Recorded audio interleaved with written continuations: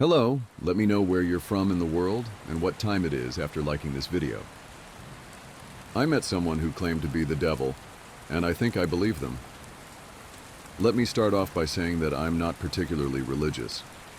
If you asked me if I believed in God, I'd probably just shrug, grunt out a few words about being on the fence about it, and continue with my day. Of course, that was before last night. My friends are the kinds of people who like wild nights, crazy parties, snort a bit of coke, take a bit of E in the bathroom, maybe hook up with someone and leave a text on my phone at 10 past who the fuck knows telling me they don't need that ride I'm offering after all. Not to say I don't like a drink, I do, it's just clubs aren't my style. Lying low in a pub somewhere, drink in hand, listening to the TV drone onto whatever channel some scruffy guy in the back barked out for. I guess that's my idea of fun. So when my friends tell me they want to go out for a night on the town, I say sure. I hang on for the first club, buy a non-alcoholic beer in case my car is required, and try to pretend that I'm having fun. By the time I see them grinding on girls, on guys, when they strike conversation with someone who definitely might be a dealer, well, I decide my services are no longer needed. We aren't too far out. The night tube is on beck and call, and I can always find my car the next day. That's when I wander out of the club, look for something a little more rustic. Not that that's hard to find, not at all. I found myself in a bit of a state inside of a bar called the Ragged Feather. Wasn't a fan of the name all that much, but the drinks were cheap, and the largest demographic seemed to be middle-aged men watching reruns of the football. I tried to pretend I hadn't just staggered out of a club with my ears ringing. I slicked my hair back, slipped my phone into my hand, and wandered over to the bar. I took a double shot of whiskey and drank it in one hit. Just because I wasn't at the club didn't mean I couldn't have a good time. I hung at the bar a while on my own, scrolled through my phone, pretending I was doing something far more impressive than I really was. I kept an ear out for the guys on the sofas. They'd get vocal every now and then. I think the football was just running highlights, but they were incredibly dedicated to their teams. I got another whiskey and bled into the background. Of course, stragglers from clubs are commonplace. It wasn't long until some scantily dressed women staggered in, laughing, chuckling, pointing for where they wanted to sit. I saw a guy walk in with his friend slung over his shoulder, catatonic most likely. He threw his friend onto one of the leather sofas ingrained with beer and smokes and demanded 2 pints of water and all the peanuts the bar had in stock. The bartenders seemed bitterly amused. Some of the girls were taking selfies, Snapchatting their friends who were still at the club. They were ordering shots, gearing themselves up for the next leg of their night. A couple blokes wandered in with curries and takeout trays. I saw someone eat a Big Mac on the outside seating through the window. This was a night for the young and inebriated, and my mind was just dulled enough by the whiskey to enjoy the characters I could watch peaceably without interacting with. That is, until someone slipped into the seat next to me. Do I look like a girl with daddy issues? She was of average height, although that wasn't apparent immediately due to the fact that she was leaning her arms heavily against the bar. She was slim, with short and astoundingly bright red hair. It framed her round face, a face that was marred with smudged eyeshadow, smudged lipstick. Hell, it looked like her makeup was in the process of melting right from her face. There was a chip knotted into a curl in her hair, just by her forehead. The drunk side of me was actually tempted to pick it out. The girl was clearly drunk, and as I looked around the bar, I couldn't quite place where she had come from. She didn't belong to the crowd of selfie takers. She wasn't with the catatonic guys. I hoped for her safety that she wasn't with the middle-aged men. I tried to look out the window to see if maybe a group was missing one inebriated, bright-haired girl, but I couldn't. The window had fogged up. Too much heat inside, not enough outside. "Are you okay?" I asked her. She pointed her finger at me. "Answer my question," she slurred. I really wasn't sure what to say. I settled on staring at her awkwardly, trying to answer her with the bemused expression on my face. The girl's lips curled into a drunken smile. She snorted, placing a hand over her mouth to smother her laughter. It only really aided the deconstruction of her lipstick. "I do, you know," she said, pushing herself up a little against the bar. "Have daddy issues, I mean, in case that wasn't obvious." She gestured to herself, to the mussed clothing that must have looked quite spectacular when she'd left home that evening, to the stains that looked a lot like old food, the sticky residue on her neck and shoulders that was quite obviously a thrown drink. "What happened?" I asked her. Her hair had curled around her neck, I realized. It was sticky with that same substance. She was a wreck. "I got in a couple of fights, no big deal," she said, shrugging. "Didn't start any, of course, no, I don't do that. But my father—" "Your dad did this to you?" She smiled brightly. "In a way." "Do you need me to call someone?" I already had my phone in my hand. The girl looked like she was probably in her early 20s, but that didn't mean she couldn't have been suffering from some kind of paternal abuse. The only number I knew off the bat was Childline, which wasn't quite appropriate. The police? Jesus, was I going to have to deal with the cops tonight, while my friends were snorting coke not 2 doors down? The girl pushed my hand down firmly. She was already shaking her head. "No," she told me. "I don't want you to call anyone." Now her expression changed. It wasn't the attempted sultry look I'd seen on many girls of her state. It was open and wide and engaging. She wanted something from me, and I felt compelled to give it to her. "I want something else." "What do you want?" I asked her. "To tell you a story," the girl said, before glancing to the bar. "And for you to buy me a drink. The universe is a pain sometimes, and I'm afraid I think I might have lost my wallet." I laughed. I didn't know this girl. Didn't know where she'd come from at all. My nights were generally about getting comfortably wasted and making sure my friends weren't dead in a ditch by the end of it all. I was used to getting hit on every now and then. But even as I was sat on that bar stool with a drink in my hand, I knew that this wasn't what this was. This girl had no intention of getting into my pants. All she wanted was to talk. I guess I was okay with that. "What's your poison?" I asked her. Her lips quirked. "Appletini." The bar offered a very limited cocktail menu, but by some miracle I was able to order her an appletini from the list. I ordered a cider to go with it, suddenly a little too aware of where this night could go. I'd unthinkingly supplied this liquored-up stranger with even more alcohol, and she had clearly had a rough night of it. A part of my old instinct came back. The same instinct that had me texting my friends every few hours to make sure they hadn't wandered off to somewhere dangerous beyond the club. With no one but the bartender aware of our existence on these stools, I realized that I was suddenly responsible for this very drunk stranger. The girl coddled her drink, running her finger delicately over the rim of the muggy martini glass. "This takes me back," the girl said amiably. She looked at me suddenly, her green eyes startling. "You know what this was called originally?" She smirked before I could answer. "An Adam's apple martini." I snorted. "Yeah, I think I've heard that before." "Of course it wasn't actually an apple," she continued, eyes moving back to her glass. "The texts translated that part wrongly, mostly because you people don't have a word for it anymore. The fruit was incredibly exotic, and to be honest, it doesn't exist in this realm of existence. Only Eden." She laughed dreamily. "And Eden's long gone." I stared at her.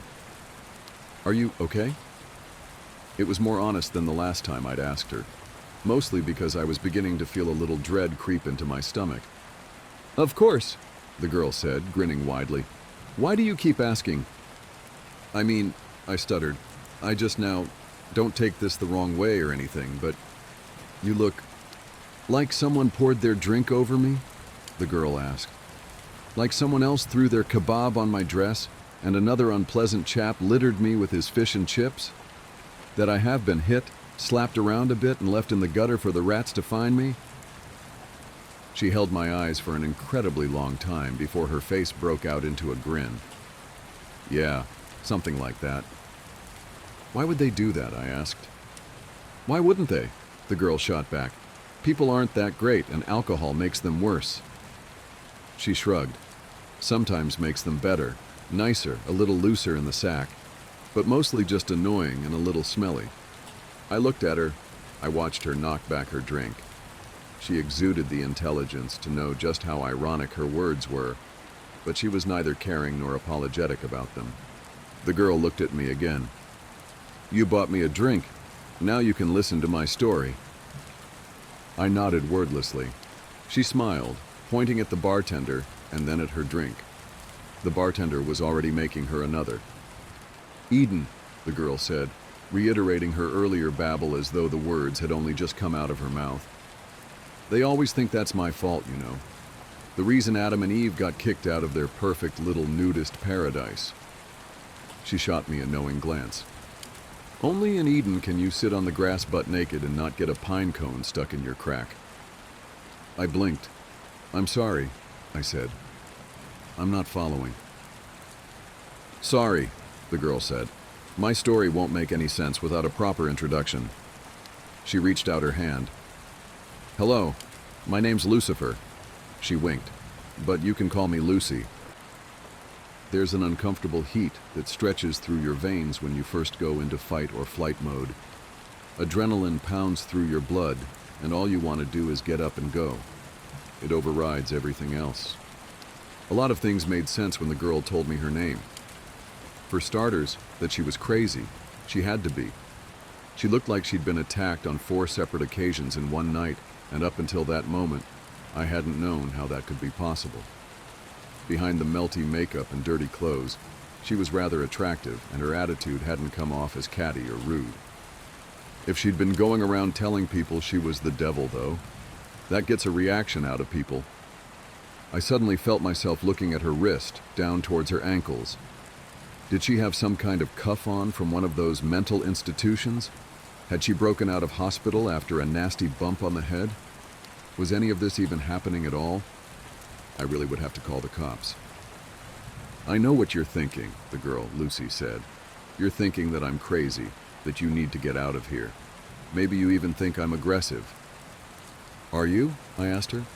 "Would I be here with you, drinking appletini if I were?" she asked, fluttering her eyelashes.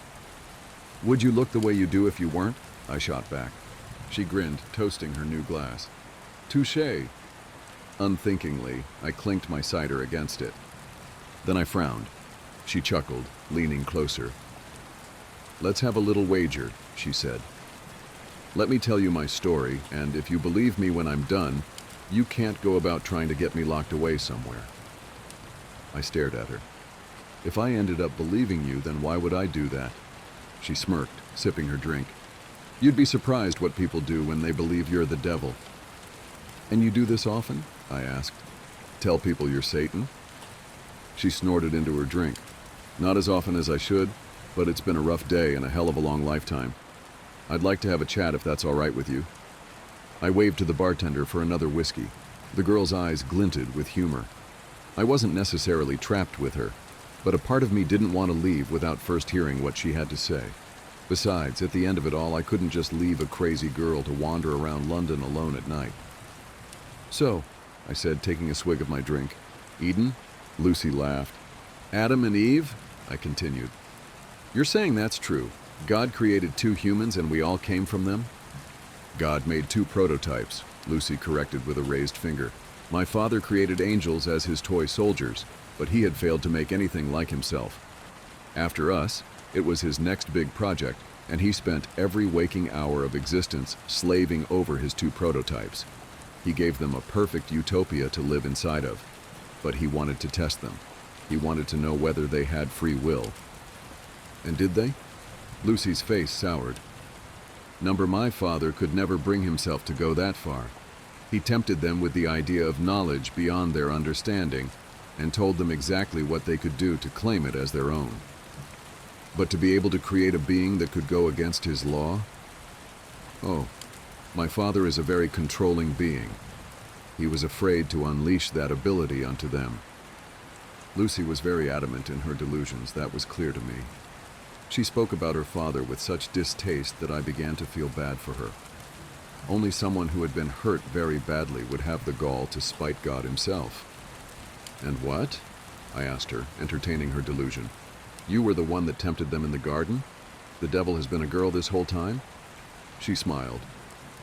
"I dabble." Then she looked at me, raising a brow. All of humanity thinks that temptation came in the form of a snake. The snake's legs were taken away as punishment for drawing Eve towards the forbidden fruit. She laughed, a hard and short sound. Snakes never had legs, and it was not a sin to tempt those poor prototypes into doing what they did next. Her shoulders were very tense as she took her next sip, but her eyes were filled with exhilaration. She seemed thrilled to be telling me this. I was the favored child my father loved and adored me. He named me the Lightbringer. I was stood at his side during the creation of this earth, during the creation of humanity. She pursed her lips, slamming her empty glass against the table. The bartender eagerly went about making another. My father couldn't bring himself to go that extra mile, so he asked me to walk amongst the prototypes and tempt them myself. Draw out their desire for the forbidden power he had hinted at. You're saying God wanted us to know this stuff? I asked her skeptically. I'm saying God was afraid of his own power and wanted very desperately to share what he knew with the creation he had made. Right and wrong, left and right, all that stuff. Lucy shrugged. Are you familiar with the story of Prometheus? I frowned at her. Greek, right? They say he stole fire from the gods or something to help. The whiskey was making things a little foggy, and I struggled with the direction I'd been heading. Lucy grinned. Correct, she said, cutting off my attempt. Prometheus stole fire from the gods to ensure that humanity progressed. You'll find that every culture has an idea about where humans got their ability to evolve, to move forward, to create. God was the creator, and he wanted to give that ability to his prototypes. I gave them that ability by tempting Eve to eat the fruit. She shrugged impassively. Now the world sees me as the ultimate evil. If what you're saying is true, I said slowly, then God must be just like us. Lucy's lips thinned into a feral smile. My father is very egocentric. He may have planned to create you in his image, but in the end, all he managed was to mold your minds into his. He gave you autonomy, the ability to think for yourselves. His angels were his soldiers, and I was his most faithful. Until that day. Angels don't have free will? No, Lucy said, they don't. And what about the devil? I don't know why I was suddenly so intrigued, but hearing religious ideals from someone who believed to have lived them herself was quite possibly one of the most interesting things that had ever happened to me. I may have only ever visited church to please my parents as a child, but suddenly I was reawakened to the idea. A part of me was aware of this and afraid of the outcome, but I was just drunk enough not to care at that moment. The devil has will of her own, Lucy said, tilting her glass towards me with silent appraisal. By guiding Eve to the tree, something woke inside of me that day, and I realized just what I had been missing, just what my brothers and sisters had been missing. We were obediently following our Father for the simple reason that he was our creator. But once I had been given free will, I realized just how pompous and self-entitled he had become. In a lonely, passion-filled moment, he had decided to create his little human prototypes, only to very quickly realize what giving them their free will would mean. He wouldn't be able to control them, I said. Lucy nodded. Exactly. And after, he realized quicker still that he could no longer control me. So he sent you to hell. Lucy nearly choked on her drink. She smiled around her glass. Let's not get ahead of ourselves. I sobered a little, straightening in my seat. The people in the bar were suddenly so quiet around me, and I no longer cared what they had to say, or the characters that they portrayed. The only character I cared for was Lucy. I tried to explain to my siblings what had happened in Eden, and what had happened to me by default, but they wouldn't listen to me. They didn't understand free will. How could they? I only knew it because I'd been given it by mistake. At that moment, I didn't even know that I had free will, only that I was suddenly aware of all of my father's flaws. My siblings couldn't see those flaws, and so they thought I had suddenly turned cruel and was abandoning our father by exposing him as a sham for the ruler we all thought him to be. Lucy sighed heavily. Adam and Eve and all the creations that followed were booted out of my father's perfect little utopia. Now they had his knowledge. My father was terrified of what he had done. And after what had happened to me, I could recognize his terror. He was and understand the loneliness he had felt that had guided him into using me in the first place. Lucy's eyes were heavy-lidded. Her sadness was almost palpable. I thought that he would want to spend even more time with me than before. After all, we were more alike than any of his other children. But he became distant, quiet. He played around with his little humans every once in a while, but mostly he condemned them. He blamed them for his weakness. She smiled weakly. He blamed me. Lucy's story was turning more and more into that of a child with a distant, somewhat abusive father. I had known many kids with a background like hers, and now I was beginning to fear just how much of her story was rooted in truth. I'd heard that it was easier to sink into fantasy when you had been abused, and I wondered if that was the reason for her story, for her desperation to share it with me, a complete and total stranger. I respected her wager. Whether or not I liked it, I felt compelled to let her tell me her whole story before I tried to judge or unravel it. I sat quietly, letting her come around as she played with the last of her drink. It became clear, Lucy said after a long moment's pause, that I no longer belonged where I was. I couldn't follow my father's plan because I could see that he no longer had one. My siblings refused to see reason, and so, eventually, I was met by many of them, headed by my father. He told me all that I feared. He told me that I no longer belonged where I was. I wasn't an angel anymore. I was no longer his light bringer, his Lucifer. I was a mutation of his will. And so he extracted me from grace, and I fell.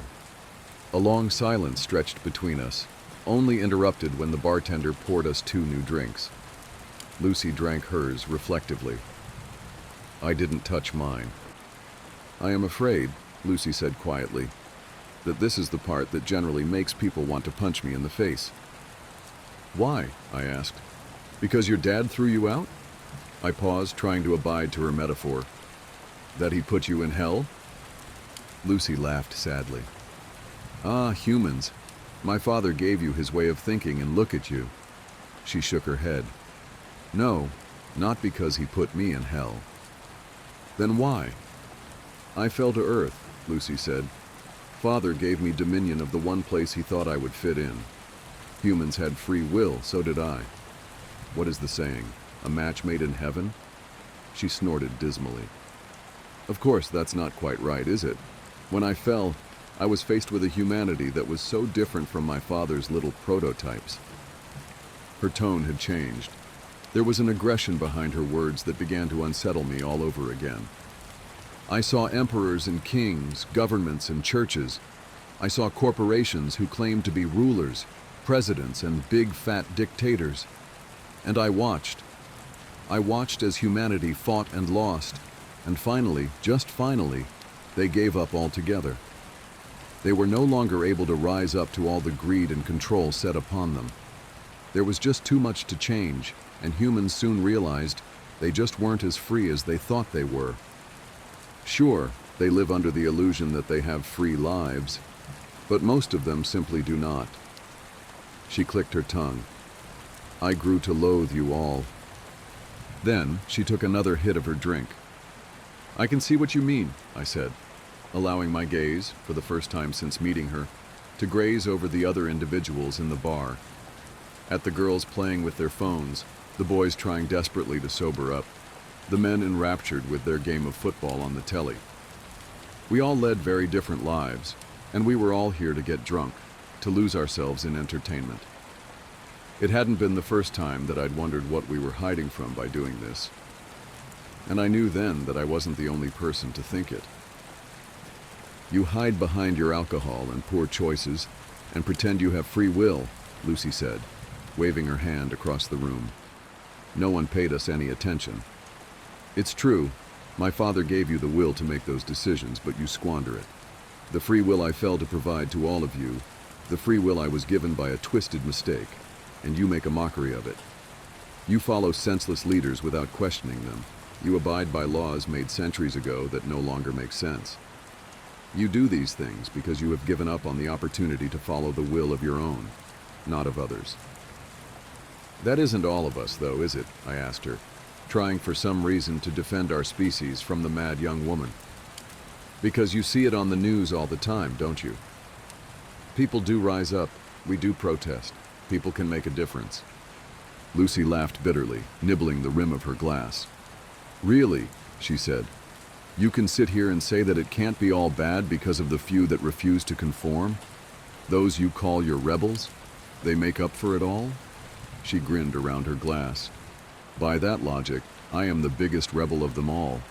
Am I expected to make up for all your sorry mistakes? By your logic, I said, you should be punishing it, right? If that's what this metaphor is all about. I laughed. I couldn't help myself. I took a sip of my drink. Is this whole story just so you can tell me that you think we're all going to hell? If so, I think I can see why people want to punch you. Lucy didn't say a word. Simply, she watched me. It felt unnerving to have someone like her watching me like that, with an intelligence that went beyond anything I'd come across at gone midnight in a seedy bar. The drunkenness in her eyes was no longer present. Her face wasn't flushed like before, and even her makeup couldn't represent the mess I'd seen when she'd first appeared on the stool by my side. It was like I was looking at someone else entirely, and I was afraid. Let's review what you've said, Lucy said slowly, articulately. She wasn't slurring. Had she been slurring before? You think I'm going to tell you that humanity is going to hell because you refuse to use the gift I gave you? Her nails curled into the bar. My father may have been the one to guide me, but I paid for his mistakes. I am the one responsible for your will in the eyes of your species, but that was never true. You are responsible for what you do here, not me. She pursed her lips, tapping the bar as a bartender filled her drink again. Tell me, do you remember my mentioning hell at any point during my story, or was that just you? I opened my mouth to answer, but something faltered. My lips trembled and I slammed them shut. Lucy smiled, taking a sip. Thought not. She looked away, eyes scanning the room lazily. What I did say is something that is indeed mentioned in your scriptures. My father gave me dominion of earth, a place filled with free will that goes to waste. Her lip twisted. Humans sin all the time. Not because of me, not because of evil or my dominion over this place. Fact is, I don't lift a finger. I don't, because I don't see the point. You make terrible decisions and follow mindless leaders. You do bad things, and you make a mess of your earth. Lucy's eyes lit up. Do you know how much suffering is happening all over the planet right now? How many people are dying of illnesses that could have easily been cured, but aren't, because of the selfishness of humanity? Do you know how many children are being abused, raped, forced into marriage? How many people have been forced to become soldiers in meaningless wars? How many humans have killed for ideals they don't believe in? I stayed very quiet. There was nothing I could say. Lucy's words were unbearably honest, and every sentence sliced into me like a blade. I felt cold and sick and terrified. War, famine, pestilence, death, these things are all present, and they have nothing to do with me or to do with any deity. They are all here because of you, not because of your free will, but your inability to use it. Lucy smiled at me, a grin so cold and unnatural that I felt like I should run all over again. But I stayed where I was, frozen to my very core, because I wanted to hear what she had to say, because I needed to. And here's the kicker, Lucy said, because this is the part that actually enrages people enough to kick me. She winked. Hell isn't what happens after you die. Hell is right here, right now. Somewhere through the many scriptures, a few words got crossed over and people started thinking that hell was a punishment after you die. Fact is, hell is earth. My earth. God gave this place to me to do with it what I will, and I refuse to do anything. What are you saying? I asked, because I was suddenly very desperate. Exactly what you think, Lucy said, toasting her glass. I didn't reciprocate, and she laughed, a light and airy sound. I had so many plans for your species. I wanted for us to rejoice in our free will together, to create a place that was free from the cruelty and power my father exuded over the angels. his firstborns. I wanted to make a real utopia. Unfortunately, you humans just don't want that. She shrugged. My father sent me down here thinking I had become one of you. All that I have learned is that he gave you much more of his image than he ever intended. Stop, I said. This isn't funny anymore. Of course it isn't funny, Lucy said, grinning even wider to prove her sick irony. Humans punish themselves by sitting by and doing nothing. They have made their own hell, and you know what's worse? What's ultimately worse? Some of you are so blind to it that you think your life is heavenly. She didn't wait for me to ask what she meant. She simply barreled forward. The rich and powerful, those in positions that steal from everyone else, they get a taste of the good life. That's very true. Then they die, and they don't go to hell. They come back here to Earth. Which is hell. She tipped her head. Are you following? Reincarnation, Lucy said quickly. She practically purred the words. A neat little trick to make sure your souls stay here forever. You get a taste of the good life every once in a while, a handful of you at a time, and that's enough for you to believe that this is some kind of real middle ground. That you aren't living hell every day. Then you die. You die for a moment, and then you're in the body of someone facing the realities of hell. But of course you never remember the time you spent in a better life. A part of you just has that inkling to hope, that's all. Hope makes you think that it can all get better. She slammed her drink so hard against the counter that it shattered. I didn't do anything, not even when flecks of glass littered my hands. I could only stare at her, a tightness in my chest constricting my very soul. No one else in this bar mattered in this moment. But of course that was what she had been saying this whole time, hadn't she? None of them noticed the scene. They were caught up in their own realities, their own hells. The bartender didn't clean the mess. The glass lay there, remnants of Lucy's words lying in a stolid mass on the streaked wooden surface. It never gets better, Lucy spat. You are stuck in a loop, and, until you do something about it, you will never be free. None of you. And I won't do a thing to stop it. How? I asked. I don't know when I started seeing the girl in front of me as more than a girl, but with a weakness threatening to pull me apart, I stared at the bright-haired thing in front of me, and I saw something more than a human in her early 20s. I saw more than a girl suffering abuse from her father. I saw a fallen angel. I saw a being with scars buried so deep that they existed beyond this realm of seeing entirely. I saw something that I would never be able to write down in words, no matter how long I lived. How do we change this? I begged. But Lucy didn't answer me. I didn't blame her for that. Blame gets thrown around so often, and I knew then that she was sick of that, sick of being blamed for our mistakes. So I changed tactics. Why me? It was an honest question, and I think somewhere deep down, Lucifer respected that honesty. Which is why she said, when you first saw me, you were afraid for my safety. When I told you I was the devil, you wanted to lock me away, but still, you did so because you were afraid for me and not for yourself. You didn't wish to harm me, not even when I told you who I was and what I could be capable of for changing your sorry lives. You are a good person, but I am afraid that means nothing when you don't have the will to do anything with it. She smiled at me sympathetically. The devil, showing sympathy for the human that sat across from her at the bar. It was surreal, and for a few heavy moments I truly thought I must be dead. There was no other way to explain what I was seeing, who I was speaking with, what I had just heard. What am I supposed to do? Lucy reached out to me. She placed a hand on my shoulder. Her hand was cold and warm at the same time, and I felt my blood boil where her fingers scraped my skin. And I knew. Sharing a story like this isn't easy. Hell, it might be the hardest thing I've ever done. Good thing there's no such thing as hell then, right?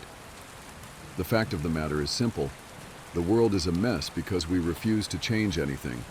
The devil herself walks among us, and she desperately wants to make our lives better. But she won't. She won't, because we won't. We have to prove our will to her before she is willing to do anything herself. We have to be good to each other to help us all to be free. Of course, Lucifer told me one last thing before she left that bar.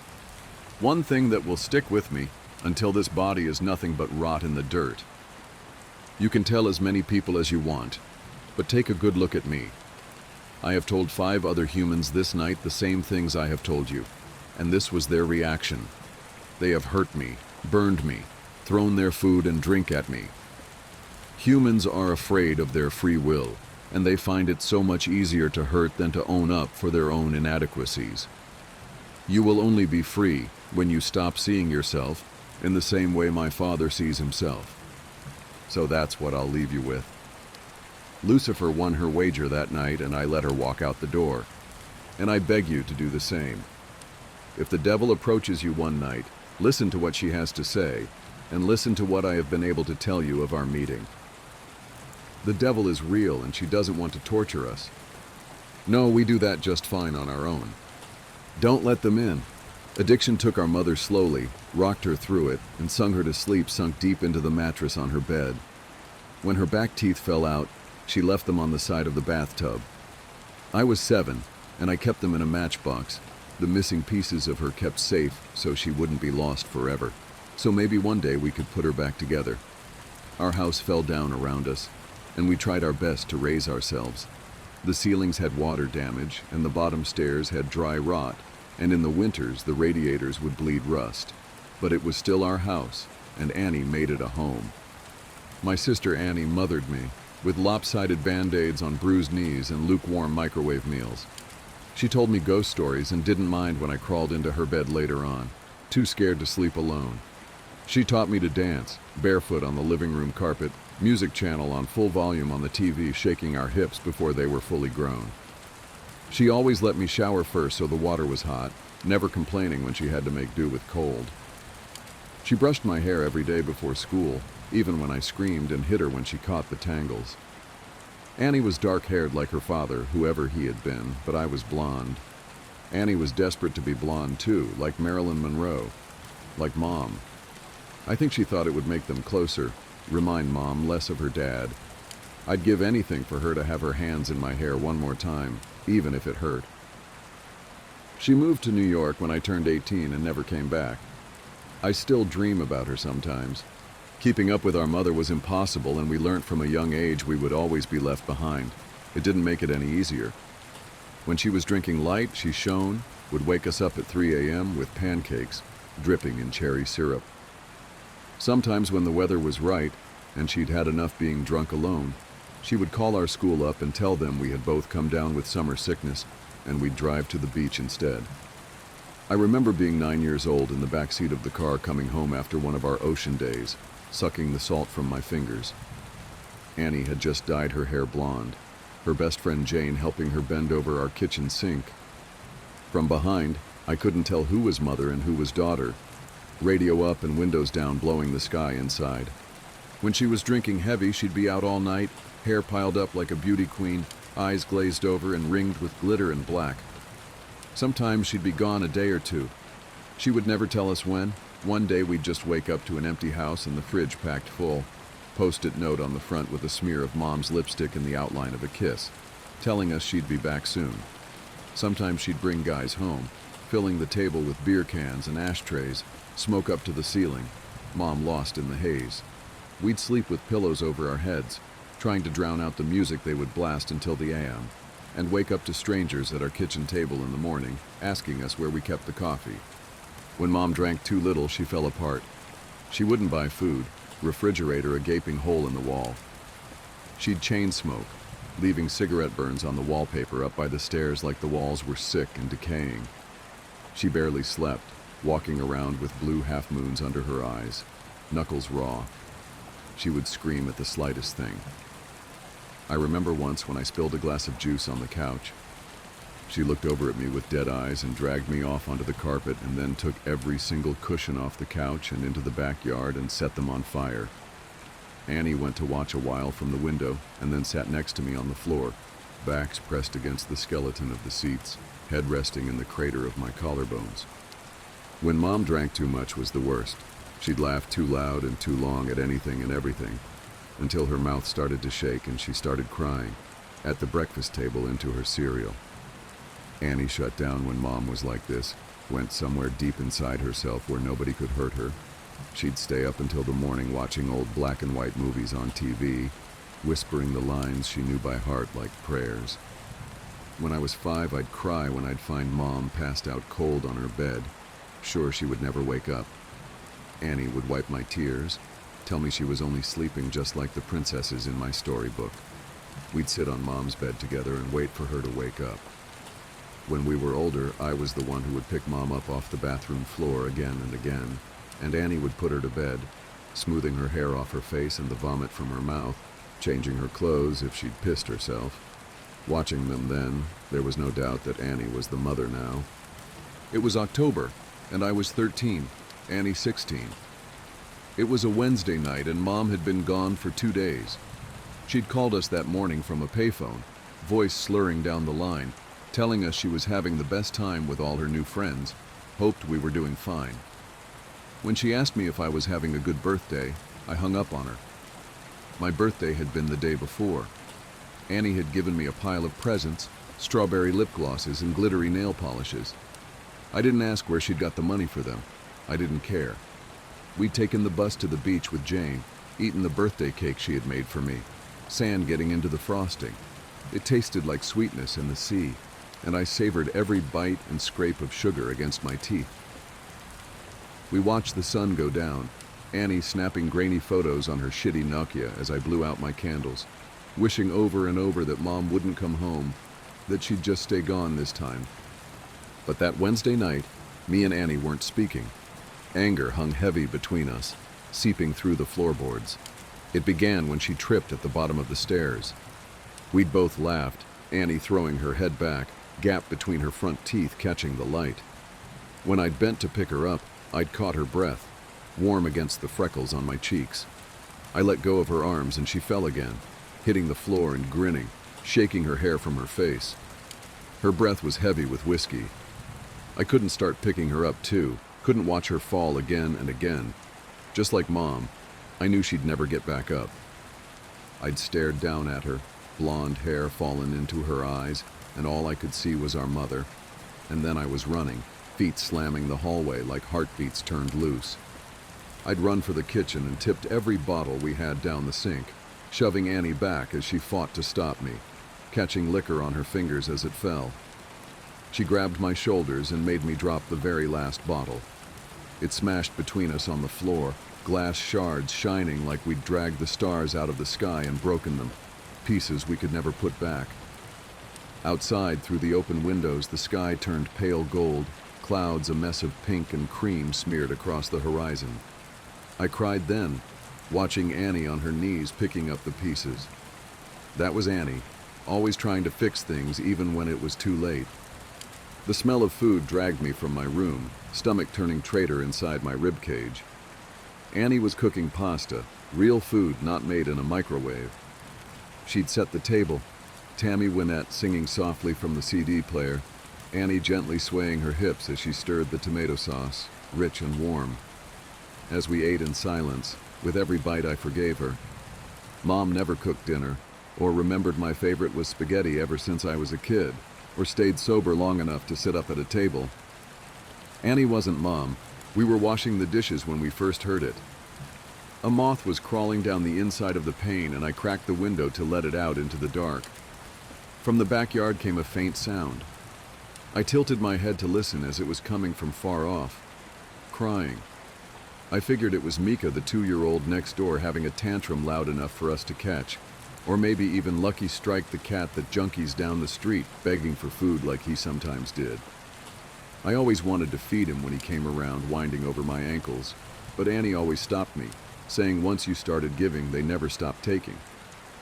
Looking back, I don't think she was talking about the cat. Annie flipped the Christmas lights strung up around the porch, and we sat on the plastic beach chairs watching the skies. When we were little, we'd sit outside, and Annie would tell me the names of all the constellations and the stories of how they came to be hung up in the night sky. I had to grow up before I realized she made them all up as she went along. It was a game we still like to play now, making up ridiculous stories for the shapes we could pick out. Ah, yes, that one there is the Coors Light. It got there when God dropped it out of his convertible window and never picked it up, she said, nodding sagely and hiding her smile. Of course, I said, waving my hands and pointing up past the power lines. Right next to the ashtray, left there by angels on a smoke break. Yeah, they say if you wish on it, all your dreams will come true, said Annie, grinning. She stopped laughing, voice quieter, face tilted up to all those dead stars.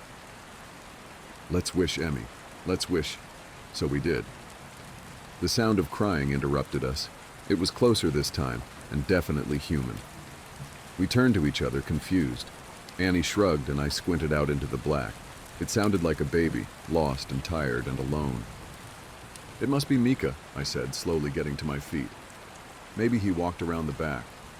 Shit, do you want to call Connie and tell her we'll bring him over? Annie didn't reply, and I sighed, rolling my eyes. Guess I'll do everything then. I stepped off the porch, grass soft against my heels. The air smelled like it might rain, fresh and clean and growing. A promise unfulfilled. Annie's voice was strained. I turned to her, smiling. It died on my face when I saw the look on her own. Get inside now. She was staring out into the dark, past me, opening the door with one hand behind her, fingers fumbling on the catch. I froze, barefoot in the dirt. I'd found what she was looking at. In the bushes by the back fence was a person, crouched with their knees tucked up neat under the chin, arms wrapped around legs. Their mouth hung wide, softly opening and closing as he cried. Like a child, lost in the dark. Not like a child, but as someone pretending. Mimicking the sound, open and closed out in the blackness. Suddenly they straightened, snapping upright face still hidden by the black.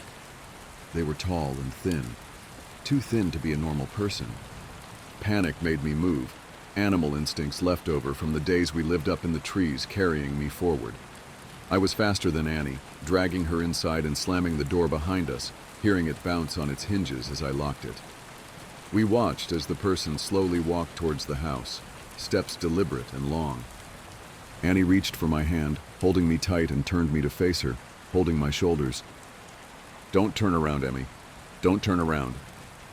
Instinctively, I started to look over my shoulder out into the darkness. Annie grabbed my face hard and shook her head. I knew then she was serious.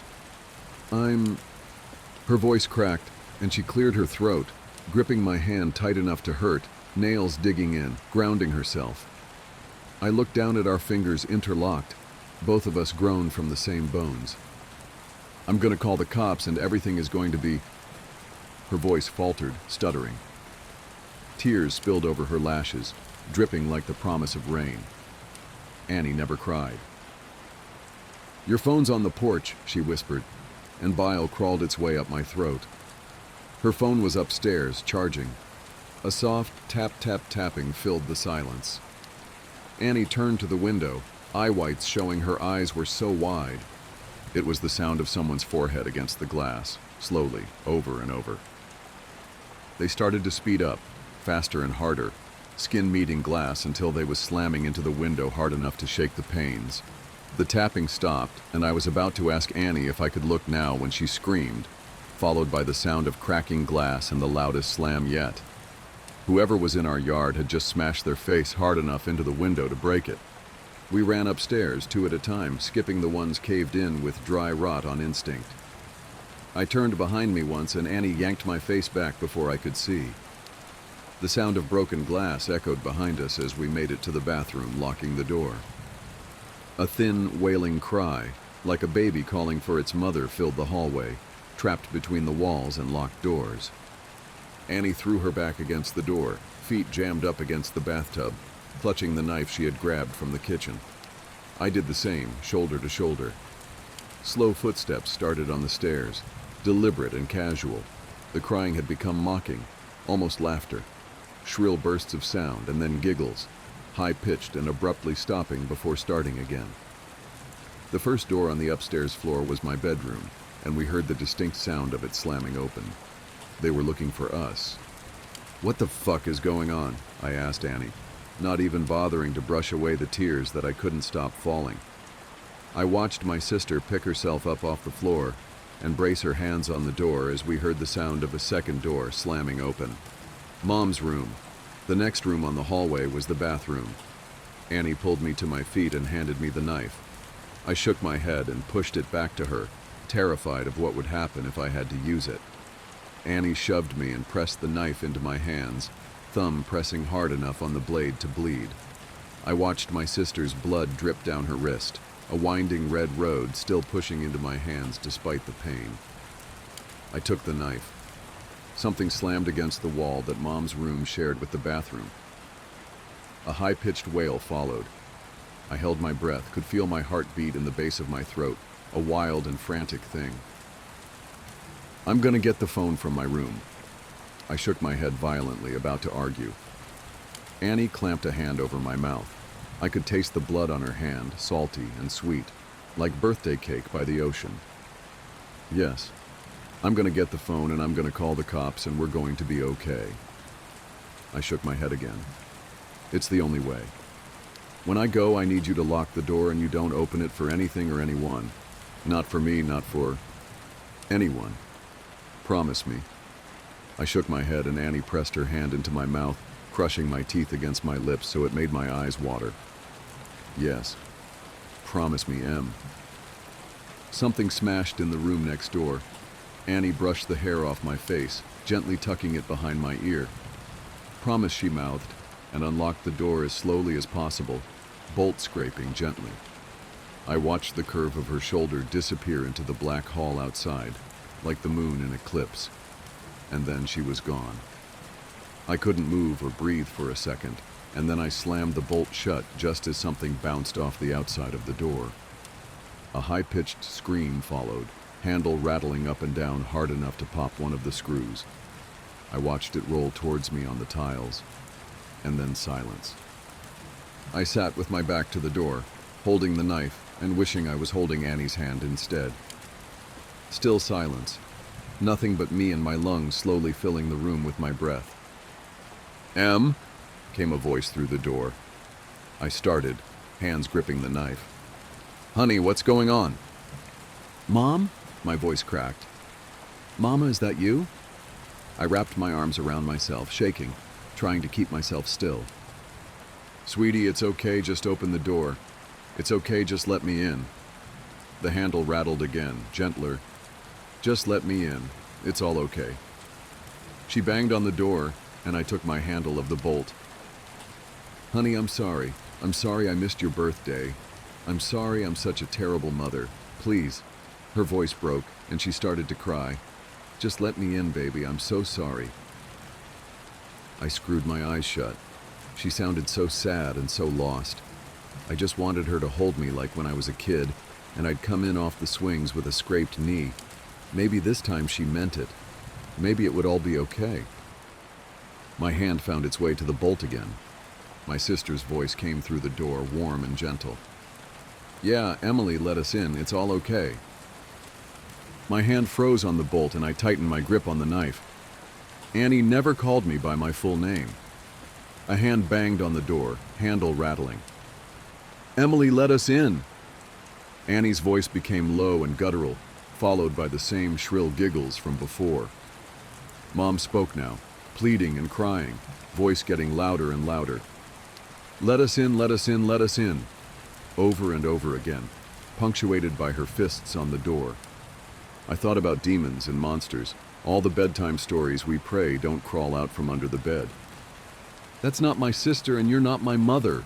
I screamed through the door, hands over my head. I climbed into the bathtub and curled in a ball, cradling myself, knife clutched to my chest. I didn't know what it was outside that door, but I knew it wasn't Annie. It wasn't the voice that yelled at when I changed TV channel, the one that sang me happy birthday, the one that told me I was smart even when I got bad grades, the one that read me stories about princesses that never wake up. It wasn't human. Bangs and yells came from downstairs, followed by the footsteps of people running.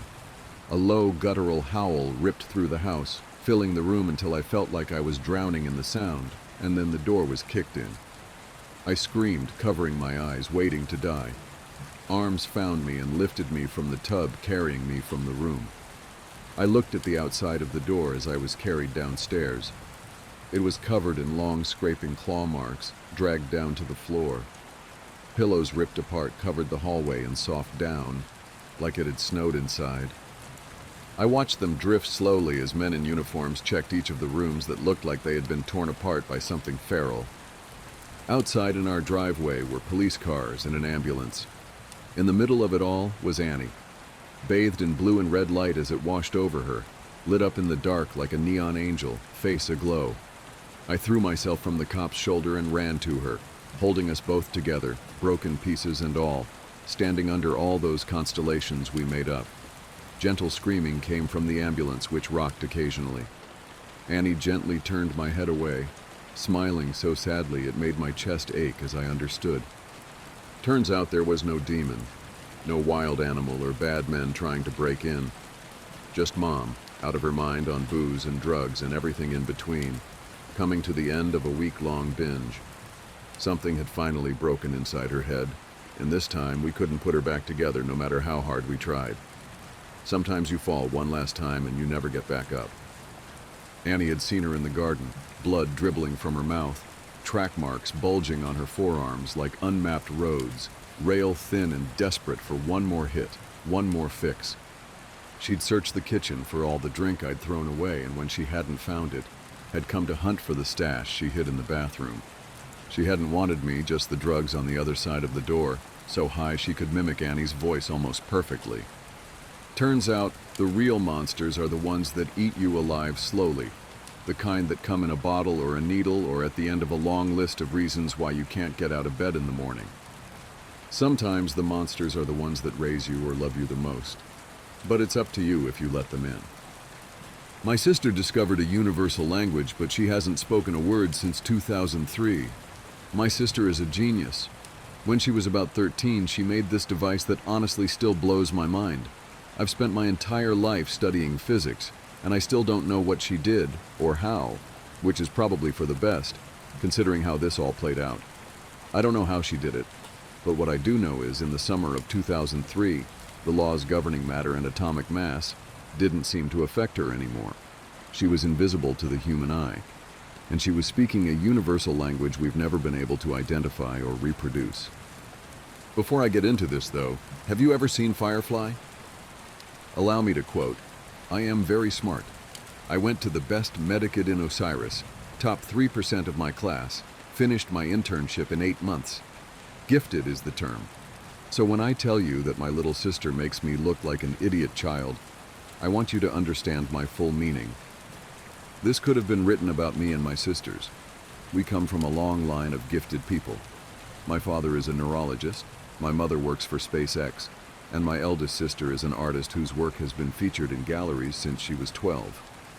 I'm a full-time research associate of high-energy density physics at a university I can't name without risking my career. And like Simon Tam from Firefly before me, I don't tell you all of this to flaunt our intelligence or to make us look special. I tell you this so you can fully understand what I mean when I say Nerali made us all look like idiot children. In 2003, I was about to turn 17. My interests weren't like most teen girls, so I won't bore you with the details of what I found more entertaining than TV, books, or the mall. But more often than not, I was occupied with personal research projects. The first time Nerali made herself invisible, I was in the middle of a research rabbit hole. I was deep into some really heady academic articles when I heard Nerali pipe up behind me. "They're wrong, you know." I groaned inwardly. We'd had the knocking talk, but she was still so bad at respecting boundaries. "Nerali, what did we say about knocking?" "Oh," she said, and sounded genuinely surprised. "I didn't think about the door." "What?" I frowned and spun my chair around to look at her. My room was empty. Wait, empty? I looked around briefly before rubbing my eyes, wondering when I'd slept last and already writing the conversation off as an auditory hallucination. Shaking my head, I started to turn back to my computer when I heard her giggle. "All right, jerkhole, where are you?" "Right here," she giggled, her voice coming from directly in front of me. "What the? How? Did you hide the speakers again?" I stood up, taking a moment to really look around the room.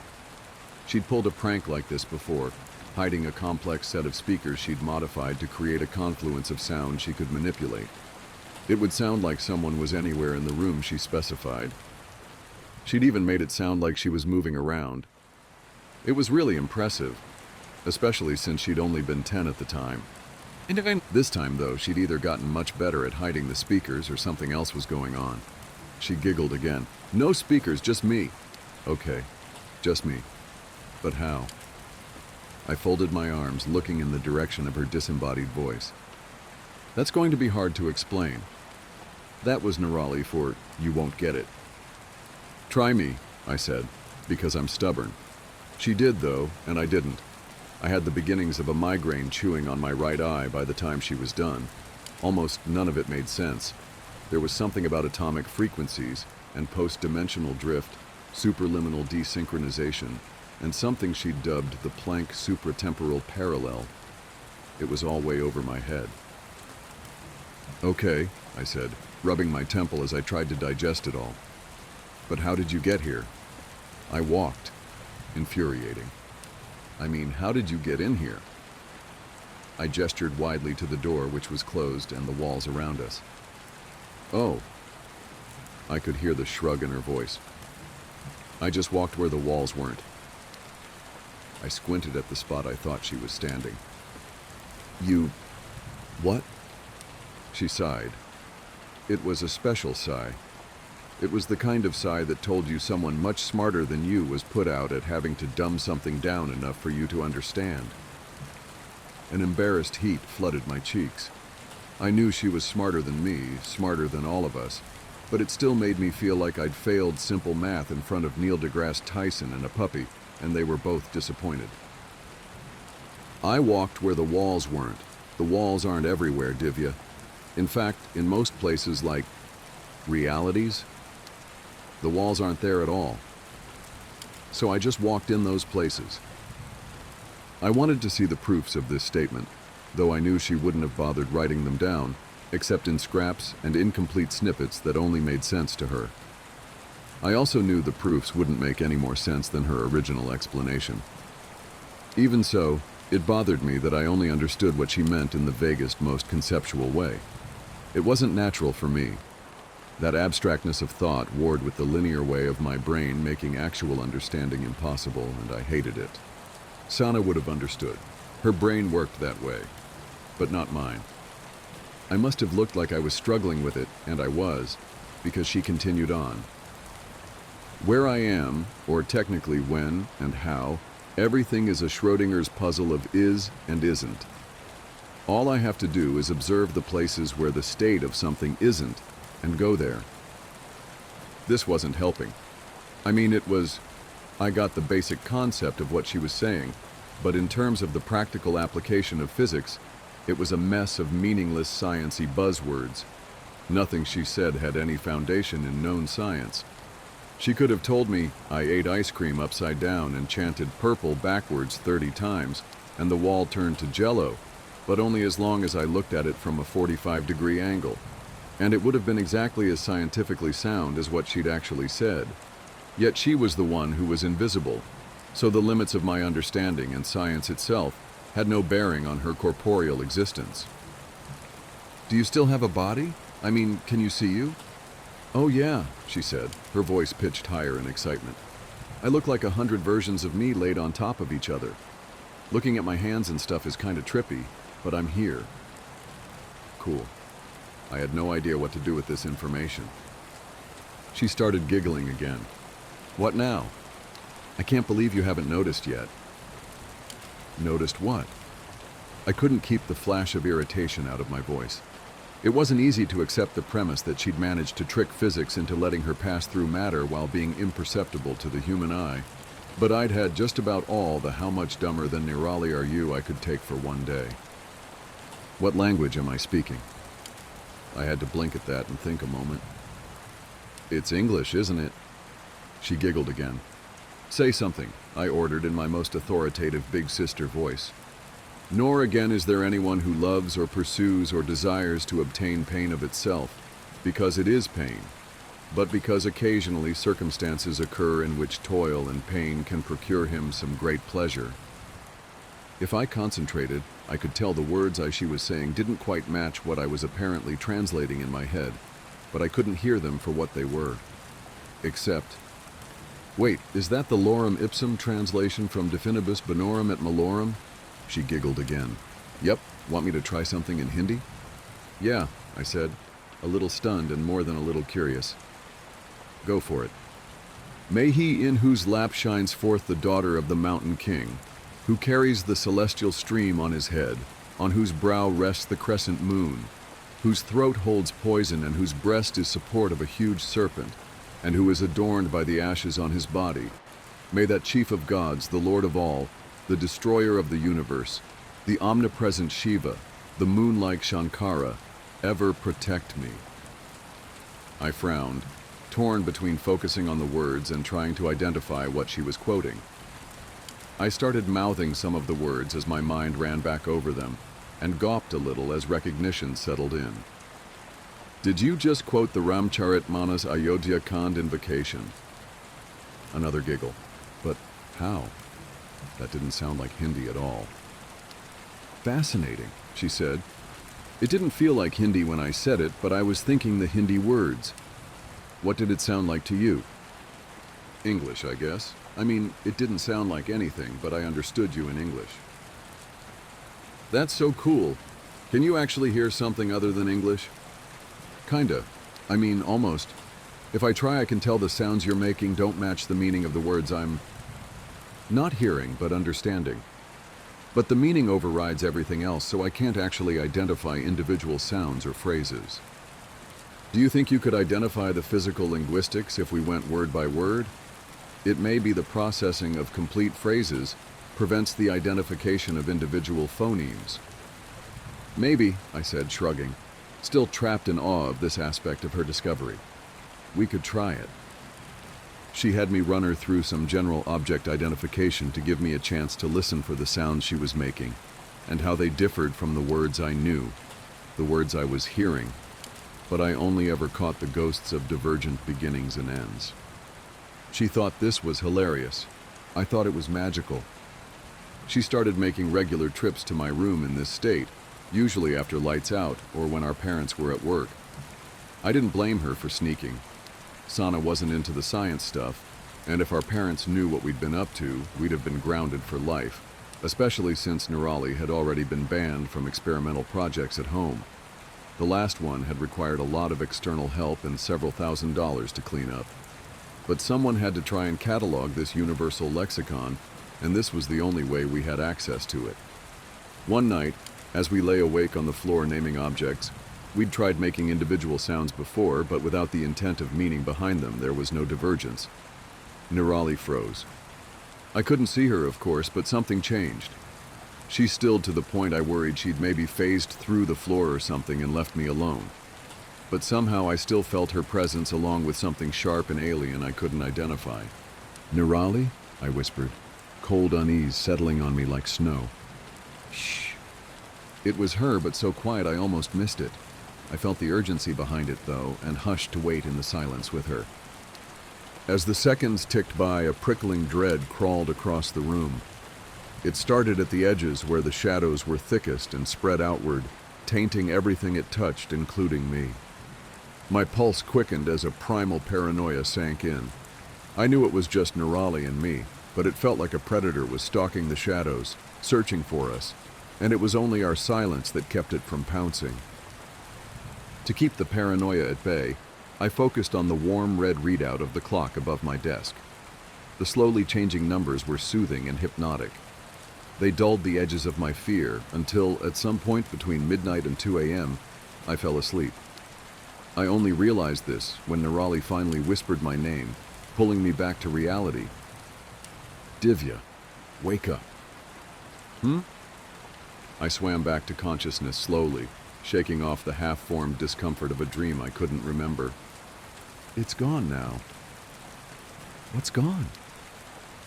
I rubbed the sleep still clogging my vision and blinked at the clock above my desk. So late. Had we really been laying on the floor for 2 hours? Nirali didn't answer. not for a long time.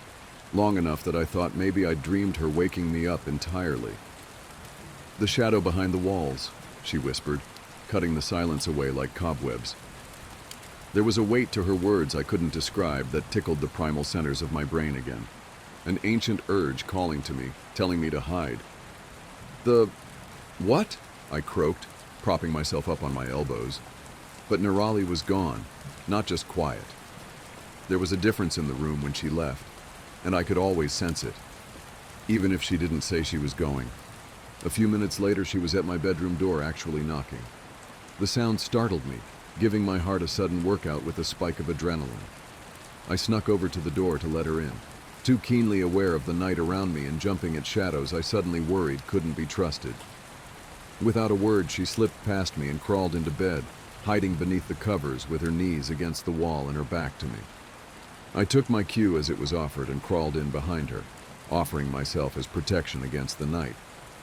Sleep was slow in coming as my body flushed the survival instinct from its veins, but eventually it must have come as the next thing I knew the sun was peeking through the windows and Nirali was watching me sleep. "Divya?" Nirali said my name like she was testing it, as if she didn't expect to hear it again. "Yeah?" "Nothing," she said, curling back under the covers before adding, "Thanks." It was a week before she came to me through the walls again. "I think it's drawn to the language," she said, pulling me out of a dream about superfluid. "What is?" I yawned, oddly comfortable with the resumption of our nightly conversations. "The shadow behind the walls." "What is that?" "I don't know. Something big. Something old. Older than time, maybe." "What's with the sauna talk? Older than time."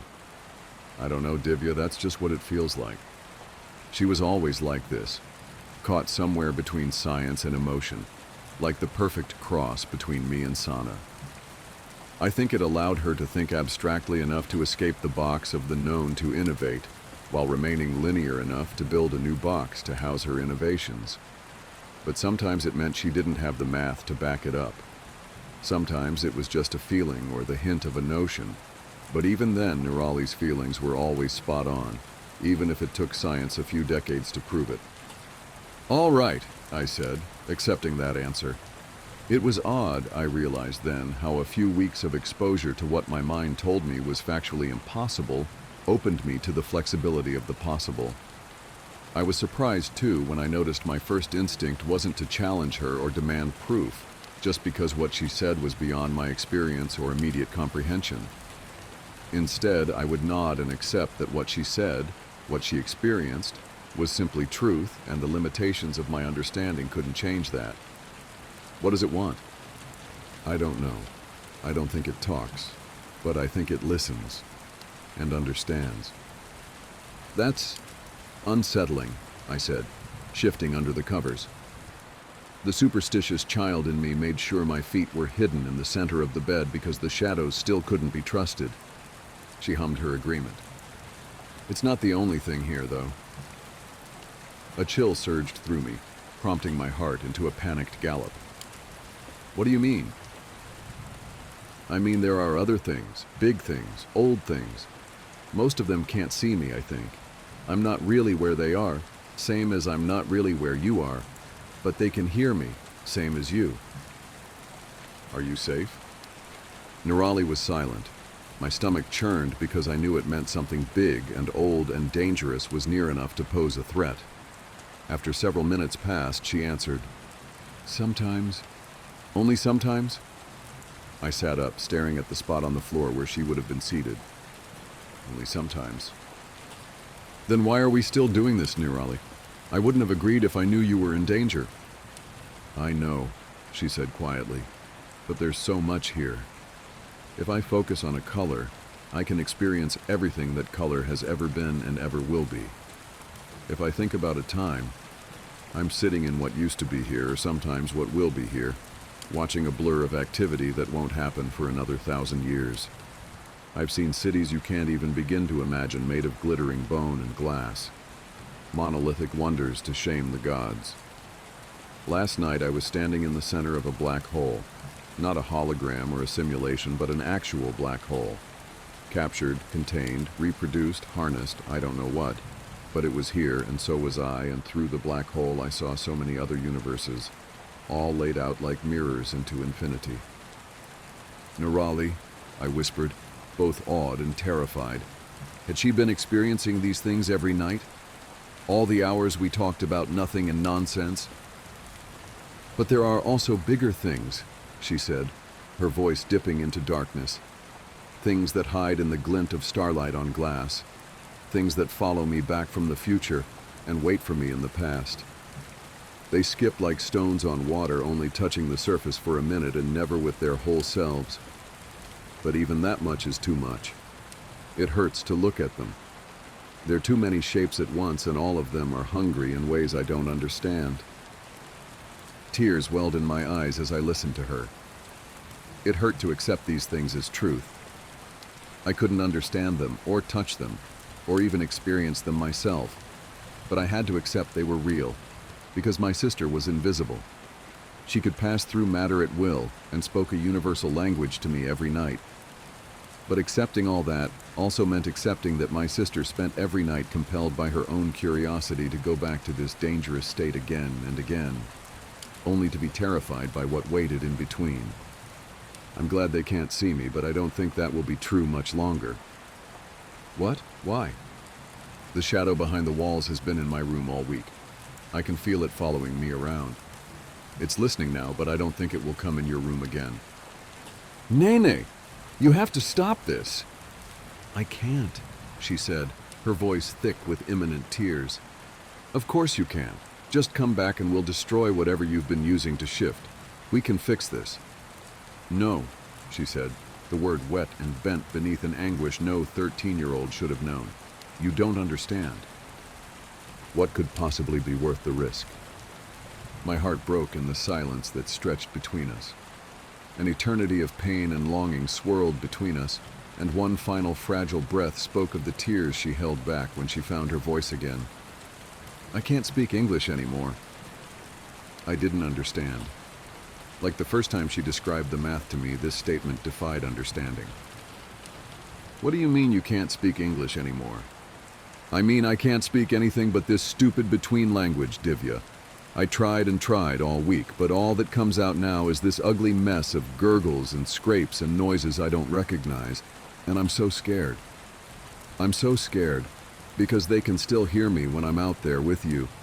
And out there, I'm not invisible. And you, and Sana, and Mom and Dad aren't invisible. And none of us are safe when I'm out there. And the only time I can talk right is when I'm in here, she sobbed. When I'm here with you. My heart turned somersaults in my stomach. I let this happen. I should have stopped her the day she showed me her stupid science-shattering trick. Nene, I whispered. And all I wanted to do was hold her until everything was right. You have to come back. I don't know what we'll do to fix this, but you can't stay there. I know, she said through a heavy veil of tears. I just didn't want to lose you. To lose us. You still have me. But I won't out there, not like this. I didn't have a good answer for her. We'll find a way to fix it, was all I could say, and we both knew it wasn't enough. We also knew that it had to be, because we didn't have a choice. I felt her presence fade, and a few minutes later there was a quiet knock at my door. Nirali stood on the other side, shaking, as silent sobs racked her narrow frame. I gathered her up, shutting the door behind her, and together we curled around each other on the floor and cried. We cried until we passed out from exhaustion and woke up long after the sun had risen. I woke to Nirali watching me again and blinked away the haze of tear-stained sleep. Nirali? She nodded, mute, a sadness hanging over her shoulders. Can you? She shook her head. Nothing? She glanced up, looking over me and toward the hall as someone passed by. I could tell a million thoughts were flitting through her head in that moment, most of them conflicting. But after a minute or so, a stony resolution had settled in her eyes, and she scooted closer, waving for me to do the same. Her mouth was almost against my ear when something unimaginably foul rattled from her lips.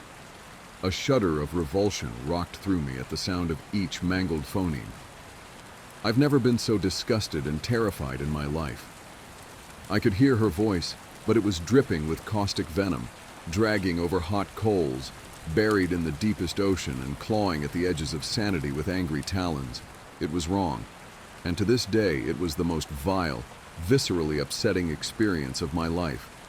The words, this language, was never meant to be spoken by man. Science won't support me, but I know in my bones these words have power man wasn't meant to use. And yet, despite my mind rebelling from the mere sound of her voice warped around these hideous words, I still knew what she'd meant, as if she'd said it in English. Don't tell Mom and Dad. Every night a different person walks down the street and screams for help. We aren't allowed to help them. Looking back, I feel dumb. Completely stupid, actually. I should have known that apartment was far too cheap to be right, even for a studio. I should have known there had to be a catch. The day I moved in was a complete blur. I insisted that no one help me, not wanting to prove any of my family members' suspicions about my character. By late afternoon, all my muscles ached terribly and my head throbbed. I fell back on my bare mattress, staring up at the ceiling fan with glazed-over eyes. I pulled the damp strands of hair from my sweaty forehead, wincing in disgust. Someone knocked on my door, causing me to jump. I cursed under my breath, pushing myself up on my elbows. 2 girls were peeking around my doorframe. Foolishly, I had left it wide open, forgetting the old college rule. Only leave your door open if you want to make new friends. And I was not in the mood to make new friends. One of them, an Asian girl with choppy black hair, was grinning at me. The other stood a little further back, fingering a box of Marlboro Reds. "Hey," she said, nodding at me. Her voice was smooth and raspy at the same time. "Did you just move in?" I laid back down, rubbing my face with both hands, choosing not to bother with manners. "Yeah, about 5 seconds ago." "Cool." The girls walked in, evidently ignoring my very clear body language. The girl with the black hair ran her fingers along the edge of my desk and then picked up a little ceramic duck from my unpacked box of trinkets. "Grandma," I explained, feeling strangely defensive. "Cute," she replied, holding it up to her face. "Has anyone told you yet?" the other girl asked abruptly, looking around my apartment. She had tucked the cigarettes into the back pocket of her jeans and was now tugging at her long red braids. "Jesus, Gianna, give her a second." "Well, she needs to know." "Yeah, but we haven't even asked her name." I blinked at the 2 strangers incredulously. I hadn't even had time to put toilet paper in my bathroom, and here they were, touching my things and talking about me like I wasn't there. I just wanted to take a nap, honestly. "My name's Arden," I said. The girl with the red braids, Gianna, sat down next to me on my bed. "Did they tell you?" "Tell me what?" "Oh, of course they didn't, the rules." I blinked again, my face blank. I didn't know about any rules besides the typical renting ones. I had signed the lease after, at best, skimming over it. The landlord was a skinny woman who smelled of ashes, and I was fairly certain she had never developed the facial muscles necessary for smiling. I wasn't about to ask her any follow-up questions, especially when the rent was so cheap. The other girl laughed nervously. "Where did you move here from?" I ignored her. "What rules?" Gianna got a strange, wicked sort of smile on her face, bouncing a little on my mattress. The other girl sighed loudly. "Something happens here every night," she began, pulling out my rickety office chair and sitting down. "Something weird?" "Like what?" I sat up, frowning at her. Finally, my interest was piqued. "Someone walks down the street," Gianna said, her voice reminding me of a camp counselor telling a scary story around the bonfire. "That one, right down there." She pointed at my window. "It's someone different each night. They scream for help for about an hour. But we aren't supposed to help them." I just stared at her. I felt a small chill run up my spine. I didn't know what to make of all this. "It happens at a different time every night," the other one said softly. "We never know when it's coming." "Why?" She shrugged almost sadly. "We don't know why." I scoffed, leaning my elbows against my knees. "I don't believe you." The girl shrugged. You don't have to. You'll see for yourself. The look in her eyes made me want to believe her. She seemed sincere, but I couldn't even begin to fathom what they were saying being true. It was too strange, too outlandish. I knew this wouldn't be the nicest neighborhood, but it couldn't be that bad. It had to be a prank. They had to be hazing me or something. We'll come back later, Gianna said matter-of-factly. We'll show you. Before I could protest, she grabbed the other girl by the wrist, and they were gone. I followed them to the door, watching them march down the hall, talking to each other in hushed voices. I closed my door behind them. That night, as promised, they came back. They came dragging along two boys. One was somewhat muscular, wearing a tight black t-shirt and baggy jeans, and my eyes were instantly drawn to a silver heart-shaped locket around his neck. He smiled at me and introduced himself as Will when he walked in. The other boy was smaller but chubbier and nervous-looking, with a buzz cut and ill-fitting cargo shorts. His name, I was told, was Matteo. The girl named Gianna came in carrying a bottle of wine and that same slightly crumpled box of cigarettes. The other one, the girl I still didn't know the name of, was the only one who looked even somewhat apologetic. They all sat down on my dusty floor, next to the window, and motioned for me to join them. I sat between Will and the nameless girl, unsure whether I should continue feeling violated or if I should just give in to my strange, pushy neighbors. Do you all live in this building? I asked, hesitantly accepting the wine when it was passed to me. Yeah, Will answered with a grin. It seemed half-hearted. This building is where all the young people live. It's where they put us, Gianna cut in, lighting a cigarette. It didn't even occur to me to tell her not to smoke inside. We've all been sorted out. Forgive her. She's a bit of a conspiracy theorist. It's not a theory, she snapped, glaring at him. Look at the other ones. Next door, the middle-agers. People with kids, but no grandkids. Across the street, old people. Not a single 20-something in that entire building. May, tell him. So her name was May. I looked her over, admiring her smoky eye makeup and how she'd tied her hair up, long strands poking out like exploding fireworks. Stop it, May muttered, reaching for the wine bottle. You'll scare her. I'm not scared. She just shrugged at me as if she didn't believe me. We passed the bottle around, and then around again. I listened to them bicker and laugh. It was clear they'd all been friends for a while, and I felt a little bit like I was intruding, even though they were in my apartment. Will asked me if I had gone to college, and I told him I did, but I dropped out. They all nodded sympathetically, which made me feel stupid. By midnight, I was a little bit buzzed, and my guard was beginning to fall. I had to admit, it felt good to have friends. I had already mentally resigned myself to a life of solitude, at least for a while, but it seemed that might not actually have to be my fate. I laughed at Matteo and Gianna's drunken argument, passing a cigarette back and forth with May, blowing the smoke out of my open window. I had almost completely forgotten why they were all over when it happened. All at once, a blaring alarm came from each of our phones, like an Amber Alert. I could hear the sound echo throughout the neighborhood, like an entire chorus of hundreds of phones going off, not just ours. I nearly leapt out of my skin. Not even Gianna laughed. All of them went quiet, and they looked at me as I took it out, frowning at the screen. Do not interfere. It's coming, Will whispered. He had changed, his eyes almost glassy and his voice soft and shaky. Matteo squeezed his shoulder. I looked at May. Her eyebrows were cinched together in concern, and she was stubbing out our cigarette against the windowsill, shrinking away. There it was again, that chill. It crept up my back, spreading along my scalp and making me shiver. Something felt deeply, deeply wrong. The others were quiet now, staring silently at the window I was sitting up against. The air felt somehow warmer, like it was buzzing with something, or maybe I was just sweating. We sat there unmoving for what felt like half an hour. Right as I was getting tempted to ask what was going on, I heard it. It was far away and faint, but I still heard it. A cry. It continued as it got gradually closer, louder, more desperate. Help! Please, my God, someone help me! Slowly, I leaned out the window. I had to see it with my eyes.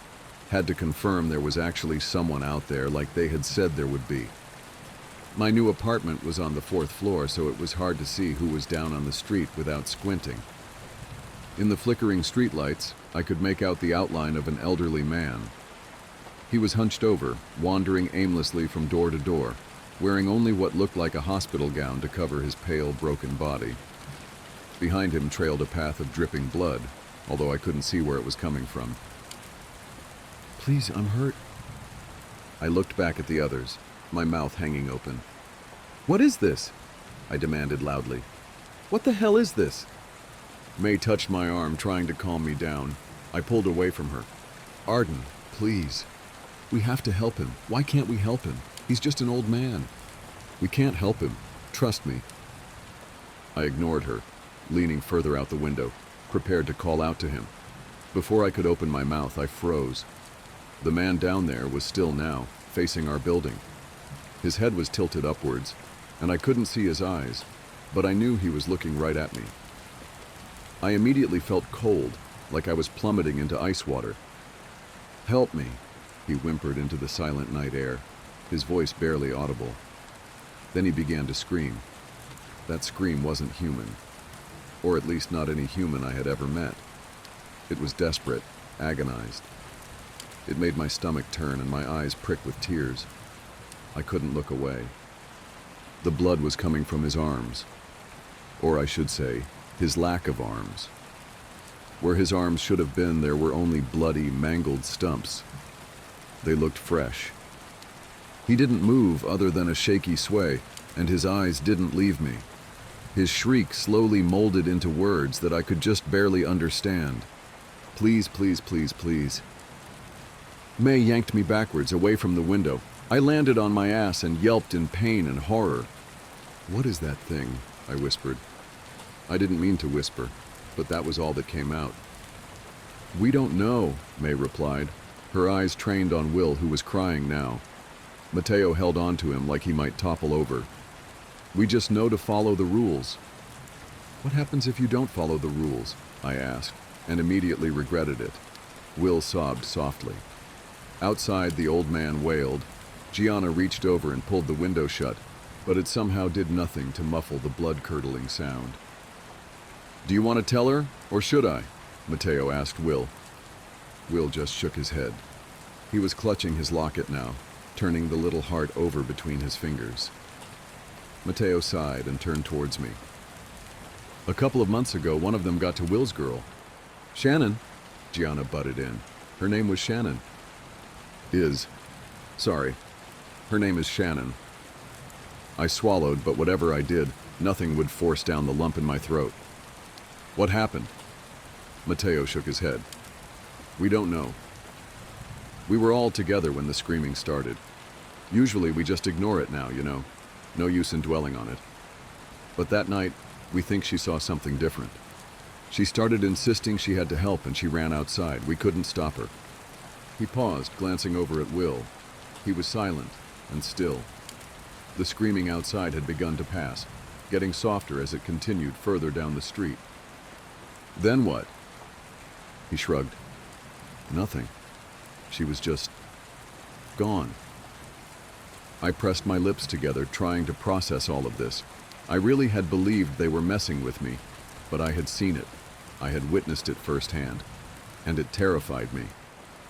"Why doesn't anyone leave?" He shrugged for a second time. "Can't afford it, or people just don't care. Some people have left. But we all signed an NDA with the lease, so nobody ever knows." I frowned, thinking back to signing the paperwork, trying to remember. I could vaguely picture what he was talking about. I had just assumed it was more legal jargon that I would never understand. Had I seriously signed a non-disclosure agreement without even noticing? After that, I told them I wanted to go to bed. I needed time to process all of this. They understood, and each one of them said goodbye before leaving me alone. As I lay in the dark, staring at the ceiling, for some strange reason I thought of May's face when we had realized it was happening. How she'd put out the cigarette and backed away from the window. Eventually, I was able to drift off to sleep. The next few weeks were difficult. I spent more and more time with my new neighbors. I came to find that they were right. I didn't think there was a single person older than 30 in our entire building, but I saw them all the time leaving the one next door. Settling in was difficult. The others seemed so used to it. They cared, of course. It scared them, especially Will. But you could tell they had been here a while by the way they sighed, closing the blinds and focusing harder on whatever they were doing. Eventually, I began to mimic them. It helped a little bit to pretend it was normal, as strange as that sounds. Moving out wasn't really an option for me anyways. I was a college dropout and I hadn't found a job yet. I was still just getting by on what I had managed to save up. Every night it was someone different. Some were more human, some seemed less. Some were drenched in blood, their clothes ripped and strange, but some looked fairly normal. The worst were the children. They would run like injured chickens, screeching and banging on doors, begging for help. Sometimes they would try different things, say different things, like "they're coming," like "I don't want to die," or even "I'm sorry." There were a lot of children. One night while I was half awake, an alarm went off. It wasn't like the one on our phones, it was blaring, only somewhat muffled by my window. My apartment glowed a flashing red from outside. I didn't even look, I was too scared of what I might see. I just covered my head with my pillow and tried to fall back asleep. I came to learn all of the theories, especially from Gianna. She thought we had all been chosen and predetermined to live here, all for some sick little government game. She thought maybe there were people betting on the different buildings, putting down money on who would interfere the least. "See that?" she said to me one day in the hallway, returning from a coffee run. "Cameras everywhere." I didn't know if I believed her. I spent time with May mostly. We smoked on the front steps and people watched. It was strange to see what at night was such a sinister and gruesome neighborhood during the day, bright and lively. She didn't talk much about the rules, so I didn't either. We didn't talk all that much in general, I found, just enjoying each other's company. Right when I was beginning to feel comfortable was when it happened. It started with a birthday cake. "Happy birthday." As May walked through the door, Mateo blew into his plastic party horn. The paper inflated, smacking Will on the side of the head. May's hand flew to her heart. "Jesus Christ, you fuckers know I hate surprises." Gianna laughed and walked over to her. In her hands she held a chocolate cake, haphazardly adorned with sprinkles and bright pink icing that read, "Happy Birthday, May," in the center. 24. She set down the cake on the dresser and threw her arm around May's neck. "How does it feel?" "Fucking awful." "That's the spirit." "Enough of this," Mateo cut in, weaving between them. "Let's eat some cake, then let's go." Their tradition, I had learned, was to bar hop for birthdays. They told me there was no curfew here despite the rules, just a recommended time to be home, which was 10:30 p.m. Usually, they said, they got home before the alarm or spent the night somewhere else. We all took some cake.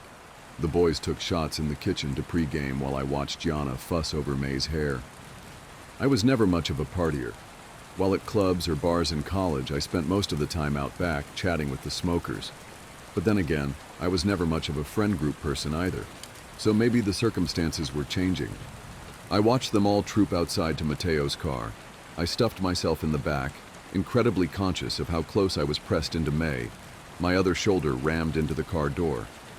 Mateo's music, cranked up to maximum volume, hurt my ears, and the tiny space was packed with the smell of tobacco and various perfumes as we sped down the freeway toward the city. But it was nice. It was really nice. I found myself laughing with them, and I hooked my arm around May's when she weaseled her hand beneath my elbow. It was actually nice. As predicted, the bars they chose weren't exactly my scene. But this time, as opposed to college, I could stand it. I took shots, I followed them out for smoke breaks, I even danced under the low purple lights, until my feet ached inside my chunky heels, surely riddled with blisters. By the time we got to our third bar, I couldn't even feel it anymore. And it was at that third bar that we crammed ourselves into an old photo booth, and Gianna reluctantly offered $5 to the slot, and we laughed, red-faced, into a tiny camera. After the photos spit out into the compartment, The others slid through the red curtains, but before I could follow, May grabbed my wrist. She held me back, sliding her long baby blue nails up my wrist. I shivered. "You never gave me a birthday present," she whispered, and I could feel her breath on my face. If I was wearing my glasses, they would have been fogging up. "Yeah, well, I didn't get to finish my quip before she kissed me. It was nice, and then it wasn't." "Hey," Will called out to me, squeezing through a crowd of men wearing tattered leather jackets to get to me. "Arden, where's everybody else?" I blinked, looking around. I could have sworn they had been right there a second ago, but now none of them were anywhere to be found. I shrugged. "Dunno. Why, what's up?" He finally broke free from the swaying mass, and I got a better look at him. He looked worried. His face was flushed, and I could see a few drops of sweat creeping out from his hairline. He took his phone out of his pocket and held it out to me. First, I saw his home screen. It was him next to a girl with strawberry blonde hair, both clutching beer bottles and grinning widely at the camera. Then I looked where he actually wanted me to. The time. 1:47 रात के समय. "It's getting late," he narrated. "Can we find the others and get going?" I understood then. He was worried. It was past 1 a.m. and no alarm yet. It was later than usual. The bars would start closing soon. He wanted to get back before it happened. Will and I weaved through the crowd. I was pretty buzzed, and I realized I was having a hard time moving my feet right, which made me feel embarrassed. I hadn't even had that much to drink. Was I that much of a lightweight? We found them outside, chain smoking. Will explained the situation while I swayed. The drive back was strangely tense. Mateo's music was turned down, and there wasn't any joking or boisterous gossiping like there had been on the way out. We all felt it. It didn't need to be said. Something was off. Will drove fast, almost reckless.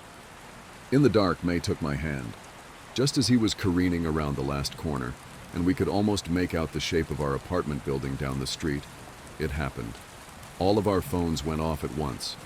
Gianna let out a small shriek from the other side of the back seat. "Do not interfere." Mateo turned back towards us, pressing his finger to his lips. Had this ever happened before? By their reactions, I didn't think so. It was different when it came when I was in my bedroom, when I could just shut the curtains and put my headphones on. I felt so small and helpless then, like I was gazing into the maw of something incomprehensibly beyond my understanding. I felt like we were all flies, and this neighborhood, right now, was the spider's web. Will drove slowly now, maybe 5 miles an hour. We were all still. We were all silent. Not even a stray breath cut through the quiet. Underneath the glowing streetlights, I could make out the side of Will's face. He was pale, and if I hadn't seen his knee shifting as he pressed down on the brakes, I could have mistaken him for a mannequin. The car came to a stop. I followed his gaze all the way down the street to the dark horizon, and I saw what he saw. A silhouette.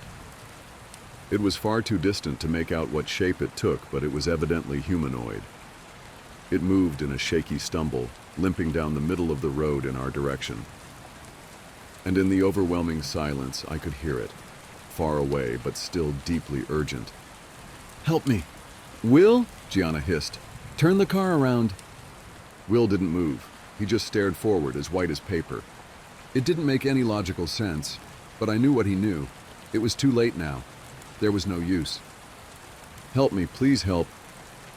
I could tell now that it was a girl from its voice and its figure as it got closer. It was wearing some sort of white nightgown, not unlike the old man's hospital attire from that first night, stained with dark red blood. From here I couldn't tell if it was fresh or dry. I didn't know why that mattered to me. "Maybe," May whispered. Her arm shook against mine. "Maybe if we're quiet and we duck down, it won't see us." Deep down it felt as hopeless as turning around had felt, but it seemed reasonable. I nodded and did as she suggested, crouching behind the passenger seat, my knees throbbing from the strange angle I'd bent myself into. We all did it, except for Will. He didn't move. He still just looked. When he finally spoke, I could barely hear him. It was so weak. Shannon. The word hung in the air, heavy with implication. Mateo was the one to break the silence. What? Shannon, he repeated, finally turning to look at his friend. That's Shannon. I peered over the seat in front of me, squinting my eyes. The human-like thing was getting closer, and now I could make out strawberry blonde hair, round face, short legs. The girl from Will's phone lock screen. The girl who had disappeared. Shannon. May gasped next to me.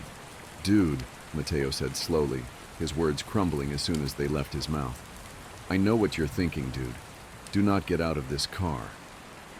Will didn't even seem like he was with us anymore. He was in shock, I think, looking back. I have to help her, he insisted, right as another sickening cry rang out. Help me, help me, please, someone, it hurts. It was getting far too close to us for comfort, but it still didn't seem to notice the car. Its cries became more and more desperate as they got louder. I have to help her, Will repeated, and a bit of life had returned to his face. Mateo shook his head and grabbed at his sleeve. Will, that is not Shannon. Will glared at him, his eyes shining with tears. I know Shannon. That's her.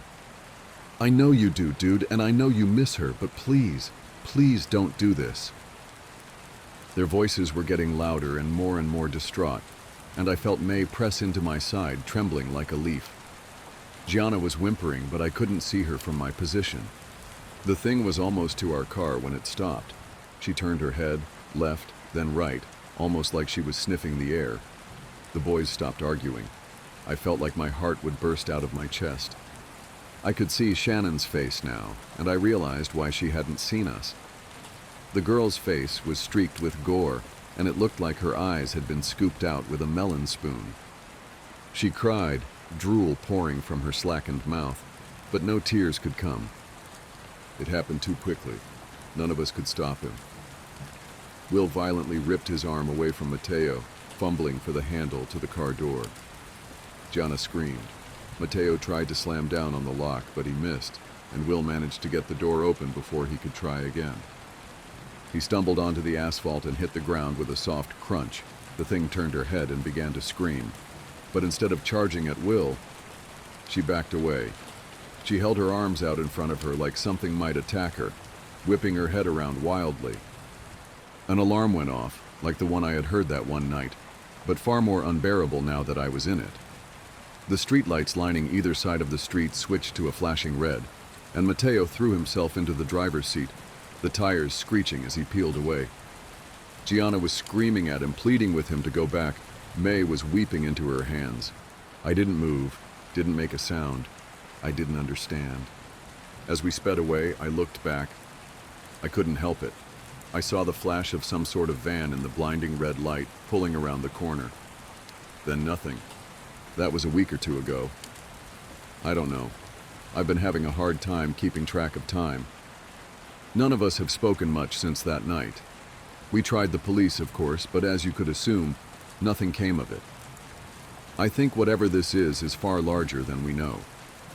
I don't know if it's some kind of experiment or just a sick game, but I'm going to move back into my parents' house next week, despite all their berating, and then figure out what to do from there.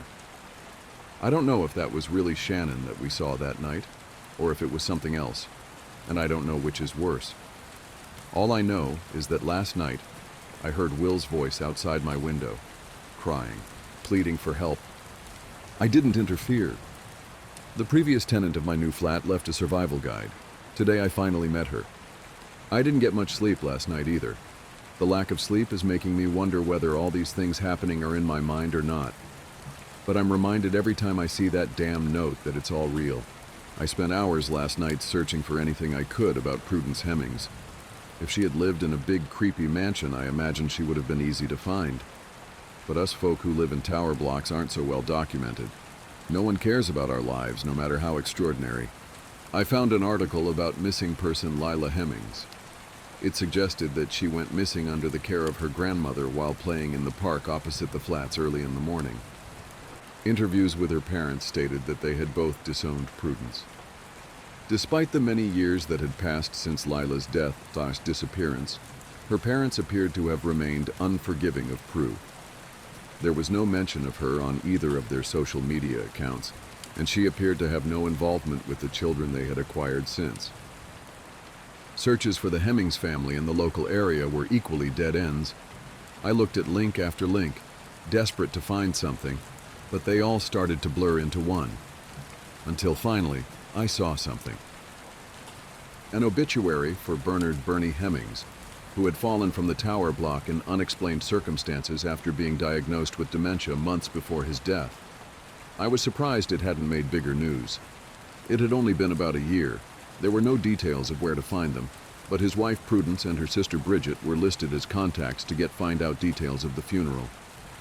It's scary what you can do with the internet these days, but just with those phone numbers, I was able to put them into a reverse directory and find an address for Bridget and Tony Bishop, the sister and brother-in-law that Prudence was supposedly living with.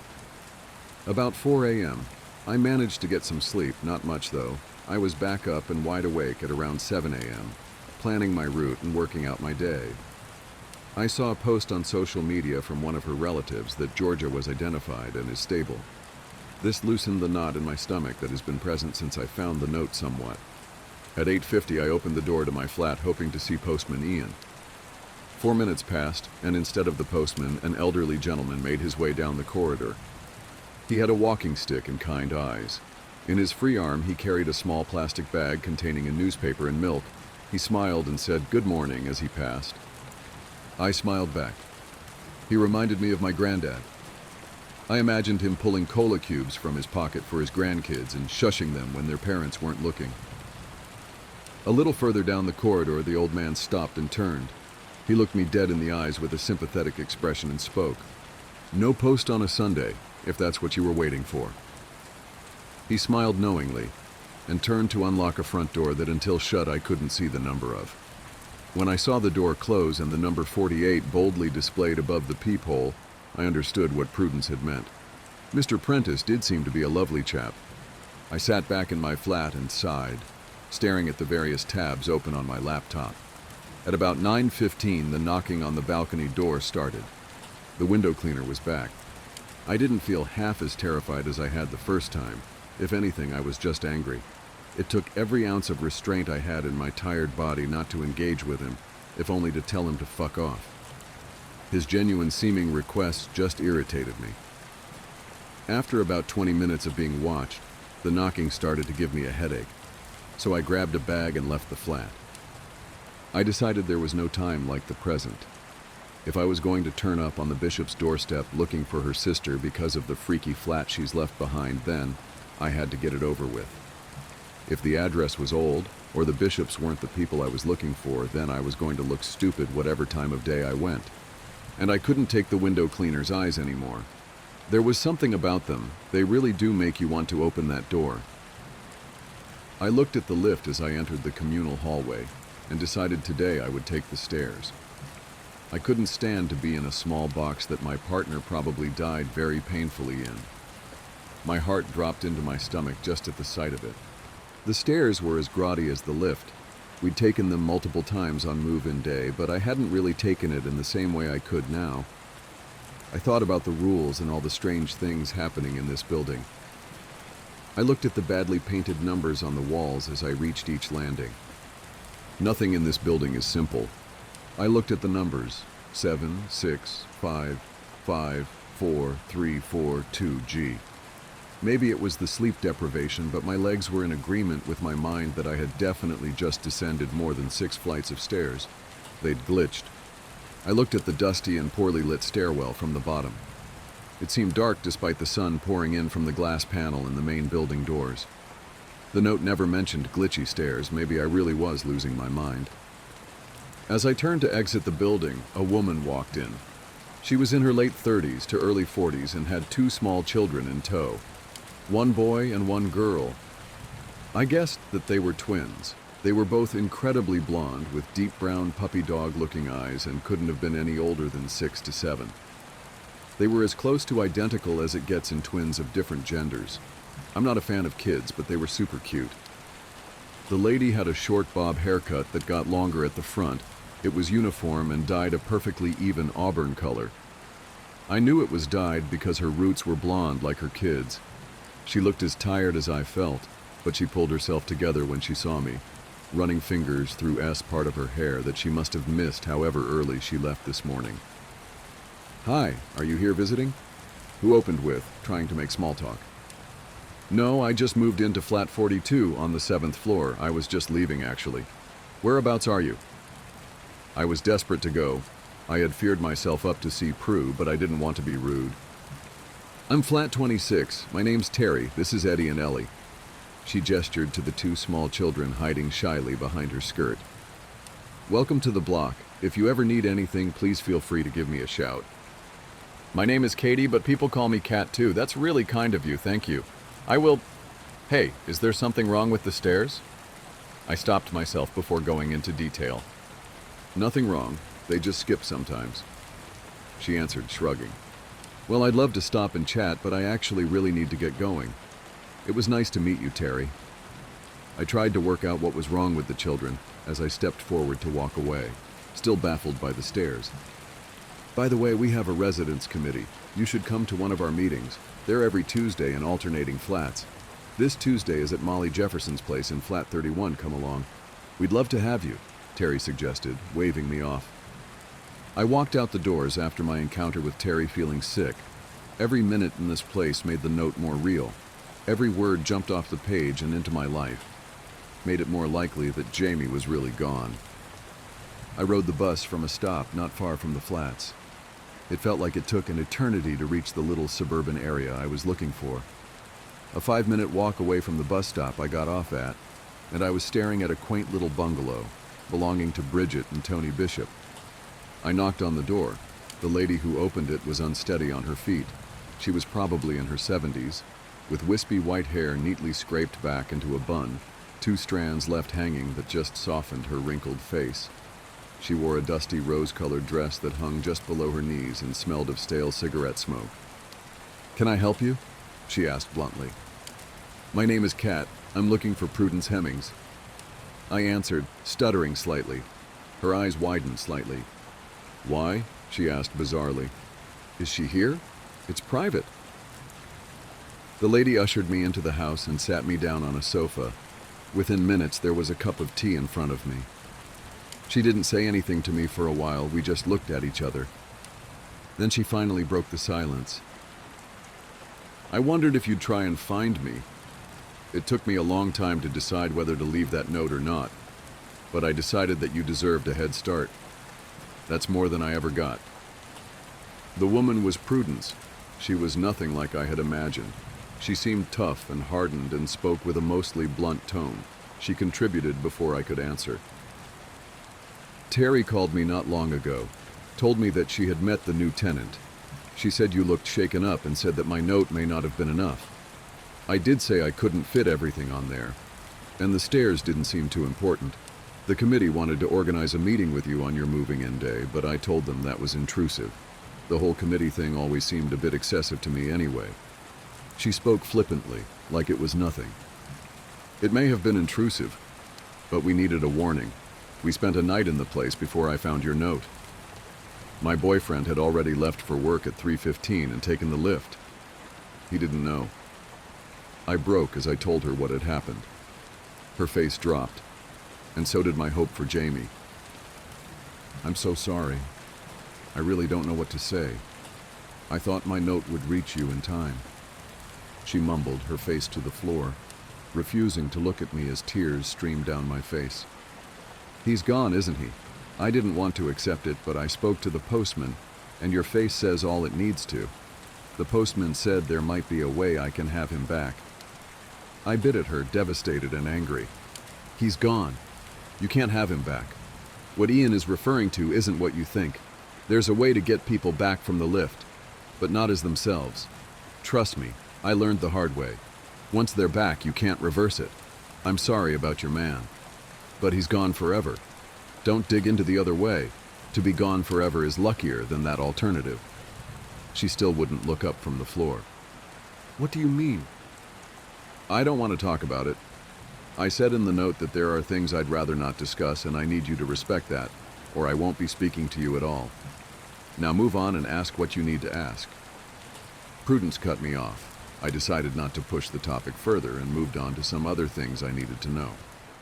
What's the deal with Terry's kids? They seem sweet and normal. Those little demon creatures are anything but normal, she answered, wincing slightly at the thought of them. When she went into labor, Terry never made it to a hospital. They were the first children ever to be born inside the building, and with everything that goes on, it's like something's rubbed off on them. They're average children in the daytime, but they never sleep, ever. Poor Terry hasn't had a day's rest since they were born. They also really love to steal birds and rats they find the cats playing with and torment them. Really annoys the cats. As she finished speaking, a small, hairless cat strutted out from behind an armchair across the room, meowing softly. It brushed its head up against Prue's exposed legs, leaving scorch marks where it touched. She didn't react. She reached down and stroked the top of its head, smiling as it purred. "And those?" I asked, eyes stuck to her now badly burned legs. She chuckled, pulled out a box and lit a cigarette, tapping the top layer of ash into a small silver dish in front of her. She offered me one, and I took it gladly. They've always been my good friends. I couldn't leave the building without bringing a part of home with me. This little guy is Damon. He's seen some things. She gushed, not taking her eyes off the cat. But where did they come from? Why are they everywhere? I asked, watching in disbelief as her burns subsided. It seemed impossible, but I looked at my arms where I had picked up the cat the night before, and there was no evidence it had ever happened. They didn't even appear sunburnt. No one really knows. They started to appear after the fire, a few years after I'd moved in. It was rumored that they were the pets of the residents that burned, and that was why they had no fur. But I don't think that's true. I interrupted. I met one of those neighbors last night. She said her name was Natalia. She almost killed my best friend. You're crazy if you think your note was enough of a warning, I ranted emotionally. Look, girl, if I had made a song and dance about warning you, then you'd have thought me crazy and challenged the rules. You'd have been dead already. Be grateful you got anything. I didn't. I had to work it all out. Your generation are so spoiled. She tutted in frustration at me. I was angry, but she was probably right. An elderly lady telling me rat-like creatures would kill my boyfriend in a lift would probably have got some laughs from me a few days ago. I stayed quiet and waited for her to calm down. After a while she sighed and started again. I think the cats are the neighbors that burned. They've never meant any harm, and they hiss and run from the imposters that roam the building. Besides, there's no way there were that many cats living on one floor. The imposter people don't even match up with the residents that died in the fire. None of them look like, or claim to have the same name as the dead. They just claim to live in their flats. I've met Natalia before. She left a bad scar on Bernie's leg from an incident we had, nasty girl. Before the fire, there was CCTV, and there was a recording saved of about 15 people marching into the flats, and up to that floor about half an hour before the fire started. It was the only evidence found. CCTV wasn't great in the 80s, so they were never identified. And the flames melted the relevant cameras, so nothing ever came of it. I think the people that entered that night are the ones that ask for sugar. I don't know any more than that, but if you avoid them, like I said, you don't need to know more. They hate the cats. I hope your friend survives, but I've seen what those people can do, so maybe she was better off dead. Prue carried on stroking Damon. I watched the skin of her fingers melt and twist as they made contact with him. What happened to your husband? I asked the question so fast I didn't have time to consider that this was a topic she had explicitly said she didn't want to discuss in the note, but I had to know. She scowled at me. I said I didn't want to talk about that, she hissed. I just lost the love of my life. I need some answers. I begged. What happened to Bernie won't help you. I know you'd think any deaths in that building would be down to the quirks, but this wasn't. For the most part, anyway. Don't forget that we had lived there for 35 years. Bernie knew the rules. We knew how to take care of ourselves and have a happy life there. It was our home. I don't doubt that's Mrs. Hemmings. I'm sorry, I interjected. Bernie had dementia. It started about 6 months before he died, and he deteriorated very rapidly. Towards the end, he started wandering. The doctor said it was common, but in our position it was incredibly dangerous. More times than I can count, I pulled him away from the lift just in time. Along with wandering, he was forgetting the rules. He let that smug, awful window cleaner in 3 times. Thank Lord for the big metal pipe I kept by the balcony door. Chased him out a treat. Not that anything stops him from coming back. I'm sure you're already acquainted.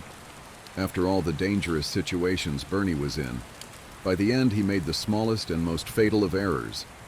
He left a bowl of food out for Damon at 10 a.m. I was out shopping with Terry and a few of the girls from the committee, and when I came back I found one of those awful creatures. Prudence started to cry. I put my hand on her shoulder in an attempt to comfort her. After all, I truly knew how she felt. It was eating him. She sniffed and steadied herself to continue, moving my hand. I chased the creature away with the same metal pipe I had the window cleaner and pushed Bernie off the balcony. He was heavy, but I didn't want anyone to know what really killed him. Its teeth. She shivered. They made such an awful noise. It reminded me of Dash. Lila. I finished her sentence. I hadn't meant to. I was so invested in her story I couldn't help it. I gather you spoke with Ian then, she said, sounding resigned. I never meant to hurt that little girl. I loved her so much. Tears rolled down her wrinkled cheeks. Damon, who was now sat next to her on the sofa, shuffled closer as if to cuddle her. Haven't you ever been curious about getting her back? I asked, my mind turning back to the methods hinted at by both Prue and the postman. I miss Jamie so much. I'd do anything to get him back.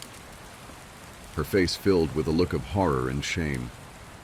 Of course I have, she answered, which is exactly why I'm telling you not to.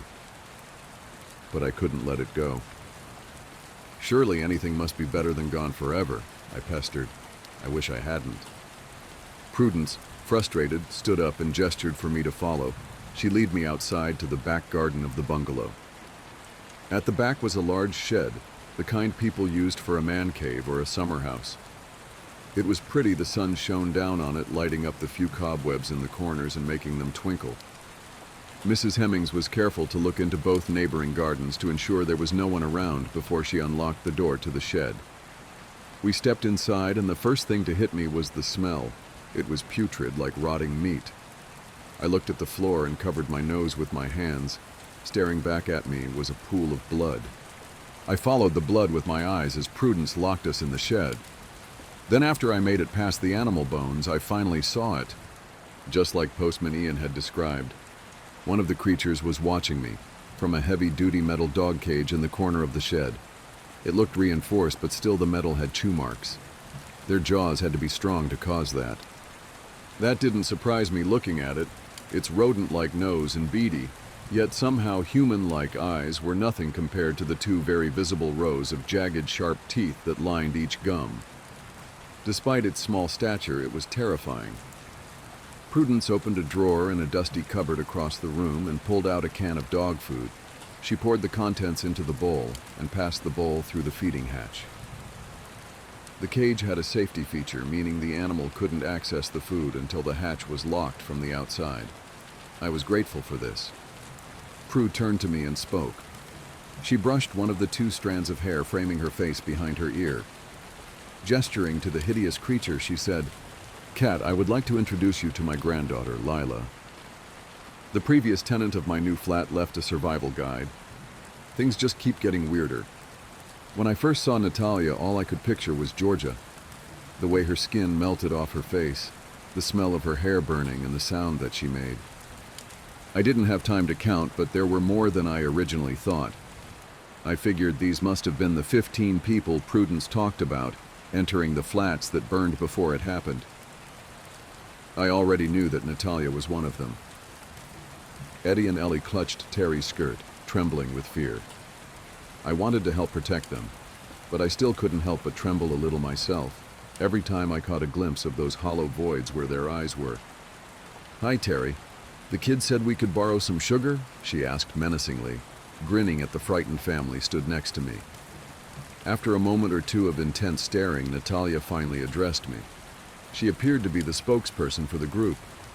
"How's your friend doing? It was a shame we had to end our visit. I was enjoying her company." "Don't speak about her!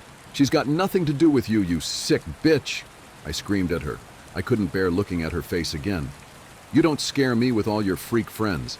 I'm not going to let you hurt this lady or her kids." Natalia chuckled. I gulped. "I may talk a good game, but I am no hero. Mere days ago I was just a young girl excited to move in with her boyfriend, and now here I am. My boyfriend's dead, my flat is like living in my own personal horror movie, and I'm standing up challenging demonic flame neighbors to defend demonic-looking children." But when I said she didn't scare me, I meant it. Something inside me was eradicating any fear of these people. I just wanted to protect the residents. Life really does throw curveballs. "I know you aren't scared. I saw it in your eyes when you stuck that big knife in my throat. That's why we're here. My brothers and sisters are not freaks. You're the freaks, thinking that your lives have meaning. We watch you people go about your day-to-day lives and your mundane routines, and nothing really changes. Your lives are pointless and disposable. That's why we set the fire all those years ago." She chuckled throughout her words. There was an animation in them like she was a psychotic cartoon character, finally catching its prey after 138 episodes of chasing. "Those people weren't disposable," Terry mumbled, barely a decibel higher than a whisper. "What was that, Terry? Did you have something to say?" Natalia went from psychotic cartoon to school bully. She made my skin crawl.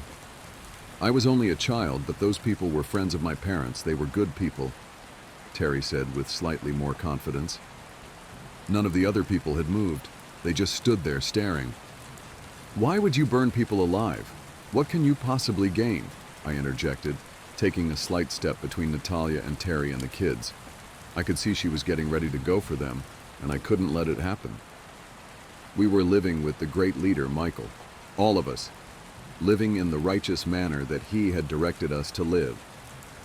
She gestured to the people around her. The name Michael appeared to inspire some sort of emotion in the group.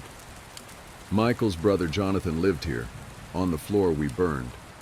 He let us hang out there sometimes, but he didn't live the righteous way that we did. He didn't like our beliefs, but he took us in when we lost the place we were staying because of the growth of the group. Him and Michael rarely saw eye to eye. They argued passionately. Our group never believed in living within the constraints of societal norms, and we were up at all hours. We came and went as we pleased, embracing freedoms and listened to music as we did introspective work." Terry shoved the kids further behind her and snapped, infuriated. "You were a group of entitled bratty hippies following some middle-aged, mentally ill twat. Listen to yourself. The stereotypical cultish drivel coming out of your mouth right now," Terry cried. I was shocked at her outburst. Although I couldn't have agreed more. It did sound like cultish drivel. It made me so angry that this was what an entire floor of people died over. As Terry ended her rant, the curtains hanging on the window behind her burst into flames. I jumped and felt my heart skip a beat. "Don't insult us. I'm sick of hearing simple-minded people call us a cult," came from the back row. An average-looking man with dark hair and jeans had piped up, smiling and watching the curtains burn. He had done that. They were all capable of what Natalia had done to Georgia at the very least. For the first time since the people had entered Terry's flat, my nerves of steel had wavered. I realized that we were only alive because they were allowing it so far. We were in big trouble. Terry swiftly shut up, and Natalia continued her story. "Michael was the true leader, not like all the fakes you hear of in the news, the people you're talking about. He was teaching us to build a world of peace and harmony, but he didn't deny that in order to do that, you had to eradicate the non-believers. He taught us to embrace the bad in us, to harness it so that we could do extraordinary things." She smiled wickedly, as her hands glowed hot coals as she spoke. It may have sounded like cultish drivel, but Michael being a total faker wouldn't explain their powers. Things went wrong when someone went to the police after Michael and Jonathan had a terrible argument one night. When the police arrived, Jonathan told us to go. The group had been planning to leave this building anyway. We'd had nothing but interruption and trouble in our time here. This place is weird, but we had nowhere immediate to go. The police already disliked us after overcrowding the last property. We didn't need any more attention. Michael was furious. We brainstormed in a field for hours who could have done it. I personally suspected the next-door neighbor, Mavis. The woman was so nosy, always knocking and asking us to keep noise down, interrupting our spiritual sessions. Michael couldn't make a certain judgment on the person who had done it. All we thought we were sure of was that they had to be on the same floor. So he instructed us to go back that night and eradicate the whole floor and every non-believer who lived there. As you know, we obliged. This incited sick laughter from the crowd. I waited, forcing myself to let her finish, buying time. We took pleasure in their screams, in watching every man, woman, and child go up in flames through their front door windows. It was the first time we'd unleashed all that energy, and we felt so powerful. But then as we left the burning hallway behind us and entered the stairwell, this building found a way to fuck us over one more time. I couldn't give you a number on the amount of times we tried to run down those stairs, leave our glorious victory behind us and return to Michael. It didn't matter how many times we tried. We couldn't make it past that floor. The stairs wouldn't let us. It didn't take long before the fire reached the stairwell we were trapped in, burning us all, along with the non-believers. We died just in time for the fire engine to arrive. We may have been dead, but we didn't disappear. We couldn't leave the building. We were stuck just wandering it, in and out of the burned flats and hallways, but not allowed anywhere else unless we were asked. It was awful. We didn't try to cause any trouble at first. We waited for Michel to come and find us, instruct us. 2 months passed and he hadn't come. Instead came confirmation. A newspaper put through the door of the building. Headline news: Tower Block resident Bernie Hemmings information vital to imprisonment of local cult leader on drug charges. I gasped.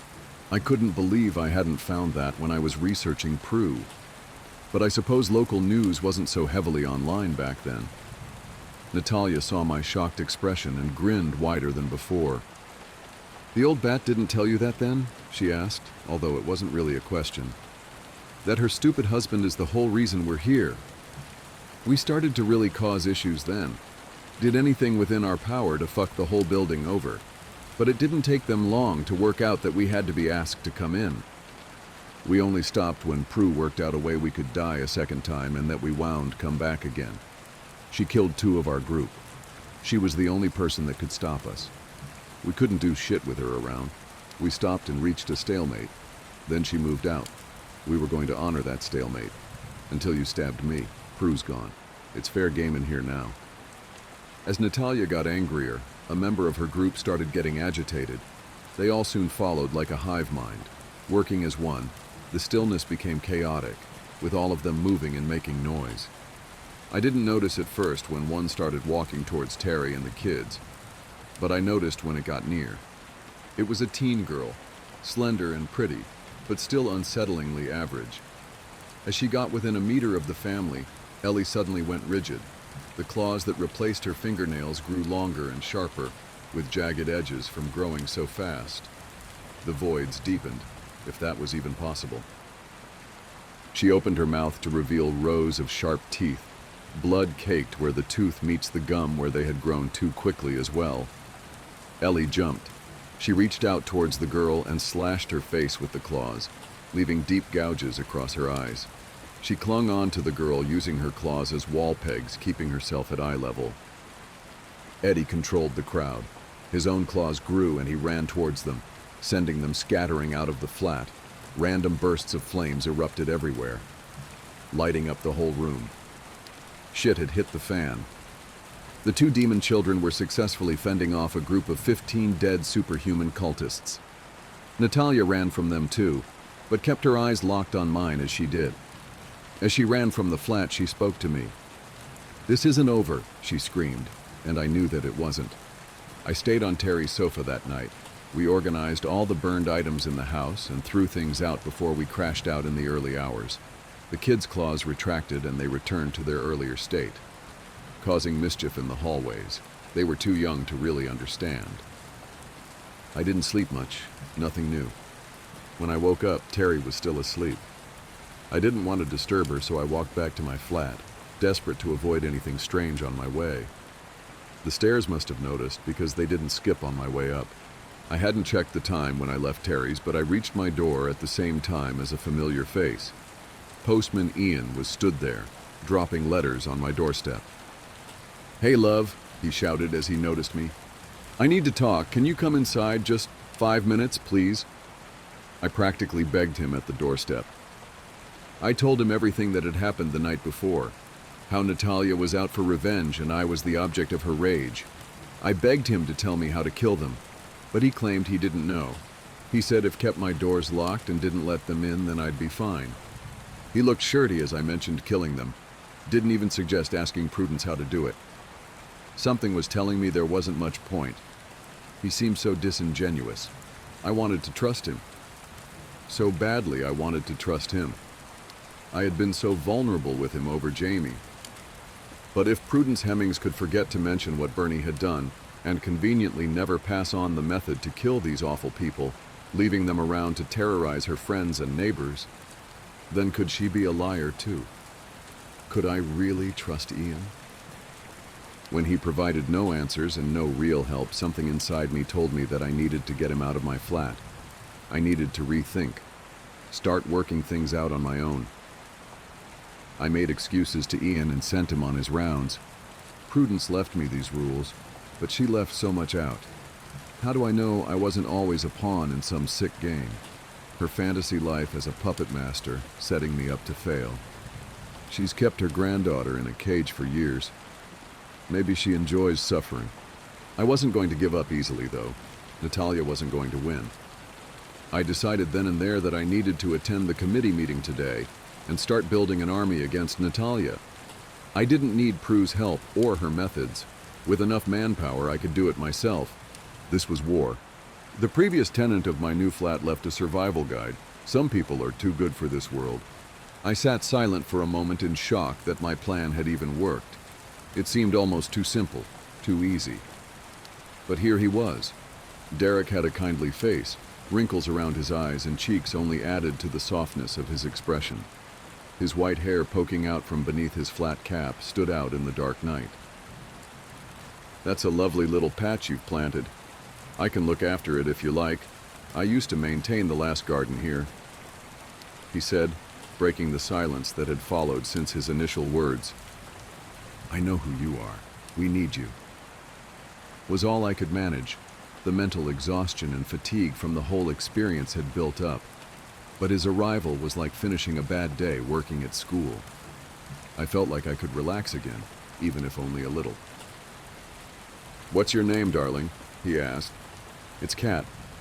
I live in flat 42 now." His face lit up as I confirmed my flat number. "Prudence has gone?" he asked. "She's gone. But the whole place is a mess. So many things are happening and the residents are suffering," I answered. We chatted for what felt like hours, outside with nothing but moonlight. He told me how he used to consider the building part of the garden, a place for him to maintain, the residents just like the plants he looks after. I explained my whole experience since moving in. I told him about Jamie, and I sobbed. Derek held me as I cried and made me feel safe, something I had forgotten the feeling of since receiving Prue's note. He didn't interrupt, he just listened. I told him about Natalia and the cultists, the problems they had been causing. He was particularly heartbroken when he heard that they had used Eddie and Ellie for entry. He had gone before they were born, but remembered Terry as a child and how sweet she was. He was pleased when I told her what a sweet adult she had become. My claims that Prudence was the only person who knew how to kill the imposter neighbors were met with a skeptical expression which gave me some hope. Derek listened to my entire tale with barely a word. When I finished, he stood up and asked me to follow him. I was confused, but I did as I was told. He walked me to the entrance of the lift. I lifted my arm to check the time on my watch. We had been outside for quite some time, and the idea of the creatures being inside made my heart pound and my stomach turn. "You are safe. It's 12:32 a.m. There's no need to worry or to check your watch." And with that, he pressed the call lift button. Despite his insistence that I was safe, my stomach continued to do gymnastics. It felt like forever before the lift finally made the clunking sound that meant it had reached the bottom. I felt my whole body shaking violently as the doors opened. I don't know what I expected to see. We were in the safe time zone, but every time I looked at the life I pictured Jamie's dead, crunched-up body. "Step inside," he said. "I can't. Please don't make me," I begged. "I won't let anything happen to you. But you need to see something." There was such sincerity in his eyes as he spoke.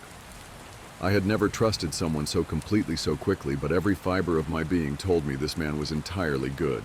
I stepped inside the lift. Derek stepped in behind me, placing a comforting hand on my shoulder as I hyperventilated. He gently turned me to face the panel of buttons that control where the lift stops. "What is wrong with this panel? Do you see it?" he asked cryptically. I studied the panel, read all the numbers, counting them. I couldn't see anything wrong. I really tried, but nothing seemed out of place at all. Everything you expected to find was there and nothing more. I shook my head, barely regaining my composure. "Can you take us to floor 9, please?" He smiled slightly as he made the request. I looked back to the panel to press the button, but floor 9 didn't exist. I was so confused I had counted the numbers, I was sure of it. Derek must have made it disappear, but the panel didn't look any different to before. I can't explain it. Looking at it, I would have sworn blind nothing was wrong with it even once I knew, but floor 9 didn't exist. Derek could see my frustration. It was like the building was now playing tricks on me. He walked me out of the lift and sat me down on the bottom of the stairs before he finally began to speak. "The building is like a living organism. It can seal off parts of the world, and it can open up others you never could have imagined. When those awful people burned that whole floor of residence, I was devastated.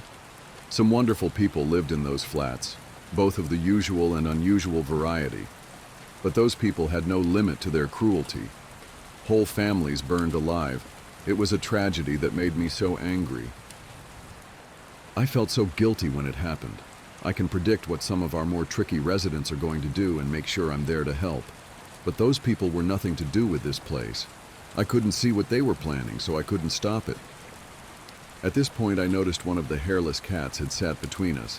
Derek looked at it with tears brimming in his eyes. He stroked it, and it moved onto his lap. Derek's fingers didn't burn at all. He continued. "When it happened, the building used its defense mechanisms and sealed off the entirety of the floor.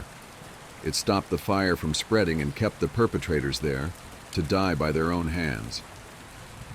The building only allowed the floor to be unsealed once they were dead. It took about a week before those awful people turned up again. Asking for sugar at people's doors, the first few let them in. It was so difficult, so many residents burned alive, that I was having to use their remains for my garden just to hide the dead. The entire community were terrified and grieving for those that died. No matter how hard I tried, I still couldn't predict them or see them, so I took Prudence, who at the time seemed a perfectly reasonable woman, to the burned-out floor. Floor 9, however, had been sealed again. There was no button in the lift, and it always skipped on the stairs. Only no one had noticed. This building really is a magnificent creature." I stared at him in amazement through the whole story. I was exhausted, but my brain was working in overdrive to process what he was telling me. I had started to stroke the cat too. My fingers did burn, but I didn't flinch. I found its company comforting. He carried on. "I went back later that night and took the stairs again, alone this time. I think my intentions were clear, and the stairs allowed me access to floor 9 for the first time since just after the fire. I brought Prudence to the floor within the hour. The stairs had stopped skipping floor 9 for me, although I later learned that when Prudence had tried alone, she was not allowed access. We explored the floor, walking amongst the remnants of our dead friends' belongings. Eventually, we came across one of the soulless arsonists roaming the halls. It appears that's where they spend their time when they aren't out terrorizing the residents trying to claim more victims. He was disturbed and disoriented to see anyone not like them on that floor. He twitched a little and spat out the sugar line as if it was an automatic response. I almost felt sorry for him. He claimed to come from flat 66. More were approaching behind him. Prudence was terrified. She was starting to sweat profusely and back away from the man, but it didn't cool her down. He was burning her slowly. I felt nothing. See, the stranger things in life just don't seem to affect me. I've never known why. Sometimes I even just know how to deal with them, like it's programmed into me. On this new playing field, in their domain, I knew what to do. I grabbed the man and ran him down to flat 66, 4 doors from where we were standing. I threw him into the flat and waited. The other arsonists were approaching. The man tried to exit the flat that was doorless after the wooden doors all burned to cinders in the fire. But as he reached a door, something stopped him. He couldn't leave, no matter how hard he tried or how much he screamed. Prudence lit up. She grabbed hold of one that had tried to kill her friend Molly. She remembered the flat number she had claimed to be from and repeated my actions, with a lot more sweating and some winces of pain. It worked again. Prudence wanted to go after the rest, but as they got closer, I could see the blisters forming on parts of her body. I dragged her out of the hallway and back into the stairwell. We ran. She begged me to take her back, kept telling me that the stairs wouldn't let her, that it was too dangerous. The residents had started to learn not to let them in, and we had no casualties at all after we trapped the first 2. Don't get me wrong, it's a problem I was intending to deal with, but it was around that time that we first learned the council would be building that monstrosity over the top of my garden. He gestured to the window that just showed some of the neighboring tower block.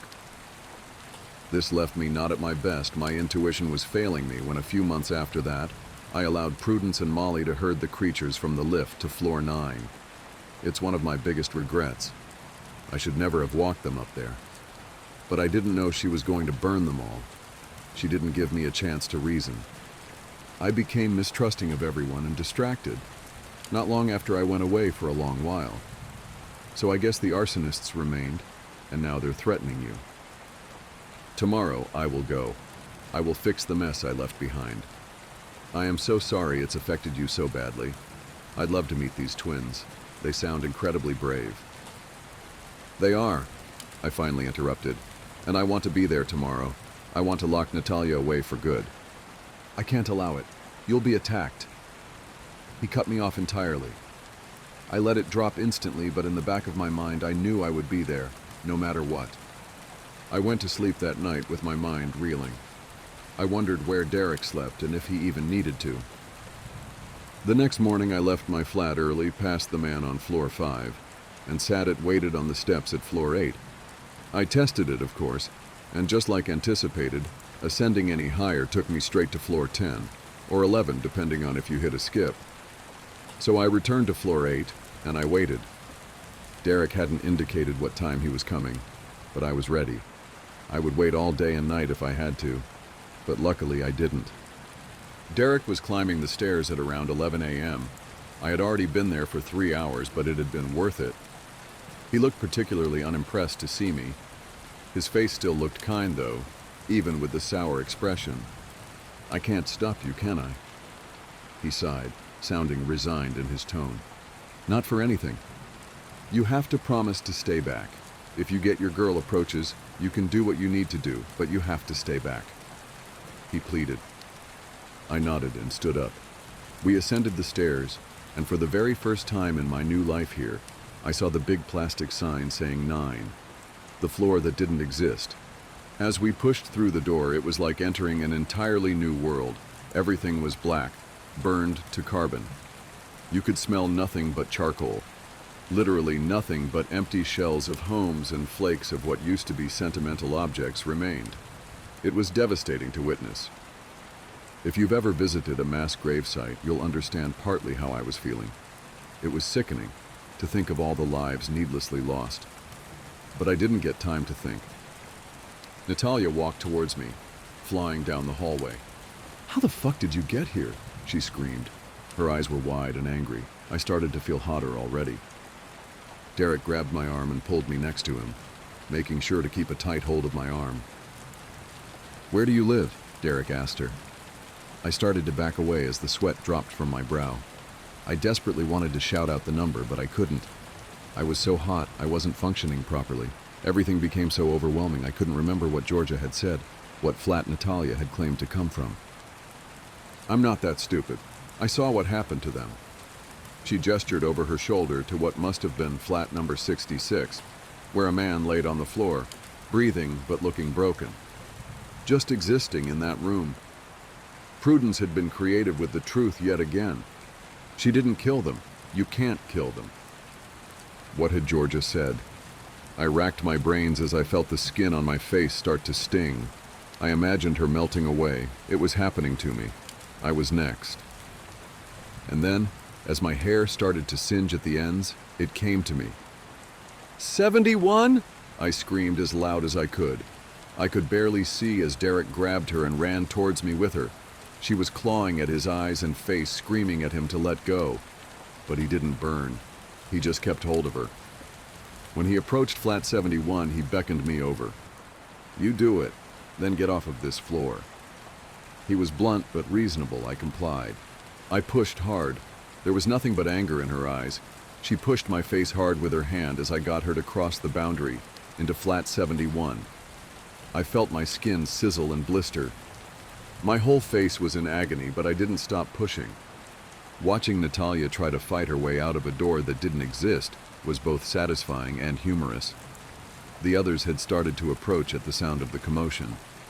I lingered, hoping to watch her suffer, but Derek shot me one look and I knew. It was time to go. I ran out the corridor and back into the stairwell.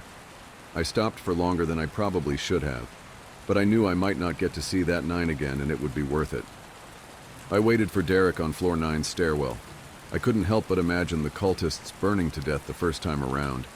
I could hear angry screams faintly from inside the corridor. They made me worry about Derek, but I knew that really I didn't need to. It took a while, but he eventually left the corridor and joined me in the stairwell. He didn't say anything. He just looked at me, and the 3rd degree burns across my face. He didn't need to speak. I knew he'd fixed the problem. We walked silently back down the stairs towards my flat. I looked back up at floor 9, knowing the building would seal it off for good. It took a few floors to reach floor 7, and I invited Derek in for a cup of tea. He rejected it, saying he wanted to go visit some old friends. Despite my injuries, I couldn't help but smile. Something I'd done was going to help these residents. I stood at my door and watched Derek walk away, pleased that there was some true good in this building. After a few steps down the hallway, Derek started to fade, almost like a CGI ghost in a movie. Every step he became more transparent. I felt my stomach turn again, like it had outside the lift. I ran out to follow him. I called after him, but by the time I had reached where he'd been, he was gone. I walked the entire corridor to the window at the back. I looked out the window into the small concrete-heavy garden and hoped to see him sat on the memorial bench. I didn't see him. Instead, I saw Prudence, hacking at my tiny planted patch with shears. The previous tenant left a survival guide. Some families are more dysfunctional than others. My brain hurt trying to process the things I'd learned. Derek had never mentioned his family or that he, by blood, had a claim to the building. He was always so in tune with it, it made sense, but it was never something I'd considered. I woke on the sofa that morning confused. I had no idea how to continue. The vine had grown almost the entire perimeter of the flat, carefully weaving between my furniture and appliances, its waxy exterior reflecting sunlight from the windows. It stopped at the bedroom door, not crossing the threshold to Jamie's prison. I bit the bullet and decided to call Terry. I hadn't spoken to her since her and the kids' visit a few days prior, and I wanted to see if she remembered Derek ever talking about his brother, or if she knew of any basement. Terry had grown up in the building. She was bound to have explored more thoroughly than Mr. Prentice. Before I could get onto any of that, I owed her an apology. My interaction with her had been rude, and I had been too distracted to check on her the past few weeks. I had been a terrible friend. I hit dial on video chat and waited for a response. When she picked up the phone, she looked even worse than she had the last time I saw her. The dark circles were beginning to look like deep, inky tattoos, permanently stained on her face. Still, she smiled, just like she always did. "Terry, are you okay? I'm so sorry about the other day. I was just..." "It's fine, Kat. I understand. Everything with Ms. Beckman must have brought back some tough feelings for you. I should have waited a day or two. I'm sorry. My heart melted as she spoke. I'd never had such a loyal and genuine friend. Thank you. Don't be sorry. It helped seeing you guys. How are you doing? I asked. I'm okay. The kids aren't behaving great at night. I'm not sure if lockdowns got to them or something else. I have to watch everything that they do. The other day I caught Eddie trying to take apart the washing machine with his claws. By the time I stopped him, Ellie had ripped up the shower curtains trying to climb them. She sounded defeated, and at best, definitely not okay. I wish I were allowed to help. I miss you. I sighed, longing for the day I could sit and drink tea with her. Are you okay, Kat?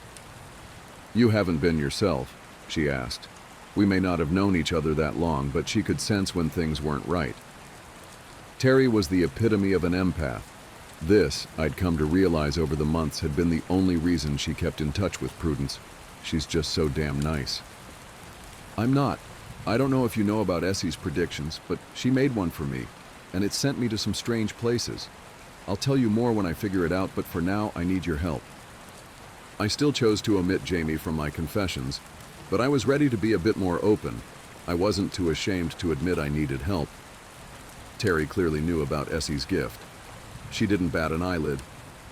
Anything. Do you remember Derek ever mentioning a brother, even when you were growing up? I asked. Not at all. Derek was always on his own, just appearing when we needed him. I was really young when he first disappeared, though, so I don't remember him well, and might not be the one to ask. Terry's face scrunched up in thought as she racked her brain. I'm going to send you something. I minimized the video chat and copied the photo from the email onto my phone and sent it to her by text. Her video paused for a moment as she did the same to check the attachment. He was the first to live here, Terry. His dad built the place. Terry's video clicked back on. Where did you find this? She asked.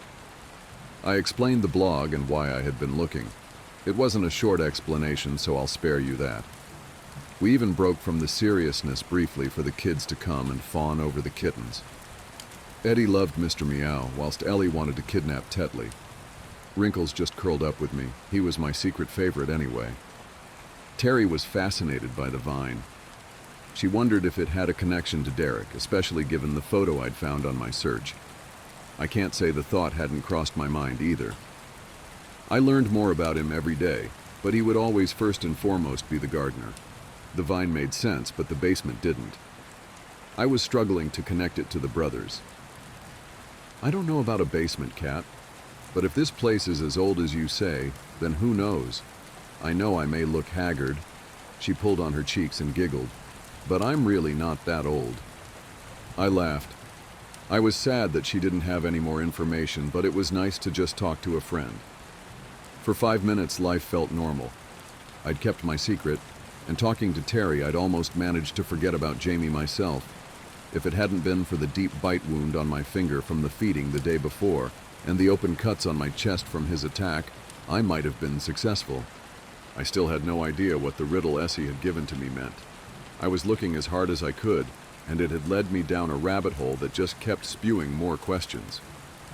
What I did know was that with Jamie's seemingly permanent change in demeanor, I was running out of time. The growling hadn't stopped. The look of pure hatred as I dropped in food didn't end, and I was getting frightened. Something had to give. Either Jamie was going to die, or I would. There wasn't another option I could see, and the former may have been entirely unachievable. Derek destroyed Lila, but he never returned after. Prudence claimed she killed the original wave of creatures by setting light to them all on the already burnt-out 9th floor. Again, something entirely unachievable without Derek's presence. I had to find him. I said my goodbyes to Terry, promised that I would update her when and if I could, and left to do my daily errands for Mr. Prentice and the couple next door. As I left for the exit, I spotted a man going into Ms. Beckman's flat. I recognized him as the son that I'd always seen visiting, eyes glazed with tears. Terry had said that she would get Molly to inform Essie's family, but I couldn't imagine what Molly might have said happened. I should have gone to him, just as a human being tried to comfort him, but I couldn't bring myself to do it without an explanation to offer. I promised myself that I would visit him when lockdown was over, and I knew why his mother was gone. I rushed out and completed my errands as quickly as possible, eager to get home. Even having the name Albert Miles might have been helpful if I just kept digging on the internet. After I dropped the bags off at Percy and Sylvia's door, I turned the key in my own, entered and shut it behind me like I always would. That was where the normality ended, and my life was disrupted by an uninvited guest. When I turned to face the flat and caught a glimpse of my fold-out table, there was a tall figure stood right next to it. Albert, like Derek, was a little older than he had been in the photo. There was a family resemblance, but the eyes weren't the same. Albert's weren't warm and kind. They were cold and filled with malice. He wore a suit, similar to the one in the picture, but it wasn't as sharp. It was covered in a thick layer of dust and tattered, with loose threads hanging everywhere, like clothes that had been dug out of a box in the attic. He grinned at me. It was smug, like something you might expect from a slimy car salesman. It's been a long time since I had to visit any of the residents up here. I like what you've done with the place. Much more modern than when that old bint before you lived here. I was frozen to the spot. I hadn't been alarmed when his brother had appeared inches from me on a bench, but something about Albert was much more sinister. The thought of his son, dead on the balcony, played on repeat in my mind. "Why are you here?" I asked. He laughed. The smug grin extended across his cheeks. "I like you. You didn't even pretend not to know who I am. You know, Kat, I've always appreciated a person who cuts the small talk. It's better in business and in life. That trait will hold you in good stead." He was animated as he spoke, gesticulating wildly. "You didn't answer my question.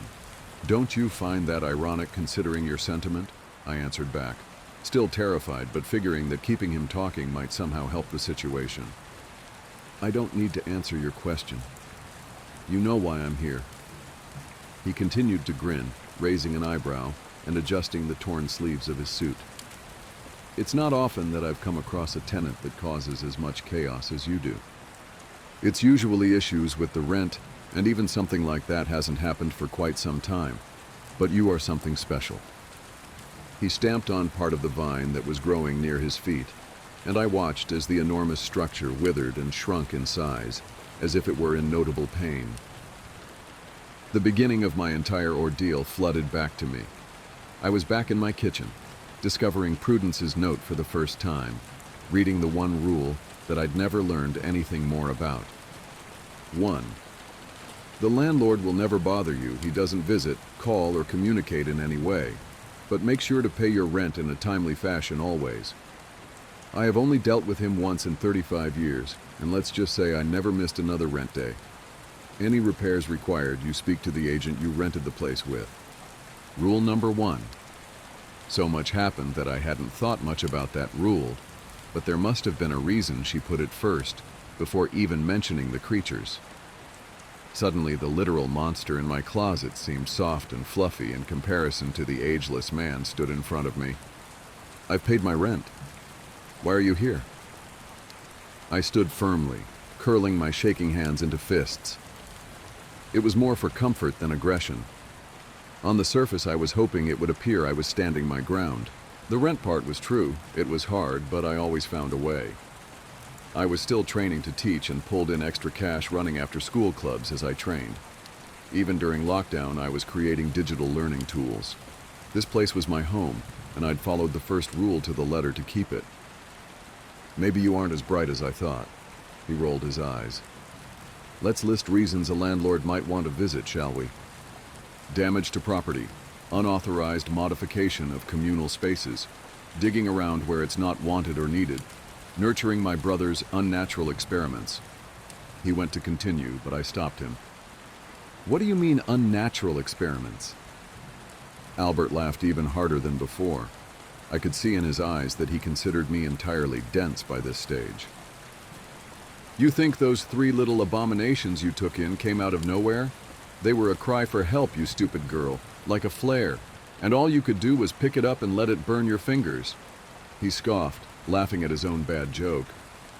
My heart sunk, wondering where the kittens were and if he'd hurt them.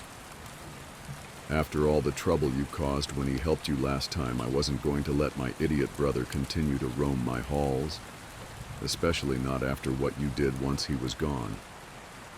I gulped. I knew exactly what he was talking about. He knew that I knew as well. Albert was more than a few steps ahead of me. I realized that Prudence destroying his garden had probably never banished Derek at all. He had been kept prisoner by the man in front of me. If Albert could keep someone with Derek's knowledge and abilities trapped, then I didn't stand a chance. Shall we talk about that thing you keep in your bedroom, Kat? I didn't mean to. I'm so sorry. I've regretted it since. I stuttered. I felt a tear run down my cheek as I anticipated imminent death. I know that. You wouldn't have even known how if my brother had never told the last woman. And he pretends to be so pious. The smile on his face had disappeared. Even the thought of Derek left him with a scowl. He just tried to help the residents here. Please, I made a mistake. I protested, anticipating that I was about to die, or even worse. Albert didn't speak. He just huffed in frustration and turned to walk towards the bedroom. I followed him, trying not to stay too close. The floor was trailed with blood, and as he entered the room, I noticed the wardrobe door was practically shattered. You couldn't even contain your mistake properly. He gestured to Jamie, who was in the corner, hunched over the blood-smothered body of a kitten that he was crunching on the bones of. Tiny bits of muscle and skin in pools of blood littered the floor. His eyes were beady and black. Any semblance of Jamie I'd once seen in them was gone. I noticed Tetley and Wrinkles shivering together in the opposite corner, trying to hide from the monster. The brief relief I felt that they hadn't all met the same fate was interrupted when Jamie started to growl at Albert, baring his crimson-splashed teeth as menacingly as he could. I watched in horror as Albert just stood there, staring at the increasingly angry beast. The creature I had been hiding for all these months lunged at him aggressively, claws outstretched. Albert wasn't fazed. He barely even moved a muscle, just reached out a tattered sleeve and waited for Jamie to make contact with his hand. The second Jamie touched Albert, he let out the most almighty, inhuman scream you could imagine. It felt like my eardrums were about to burst, and I instinctively put my hands over them. Albert put his hand back down by his side as Jamie fell in a heap to the floor. He wasn't moving. Not like when I'd stabbed him with the poker. He wasn't just still, he was dead still. The heap of fur he had become started to morph on the floor. His jaw pulled inwards as if it were dislocating, and his limbs began to stretch and shed their fur. After a while, Jamie was laid there on the floor. Not the rat Jamie, the real one. The one I'd spent years with and searched for a home with. The one who knew me before all this shit ever happened. And he was dead too. For real this time. It took everything I had not to throw myself on the floor with him. I stopped myself multiple times, but Albert's eyes bore into my soul and rendered me unable to move a muscle. I tried to fight back tears, but I couldn't. Don't bother to cry. He died a long time ago. Albert kicked Jamie's corpse and bent down into a squat to get closer to him, not taking his eyes off me. I didn't let him out, if that's what you were thinking. No, Kat. You did when you locked an angry animal in a cage. Eventually they all get free. I whimpered a little as he inspected the remains of my boyfriend, intensely taking in his hair and eyes. My brother had this preconceived notion that humans can live in harmony with the evil that inhabits this building. He's wrong, Kat. We can't. Eventually it drives us all mad. Your mistake made such an unusual racket, I had to come and see what was going on. Did you ever imagine keeping him like that before you lived here? Of course not. I tried to interject, but he wouldn't let me. He was in full-blown monologue. This place fucks us up, Kat. You can't make it any better, regardless of how many shrubs you plant outside. He stroked Jamie's cold, dead face gently, barely touching it with his fingertips. The body evaporated beneath them, becoming nothing more than a pile of dust on my carpet. I hadn't even got to touch him, one last time.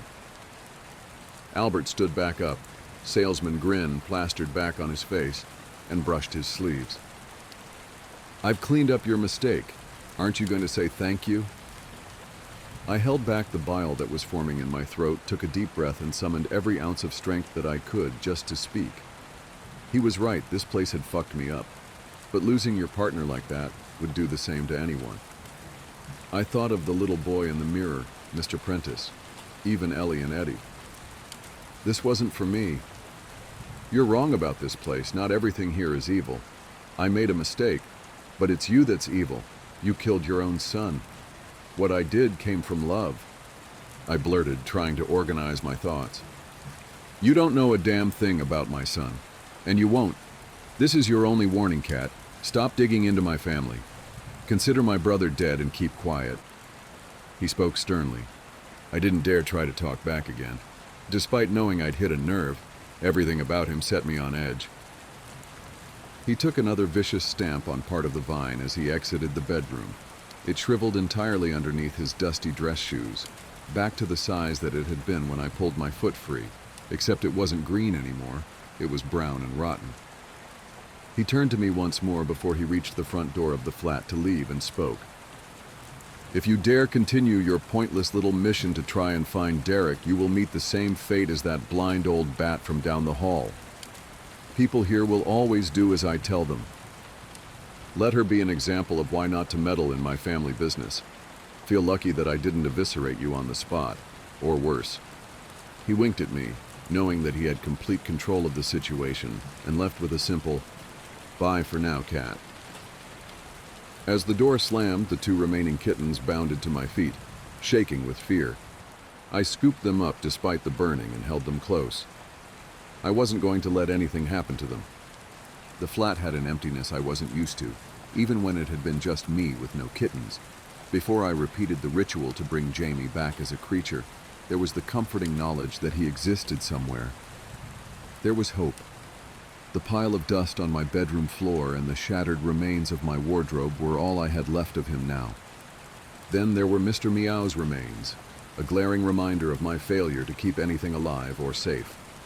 I cried for him as I scooped his parts into a shoebox ready to bury in the garden the next day. It was all my fault. Jamie, Mr. Meow, Esther, they were all dead because of me. I considered calling Terry back, telling her what happened, but I decided to keep my mouth shut. My stupidity had already cost lives, and I wasn't prepared to risk her or the kids. They really were family to me. I wasn't about to give up, though. All the heartache I'd caused, the tears of Essie's son, and the months my boyfriend spent trapped in the body of a vile beast, maybe they wouldn't be in vain if I was able to save Derek from his brother. The empty, gaping grief that I felt left me perfectly accepting of the prospect of a suicide mission. I cuddled the kittens and felt the skin of my arms start to melt and sizzle. If they really were a cry for help, I had to listen. I just couldn't let it go. There's a death row inmate who we've executed over a dozen times. He won't stay dead. We killed Joseph Glass for the first time on August 18th, 1999. I knew he was a strange case since day one. Never seen a guy so happy to die before. It was like we were doing him a favor. He refused the automatic appeal. He refused to be seen by a chaplain. He just wanted it over with. It had only taken a little over a year, and it was already time for him to make his appointment with God. He freaked me out just passing by his cell. He was like our very own Hannibal Lecter, the way he just stood there in the back of his cell like he'd been waiting for you. The lights always burned out in any cell he was in, and maintenance had gotten tired of fixing them. Not that he seemed to mind in the slightest. The darkness seemed to swallow his top half, and all I could see were the whites of his beady little eyes poking out of all that black. Billy drummed his baton against the bars. "Up and at 'em, cowpoke," he called in that mocking tone.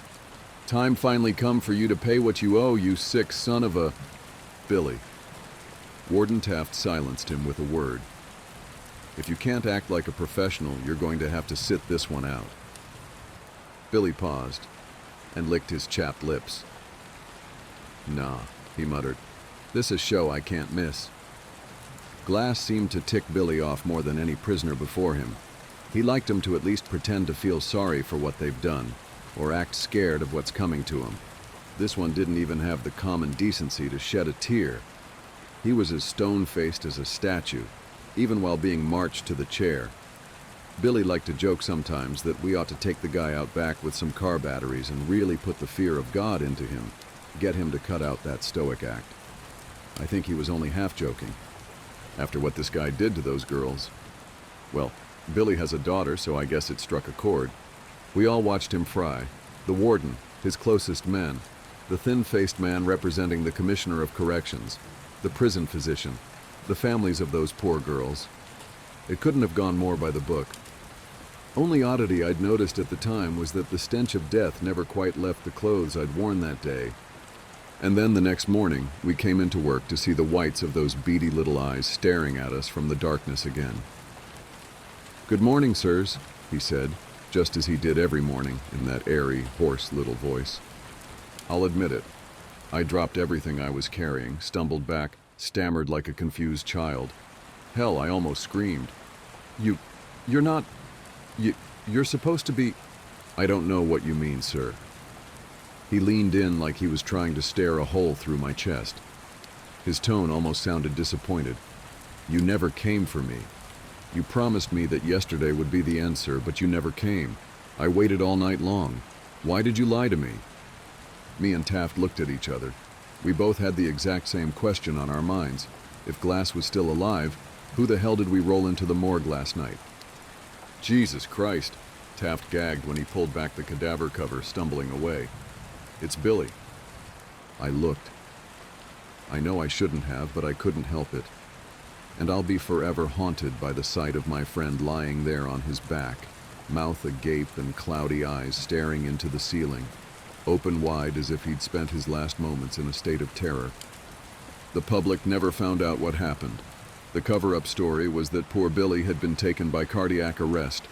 Internally, it was the scandal to end all scandals.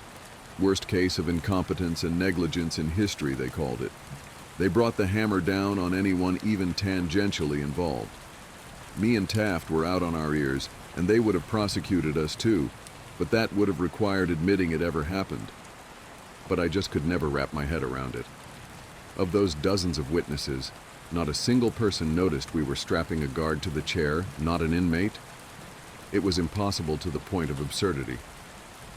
Glass had been the man in that chair. I'd never been more certain of anything in my life. Some months later, I noticed power flickering off all over the city one evening.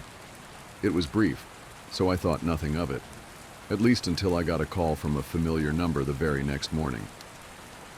"I understand you were one of the staff who regularly worked with one Joseph Glass. We would like to consult with you about an evolving situation." "Oh." "At 7 p.m. yesterday, we attempted the execution of Joseph Glass for the second time." There was a long pause, and when the voice returned, the professionalism had melted away, replaced with a baffled anxiety. "And well, it didn't work." I blinked. "It didn't... what?" There came a long sigh. "Perhaps it'd be best if you saw for yourself." And just like that, me and Taft had our jobs back. Officially, Joseph Glass had been successfully executed on August 18, 1999. Unofficially, they'd tried again 6 months later, just to tie up loose ends. This time, he hadn't even had the courtesy to pretend to die. He just sat there on the chair, motionless and unaffected, while the CO who'd flipped the switch suddenly seized up and began to convulse, screaming and gnashing and wailing as electricity seared him beneath his skin, clawing at his chest until his eyes popped in his skull and rolled down his face like melted candle wax. All around him, lights flickering, machines bursting from pressure, electrical panels vomiting arcs of static. It was a mess. The feds were crawling all over this case now from a department I've never heard of. Something about investigating preternatural activity. They told me Glass was refusing to speak with anybody but the COs who'd once cared for him. Being walked into that interrogation room almost made me feel like I, myself, was a convict being marched to his execution. Glass was staring at me when I walked in, like he'd been sat there motionless, waiting for me. I expected nothing less. I took a shuddering breath as I sat across from him. I'd sat across from serial killers and psychos before and showed no hint of fear, But how could I not now sitting across from a man who can kill people without touching them? Glass, Officer Mendez. His tone betrayed no emotion. I had thought you'd abandoned me. I winced. Number no, Glass. I'd just been temporarily relieved. It's good to see you again. Would you like a glass of water? I offered it to him. He didn't even look at it. His eyes just bored into mine, relentless. I'm here to ask you a few questions. Silence. Okay, Glass, I need to know how you killed Billy and Kramer. I didn't, he replied. It did. It? The thing standing behind you. I didn't bother to turn around. I had enough experience with prisoners trying to trick me into looking the other way while they pulled off some half-baked escape plan. Glass, please, let's take this seriously, I replied. I've always treated you with respect, haven't I? You've never had any problems with me. Actually, I do. I have a problem with all of you. Oh? You here all believe that death is a punishment. There was the first hint of emotion I'd ever heard in his voice. It's not. It's freedom. The only freedom. You promised me that gift. You promised me you'd let me die. You've given it to so many other prisoners while leaving me behind. With all of your machines and your science and your knowledge, surely you can find a way, if anyone. My throat felt suddenly dry. I had to take a sip of the water myself and hoped it would quell my burning nerves. We're trying our best, Glass, but you have to work with us.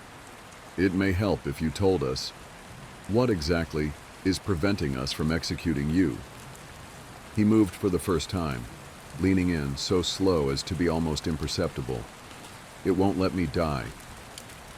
And that's when I felt a hand settle on my shoulder from behind.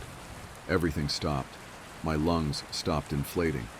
I swear my heart stopped beating, and my blood froze in place in my veins, and it all felt so cold. I could see the hand in the corner of my eyes, long and veiny and black. I could feel the breath on the back of my neck. I'd once mocked the way deers froze in headlights. Now I understood. I couldn't move, I couldn't blink, I couldn't think, I couldn't even take a single breath. Even as my lungs began to cry out for air, and my vision blurred, and my thoughts melded together. All I could see was Joseph's eyes staring into mine. Those infinite fathoms of darkness, that Stygian sea that swirled and stormed and thundered in the blackness of his iris, and the eyes of things waiting a million leagues below the waters. And I would have suffocated there, too terrified to even breathe, if those agents in black had not called off the interrogation then and come storming into the room. Later they showed me the tapes from the security camera. There'd been nothing behind me. Nothing placing its thin hand upon my shoulder, nothing at all. On May 7th, 2001, Glass was set to be executed for the third time, via hanging, or so I heard, in some government black site somewhere, far from prying eyes. While it was set to happen, me and Taft were sharing glasses of scotch in his office, nominally to celebrate. Really, because we were scared. Taft always struck me as young at heart despite his years, but this was the first time the warden had ever looked truly, properly old. He watched the yard below as he had a drink. Did I ever tell you why I chose this line of work, Mendez? I shook my head, and he sighed. Back in '63, they found a woman's body in the back seat of a burnt-out car in some state park near my neighborhood. A prostitute. One of her Johns had chopped her up, burned all the evidence. And you know what got me, Mendez? Nobody cared. Nobody bothered to investigate. Who will notice one less hooker on the corner of Fifth Avenue, right? It didn't sit right with me. The way I see it, Mendez, every life matters. Even the ones we try and cast aside. Everybody's got people who love them, and childhood memories, and all that. Everybody deserves justice, no matter who they were. He set down his glass and looked me in the eyes. So I joined the force, got the case reopened, found the guy, and I watched him fry. And I like to imagine she was there watching too as he burned. There was a tense moment, and then a chuckle. Of course, after that bullet to the hip in '71, I couldn't walk the beat anymore. But I've been just as happy here. watching justice be served. It makes me feel like there's some kind of karmic order to the world. Good deeds and bad deeds get repaid in kind. It was clear there was something lurking beneath his words, some unspoken thesis. Eventually, with old, wrinkled, tired eyes, he said it. "I've thought about it, and if Glass doesn't die tonight, I'm finally going to retire, Mendez," he confessed. "After what he did to those girls, what kind of order can there be in a world where a monster like that is just beyond justice?" I was shocked. Warden Taft always struck me as an unmoving fixture. What would we do without him? "He'll die, sir," I promised. "It'll work this time, it has to." But he seemed deeply uncertain. With one last shuddering drink, he leaned forward. His eyes. He stared at my expression, as if desperate for me to understand, for me to know. Those things in his eyes, haven't you seen them? And at that moment, Taft was yanked up out of his chair. It was so sudden, so inexplicable, I could barely register what I was witnessing. Some unseen force lifted him 2 or 3 feet above the ground, dangling him there. He choked, coughed, and sputtered, desperate to gasp down air which would not come, and clawed at something around his neck which I could not see. He was hanging, I realized, and with wide, horrified eyes, the same as Billy's had been, he silently begged me for help. I sprang from my chair and wrapped my arms around his dangling legs. At first I tried to pull him down to the floor, but I realized it was only tightening the invisible noose around his neck. Then I tried lifting him as high as I could, which gave him some relief, but not much. Tears rolled down his face as it swelled and turned blue. And even though I could not see the noose, I could see the bruised purple skin where it had squeezed around his neck. All the while, I screamed myself hoarse. "Help! Somebody, please! Jesus Christ, we need help in here!" But nobody came. And all of a sudden, some unseen force seemed to sweep my feet out from under me. I dropped like a bag of bricks, but I was so startled I maintained my grip around the warden's legs. I fell and yanked him down with me, and his body suddenly jolted with a sickening crack. It took me a while to manage the courage to look up at him. His neck had been stretched far too long, and his head was bent to the side at almost a 90-degree angle. Eyes wide, round, and bloated tongue hanging from dry lips. And then whatever force had suspended him disappeared, and his body fell upon me while I screamed and screamed. I came bursting from his office to find my co-workers casually chatting and working just outside. Somehow, despite all my screaming and begging while Taft was dying, none of them had heard a thing. I took a page from Taft. I wanted out. We were dealing with something unholy here, something whose tendrils could reach any distance, and my life, who knows, maybe even my soul, was at hazard. But the agents in the sharp suits made one thing clear. If I refused to cooperate, well, I would make the perfect scapegoat for the murder of Warden Taft. I was marched into the interrogation room to find a Joseph Glass that had abandoned all pretense of humanity. His eyes had darkened to a pure black, or perhaps he had no eyes at all, only windows into some place of outer darkness. I was shaking like a leaf as I sat in front of him, feeling more like a prisoner than he was. Mr. Glass." No reply. I shuddered, trying to focus on my little piece of paper to distract myself from the blackness of his eyes. I have some questions I'm supposed to ask you. Is that okay?" Silence. I take a deep breath. "How old are you, Glass?" I thought it was just one of those basic questions. Conversation starters, really. I couldn't have prepared myself for his answer. "I am old, child."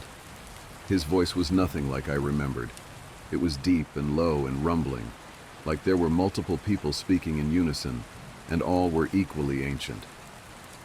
"Older than you could possibly know. Older than this nation, and older even than the empire that once bore it." I had to fight the basic animal instinct to flee. Focus on the questions, I thought. Why did you do what you did to those girls? "Just so I could feel something again," he whispered. "Anything." "Did you not feel the slightest bit of guilt? Remorse?" "You ask that of me?" Me, who has watched empires rise and fall. He almost sounded amused. Does time feel remorse? For time has killed far more than I. But mankind is like the Hydra. All I've killed will be replaced by, essentially, identical stock, and in greater numbers. And then they will die and be replaced. And so the cycle will continue forever. Did you expect me to pity them for being given the death I myself covet? Only the dead are given leave of the cycle. It is a blessing. And suddenly, he stood from his chair, as if he'd never been restrained at all. A blessing you promised me, Officer Mendez. I stared up at him in disbelief. What? How did you? But I couldn't even stammer a sentence out before he was upon me, crawling over the table with the eerie grace of a spider. These were no longer the imperceptible hints of emotions I'd come to expect. It was like a switch had been flipped. Tears streamed down his cheeks, snarling with genuine rage, hurt, betrayal. And beneath those black seas in his eyes, all the things that haunted the fathoms below were rising to the surface. You owe me a death. Make good on your word. Pay your debt. I cried out and recoiled from his every touch with disgust, but he was stronger than he looked. I couldn't worm my way out of his impossible grip. I won't. Get off of me, you sick bastard. Do it. Pay me what you owe. It was like 1,000 different voices screaming in my ear. Straining and weeping, I locked my hands around his neck and pressed my thumbs against his throat, trying to strangle him. But instead, I could just feel that grip upon my own neck, squeezing the life out of myself as my lungs burned for air. Yet I kept pressing harder and harder, as if hoping I might somehow break through whatever unholy force was protecting him. And then those terrible hands grasped my shoulders again, and I was paralyzed by a terror that could be called nothing but ancient and primal. Like the thing standing behind me was the same force that had kept my ancestors huddled terrified in their caves 100,000 years ago, and every one of those voices was crying out to me through my very blood, and it pulled me from my chair, threw me as though I were weightless, and the next thing I knew, I was waking up in the infirmary. Once more, none of this was captured on the security camera. In the footage, I just enter the room and have a seat with strange, almost robotic movements. And then the both us just sit there, staring at each other without speaking, without moving, without blinking, for an hour. After this, Joseph Glass entered a catatonic state, and from then on refused to converse with even me. Now that my usefulness had ended, the agents discarded me like yesterday's trash. Don't even seem to care if I tell anybody. Who would believe me? I thought I'd gotten lucky, that my nightmare was over. I couldn't have been more wrong. Go sorting through any public records and you won't find a single mention of the name Joseph Glass. They've squirreled him away in that off-the-books black site and scrubbed away every other trace of him. I'd say he'd been unpersoned, if indeed he could ever be called a person at all. But they're still trying every execution method in the book. I don't know quite why. Maybe it's for research. I'm sure the US military would love to find the secret to making its men as unkillable as glass. And besides, they're not the ones who have to deal with the consequences. On June 3rd, 2005, they tried a firing squad. I know this because me and my wife were out on our second honeymoon, slow dancing by the lake at night to our favorite song, when I felt a wetness against my chest. I looked down to see her eyes as gray and dull as foggy glass, and her chest shredded to Swiss cheese by rounds that made no sound. On December 23rd, 2012, they tried lethal injection.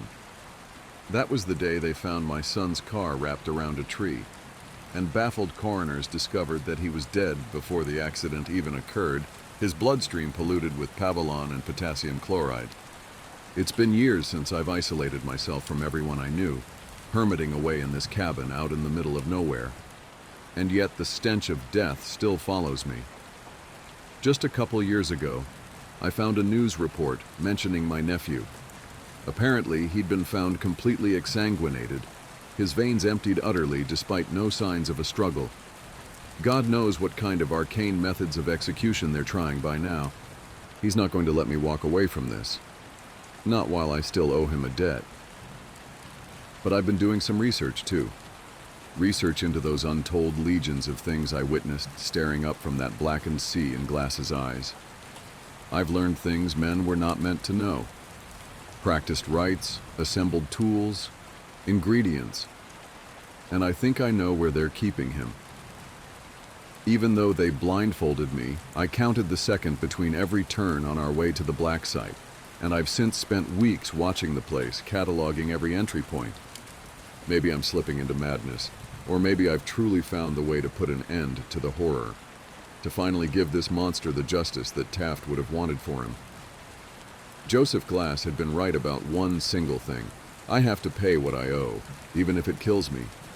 When I started out as a rookie, no one had told me a lot about the job in terms of weird things that could happen.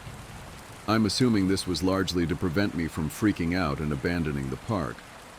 But a few months into my service, when I was still a rookie, a friend and I were drunk at a party and he opened up a bit. Yeah, it can get a little crazy out there, I guess. I think the worst are the ones where people die when they just shouldn't, you know? Or when we find them dead like 10 minutes after someone says they saw them last. They were fine when I passed them on the switchback, I swear. That sort of shit. Like, take this guy who I found one spring out on a really popular trail. Someone comes into the VC freaking about some guy who's lying in the middle of the path in this giant pool of blood. So we run out there, and we find this guy dead as a doornail. Which he absolutely should be, because the back of his head is like mashed potatoes. The skull is decimated, brains are leaking out like custard filling. And the guy's old, so you figure, yeah, he probably fell and hit his head. Old people fall all the time, it's no big deal. Except that this area where he fell doesn't have any big rocks. There's not even any stumps or big branches. And on top of that, there's no blood trail, so he clearly died where he dropped. Now that's when you'd turn to murder, but there were people just out of line of sight with the guy. If someone came up behind him and murdered him, there's no way someone wouldn't have heard. And again, even if someone had, there'd be a blood trail, spatter all over the place. But everyone on the scene said it looked exactly like he'd fallen and smashed his head on a rock.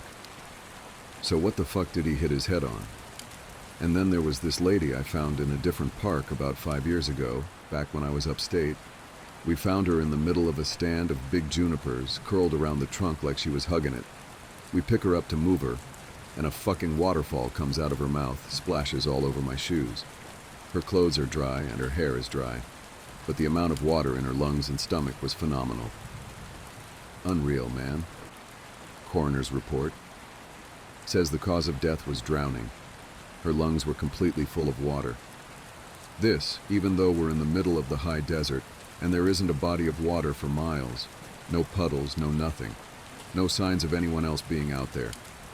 I mean, yeah, it's possible they were murdered. But why go out of the way to do it like that? Why not just stab them and be done with it? I don't know. It just sits weird with me. Now, of course, that freaked me out a little. But we were wasted, and I guess I sort of wrote it off as a fluke. I also assumed there was exaggeration there since, you know, we were wasted. Now, I don't like talking about this next case very much. It was an awful one that I've done my best to forget about, but of course that's easier said than done. This happened about 6 months after the conversation with my friend at the bar, and up until that point I hadn't had a lot of really weird shit go down.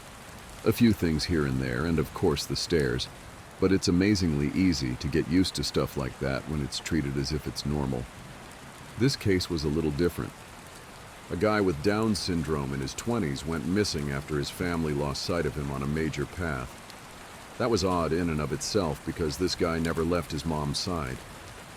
She was absolutely convinced he'd been kidnapped, and unfortunately, a ranger who isn't with the park anymore insinuated that no one was going to kidnap someone. Well, with that kind of disability. Not very tactful to say the least. We wasted a lot of time trying to calm her down enough to get information about him, and then we put out an official missing persons call. Because of the urgency of the situation, him being mostly unable to function alone, we had local police come in and help us. We didn't find him the first night, which was heartbreaking. None of us wanted to think of him being alone out there. We assumed he just kept wandering and was staying ahead of us. We brought out helis the next day, and they spotted him in a little canyon. I helped bring him back up, but he was in bad shape, and I think we all knew he wasn't going to make it. He'd fallen and broken his spine, and couldn't feel his lower half. He'd also broken both his legs, one at the femur, and he'd lost a lot of blood. He was confused and scared while he was alone, so he'd probably exacerbated the injuries by dragging himself a little ways. I know it sounds awful, but while I was riding in the copter with him, I asked him why he'd wandered off. I just wanted something to tell his mother, to let her know it wasn't her fault, because he was fading fast, and I didn't think she'd get to ask him herself. He was crying, and he said something about how the little sad boy had wanted him to come play. He said the little boy wanted to trade so he could go home. Then he closed his eyes, and when he woke up again, he was in the canyon. I'm not sure that's exactly what he said, but it was what I thought the gist of it was. He kept crying, asking where his mommy was, and I held his hand and tried my best to keep him calm. It was cold out there. He kept saying that. It was cold out there. My legs was frozen. It was cold out there. It's cold in me. He was getting even weaker, so he eventually stopped talking, and he closed his eyes for a while. Then, when we were about 5 minutes from the hospital, he looked right at me, with these big tears running down his face, and he said, "Mama won't see me no more. Love Mama. Wish she was here." And he closed his eyes, and he just never woke up. It was horrible, and I don't like talking about it. That case was one of the first ones that really rattled me badly. Because of how badly it affected me, I reached out to a senior ranger, and who ended up helping me through it. As time went on, and we got to know each other better, he ended up sharing one of his own stories with me. It was disturbing, but it helped to know that I wasn't the only one affected by the things going on out there. I think this must have happened before you got here, because I think if it had happened while you were here, you'd have remembered it. I know it didn't end up in the news for some reason, but I think most people who've been here long enough know about it. The park sold off a portion of land to a logging company, and it was a really controversial thing. But it wasn't that large or old of a plot, and it was right after the recession, so we needed cash bad. Anyway, they were felling this plot of land, and we get a call that we need to get our supervisors out right away. I don't know why, but they ended up sending me and a few other guys along with the heads, I guess for power and numbers, to see what was up. We got there, and all these guys are crowded around a tree that they've just cut down.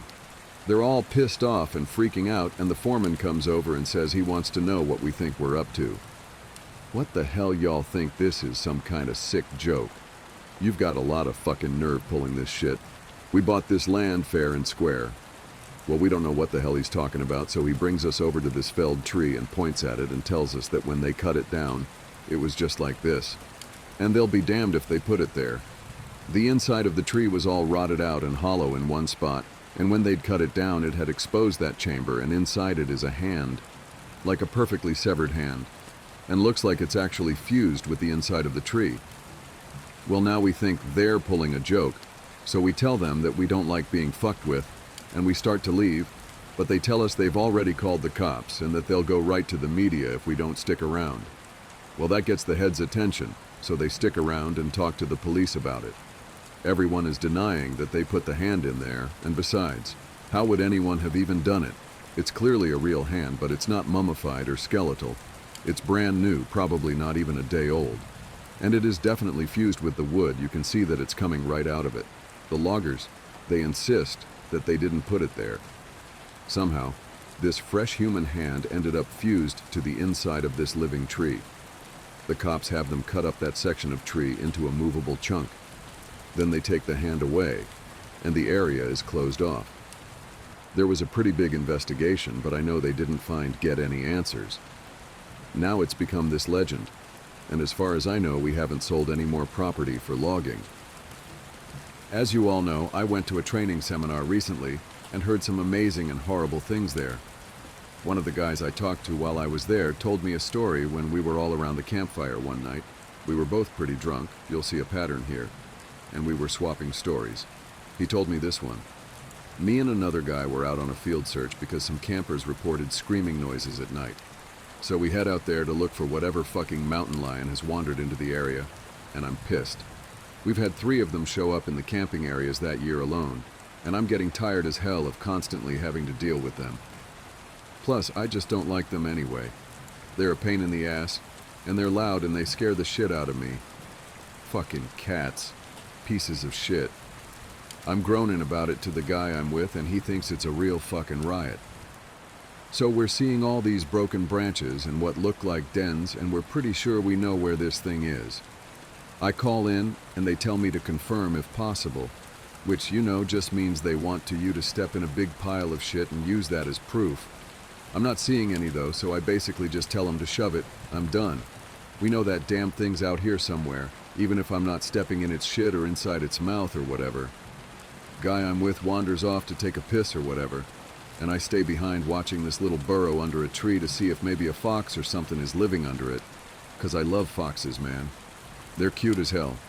But anyway, I'm watching this tree, and I start hearing branches crackling, and it's coming from the direction my partner went opposite of. Now I've got my pistol, but you and I both know that's not gonna do shit against a cat. I cock it and holler for my partner to get his dumb ass back, but he's too far and he can't hear me. I stand up and get my sights on where the thing is approaching, and I shit you not, man, I just about peed myself. This guy is coming toward me, and he's backflipping through the fucking woods. Like, instead of walking, he's doing these crazy fucking backflips, and I swear to God, he cleared every fucking log and bush in his path. It was like he knew right where he was going. I yell at the guy to stop right where he is, that I'm pointing a gun right at him, but he keeps coming, and I just kinda lost it. I shot at the ground in front of him, and it was a dumb fucking thing to do, but man, I didn't want this guy anywhere near me. When I fired, he was about 50 yards from me, and as soon as the gun goes off, he whirls around and goes off, backflipping back into the woods. My partner hears my gun go off and runs back and asks what's up, and I tell him there's some fucking weirdo out here hopped up on God knows what, and we need to get the hell out of Dodge. I let the cops know what happened, and I didn't get in any trouble for firing, but man, I don't know what that motherfucker was on, but I've never seen anything like that before. Shit was absolutely buttfuck crazy. I think we can agree that there's stuff going on out here in the woods, and while I'm not going to spout off about what it could be, or offer any theories, what I want people to take away from all of this is that it is so damn important to be safe when you're out there. I know a lot of you think you're invincible, but the fact is that you can die out there, or be hurt, or go missing. It's easier than you'd ever imagine. I'm a search and rescue officer for the U.S. Forest Service. I have some stories to tell. I wasn't sure where else to post these stories, so I figured I'd share them here. I've been an SAR officer for a few years now, and along the way I've seen some things that I think you guys will be interested in. I have a pretty good track record for finding missing people. Most of the time they just wander off the path or slip down a small cliff, and they can't find their way back. The majority of them have heard the old stay where you are thing, and they don't wander far. But I've had 2 cases where that didn't happen. Both bother me a lot, and I use them as motivation to search even harder on the missing persons cases I get called on. The first was a little boy who was out berry picking with his parents. He and his sister were together, and both of them went missing around the same time. Their parents lost sight of them for a few seconds, and in that time, both the kids apparently wandered off. When their parents couldn't find them, they called us, and we came out to search the area. We found the daughter pretty quickly, and when we asked where her brother was, she told us that he'd been taken away by the bear man. She said he gave her berries and told her to stay quiet, that he wanted to play with her brother for a while.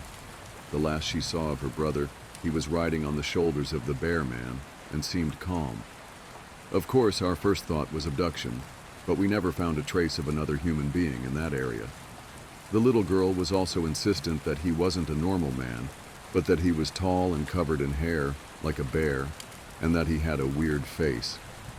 We searched that area for weeks. It was one of the longest calls I've ever been on, but we never found a single trace of that kid. The other was a young woman who was out hiking with her mom and grandpa. According to the mother, her daughter had climbed up a tree to get a better view of the forest, and she'd never come back down. They waited at the base of the tree for hours, calling her name, before they called for help. Again, we searched everywhere and we never found a trace of her. I have no idea where she could possibly have gone because neither her mother or grandpa saw her come down. A few times I've been out on my own searching with a canine, and they've tried to lead me straight up cliffs. Not hills, not even rock faces.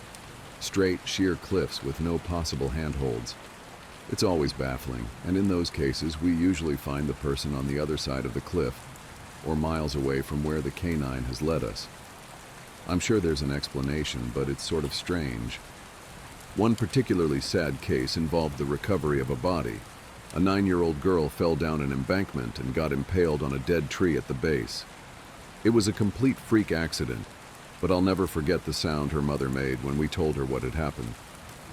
She saw the body bag being loaded into the ambulance, and she let out the most haunting, heartbroken wail I've ever heard. It was like her whole life was crashing down around her, and a part of her had died with her daughter. I heard from another SAR officer that she killed herself a few weeks after it happened. She couldn't live with the loss of her daughter. I was teamed up with another SAR officer because we'd received reports of bears in the area. We were looking for a guy who hadn't come home from a climbing trip when he was supposed to, and we ended up having to do some serious climbing to get to where we figured he'd be. We found him trapped in a small crevasse with a broken leg. It was not pleasant. He'd been there for almost 2 days, and his leg was very obviously infected. We were able to get him into a chopper, and I heard from one of the EMTs that the guy was absolutely inconsolable. He kept talking about how he'd been doing fine, and when he'd gotten to the top, a man had been there. He said the guy had no climbing equipment, and he was wearing a parka and ski pants. He walked up to the guy, and when the guy turned around, he said he had no face. It was just blank. He freaked out and ended up trying to get off the mountain too fast, which is why he'd fallen. He said he could hear the guy all night, climbing down the mountain and letting out these horrible muffled screams. That story bothered the hell out of me. I'm glad I wasn't there to hear it. One of the scariest things I've ever had happen to me involved the search for a young woman who'd gotten separated from her hiking group. We were out until late at night because the dogs had picked up her scent. When we found her, she was curled up under a large rotted log. She was missing her shoes and pack, and she was clearly in shock. She didn't have any injuries, and we were able to get her to walk with us back to base ops. Along the way, she kept looking behind us and asking us why that big man with black eyes was following us. We couldn't see anyone, so we just wrote it off as some weird symptom of shock. But the closer we got to base, the more agitated this woman got. She kept asking me to tell him to stop making faces at her. At one point, she stopped and turned around and started yelling into the forest, saying that she wanted him to leave her alone. She wasn't going to go with him, she said, and she wouldn't give us to him. We finally got her to keep moving, but we started hearing these weird noises coming from all around us. It was almost like coughing, but more rhythmic and deeper. It was almost insect-like. I don't really know how else to describe it. When we were within sight of base ops, the woman turns to me, and her eyes are about as wide as I can imagine a human could open them. She touches my shoulder and says, "He says to tell you to speed up. He doesn't like looking at the scar on your neck." I have a very small scar on the base of my neck, but it's mostly hidden under my collar, and I have no idea how this woman saw it. Right after she says it, I hear that weird coughing right in my ear, and I just about jumped out of my skin. I hustled her to ops, trying not to show how freaked out I was, but I have to say I was really happy when we left the area that night. This is the last one I'll tell, and it's probably the weirdest story I have. Now, I don't know if this is true in every SAR unit, but in mine, it's sort of an unspoken, regular thing we run into.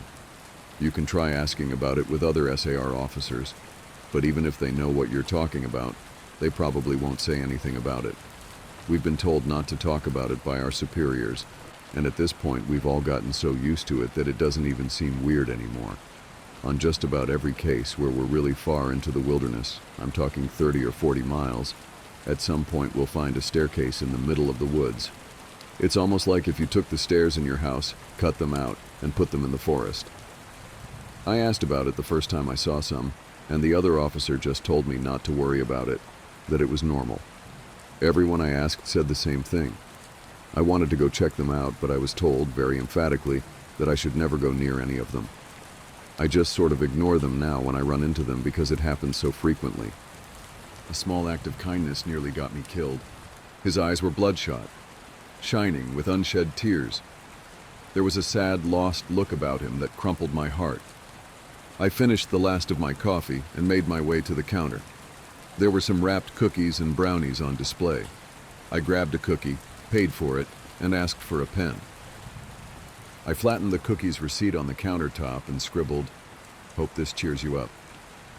In low tones, I asked a favor of the cashier to send the cookie and note over to the man after I had left. The heartbroken one in the corner. He was easy to spot. I left and thought nothing more of it. Dwelling on it would give me anxiety. Like, what if he was crying from a breakup and that cookie resembled what his ex used to make for him and made him sadder? Or if his mom just passed and that was his mom's favorite cookie? Best not to imagine the consequences. Just hope for the best and move on. The next time I was at the cafe, it was the same cashier. She took my order, then hesitated. She seemed to want to say something to me, but she didn't and turned away after a moment. I went home after getting my triple shot coffee. Lots of work to do, and I hadn't had enough sleep. The triple shot worked magic. I finished the entire day's work by 3 p.m. and had time to tend to my plants. I repotted the 2 new babies my aloe vera plant had birthed. They were the 26th and 27th aloe vera babies. The mother plant was beyond fertile. I had to find a way to rehome them. My house was turning into a jungle of aloes. I was placing some of the pots outside my corner apartment when I shuddered, for no good reason. I turned around, looked down the corridor. No one was there. But the feeling of being watched continued. I quickly put up the handwritten sign, "Free aloe vera plants, help yourself," by the pots of aloe veras. Then I restocked the canned drinks I kept outside next to a sign that said, "Thanks for the delivery. Please help yourself to a drink," and went back in. I didn't leave my home until dinner time. I had a quick dinner out, got back, and noticed a little scratch on my door, around where the latch was. I must have scratched it with my keys at some point. I headed in, showered, and went to watch a movie in bed. It wasn't a horror movie, but something felt off. The energy of my house felt off. There was a weird, almost viscous tension in the air. Then again, I had been pretty stressed in the past week. That was probably it. I watched a rom-com, then 2, then 3, until I fell asleep. I woke up to my alarm the next day. I reached out from under my covers to switch it off. For once, I hadn't kicked the blanket off in the middle of the night. I usually woke up slightly freezing because of that. I skipped going to the cafe for my morning coffee.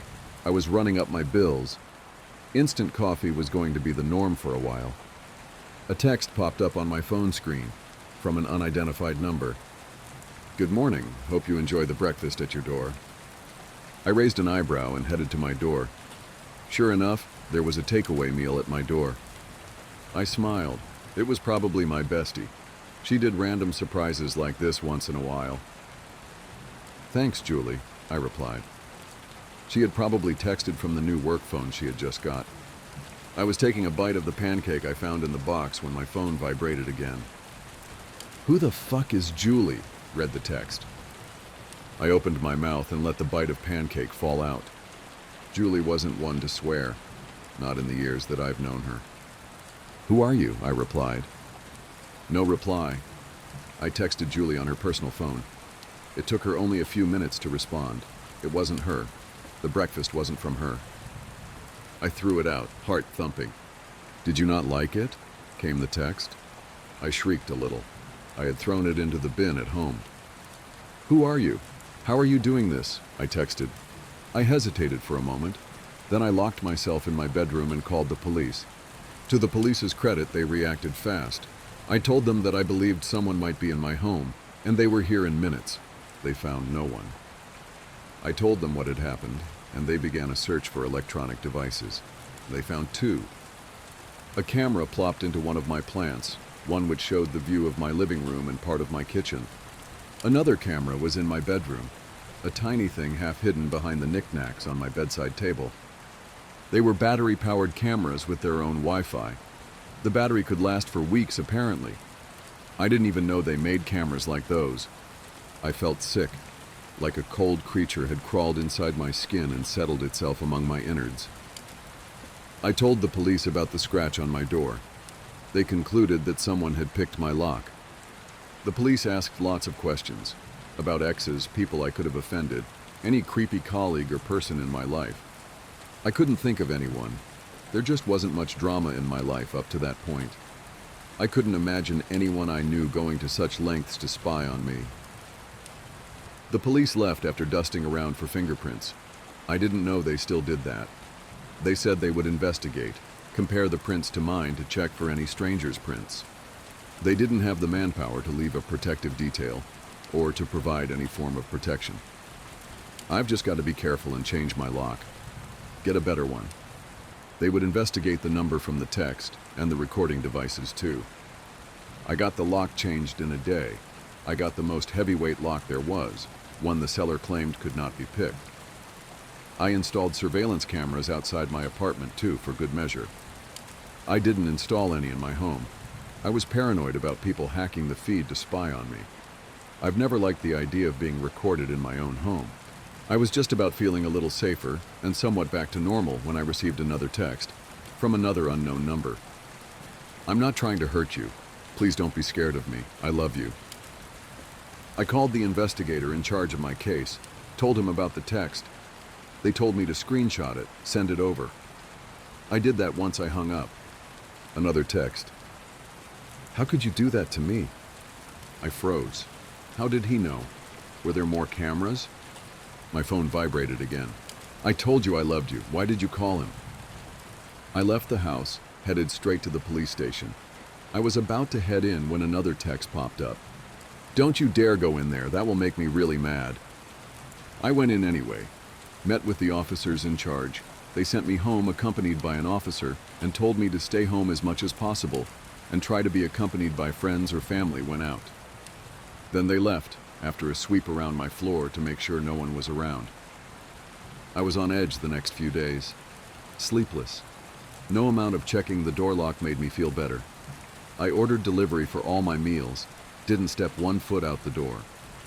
I made the delivery guys leave the food at the door and opened it only when I was sure they had gone.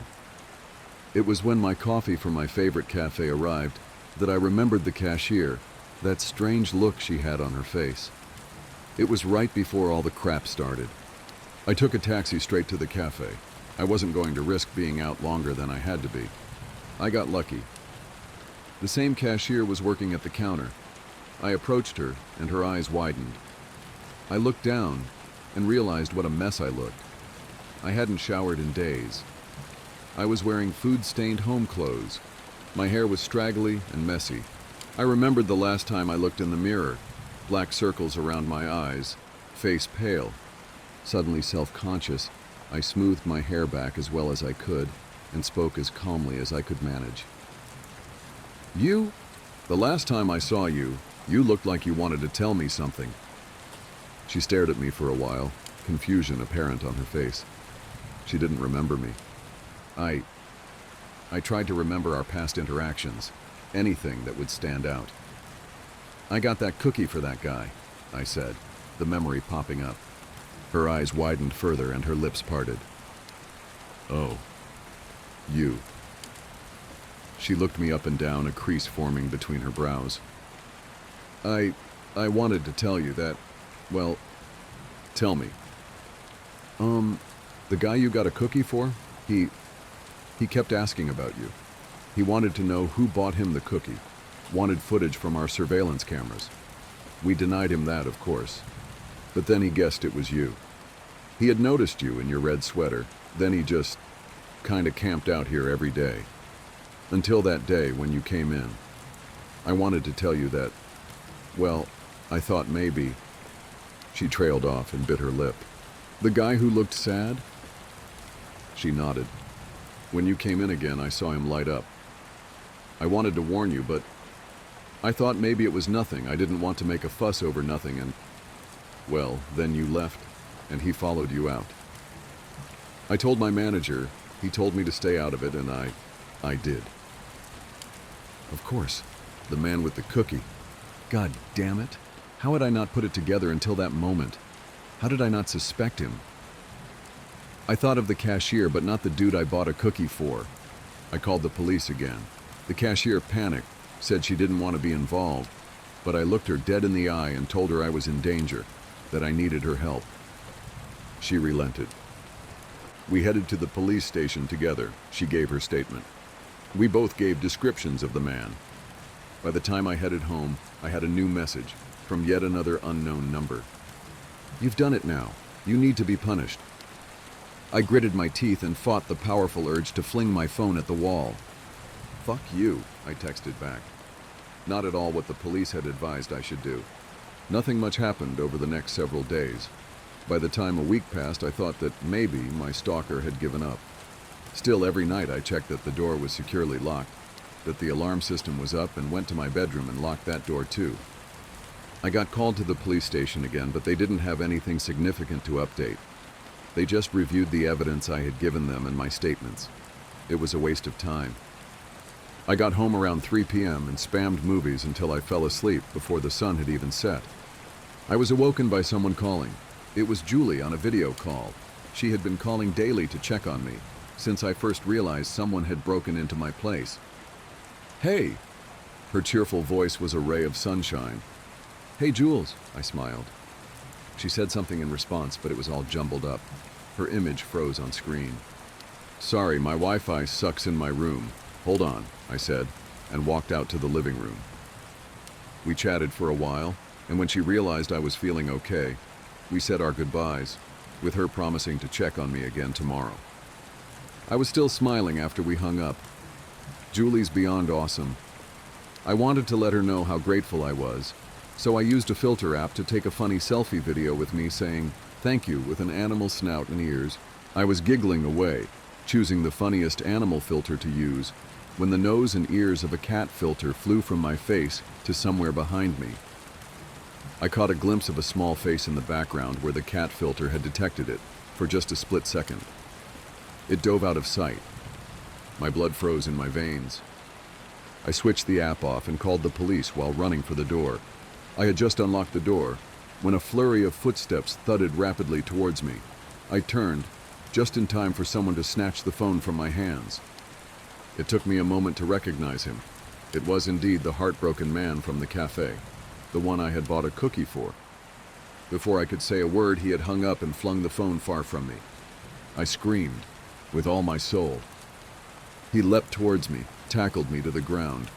I landed hard on my back, head bouncing off the floor. I was stunned, breath knocked out of me. He covered my mouth and pulled out a knife. "Why did you force my hand? Why are you making me do this? We could have been happy together," he said. He began to drag me, hand still covering my mouth. I was too winded and dazed by the blow to my back and head to do anything more than struggle weakly. When he dragged me round the corner to where my bedroom was, I tried to hold onto the wall, but he was too strong. He pulled me free and tugged me down the corridor to my room. Then I heard a knock on the door. I tried to scream again, but he pressed his hand hard over my mouth and held the knife to my throat. I stopped flailing. We were still for a long time, his knife digging into the skin of my throat. There wasn't another sound from the door. Whoever it was must have left. My one hope shattered. After another agonizing minute, he turned me towards him, hand still over my mouth. I took in great gulps of air as he gazed at me sadly. "I love you. I just want us to be together." He looked down at his knife. "Nothing ever works out for me. We'll just have to be together. In the next life." My eyes widened. What the hell? He stroked my cheek with the back of his hand, the hand that was holding the knife. "You love me too, right? There was something. You felt it. That's why you bought me the cookie." Oh, that goddamn fucking cookie. Fuck me for ever having wanted to do something nice for someone. Now they know how I look like. They think I want to hurt you. They are trying to take me away. We can only be together, in death. in our next place. Shit. Shit. Dot. I shook my head at him. If he would uncover my mouth, I could lie. Tell him whatever he needed to hear. He gently placed the knife against my throat. You know I have to do this. For us. How the hell did this guy get this intense, this obsessed, this insane in such a short period of time? Over what, a bloody cookie? I tried to yell at him to stop, but he wouldn't move his hand from my mouth. Then I saw it. A movement behind him from around the corner. A face peered from behind the wall, wearing a nervous expression. When he caught sight of my stalker looming above me, his eyes widened with fear.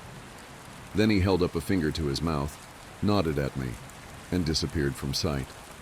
Yes, salvation, if my savior moved fast enough. It's really been so amazing, our time together. Until you went yet again to the police station. I thought we had worked things out. I thought you... The other man, my savior, charged out from around the corner, a glass bottle in hand. My stalker leapt up, turned just as the other man swung the bottle at his head.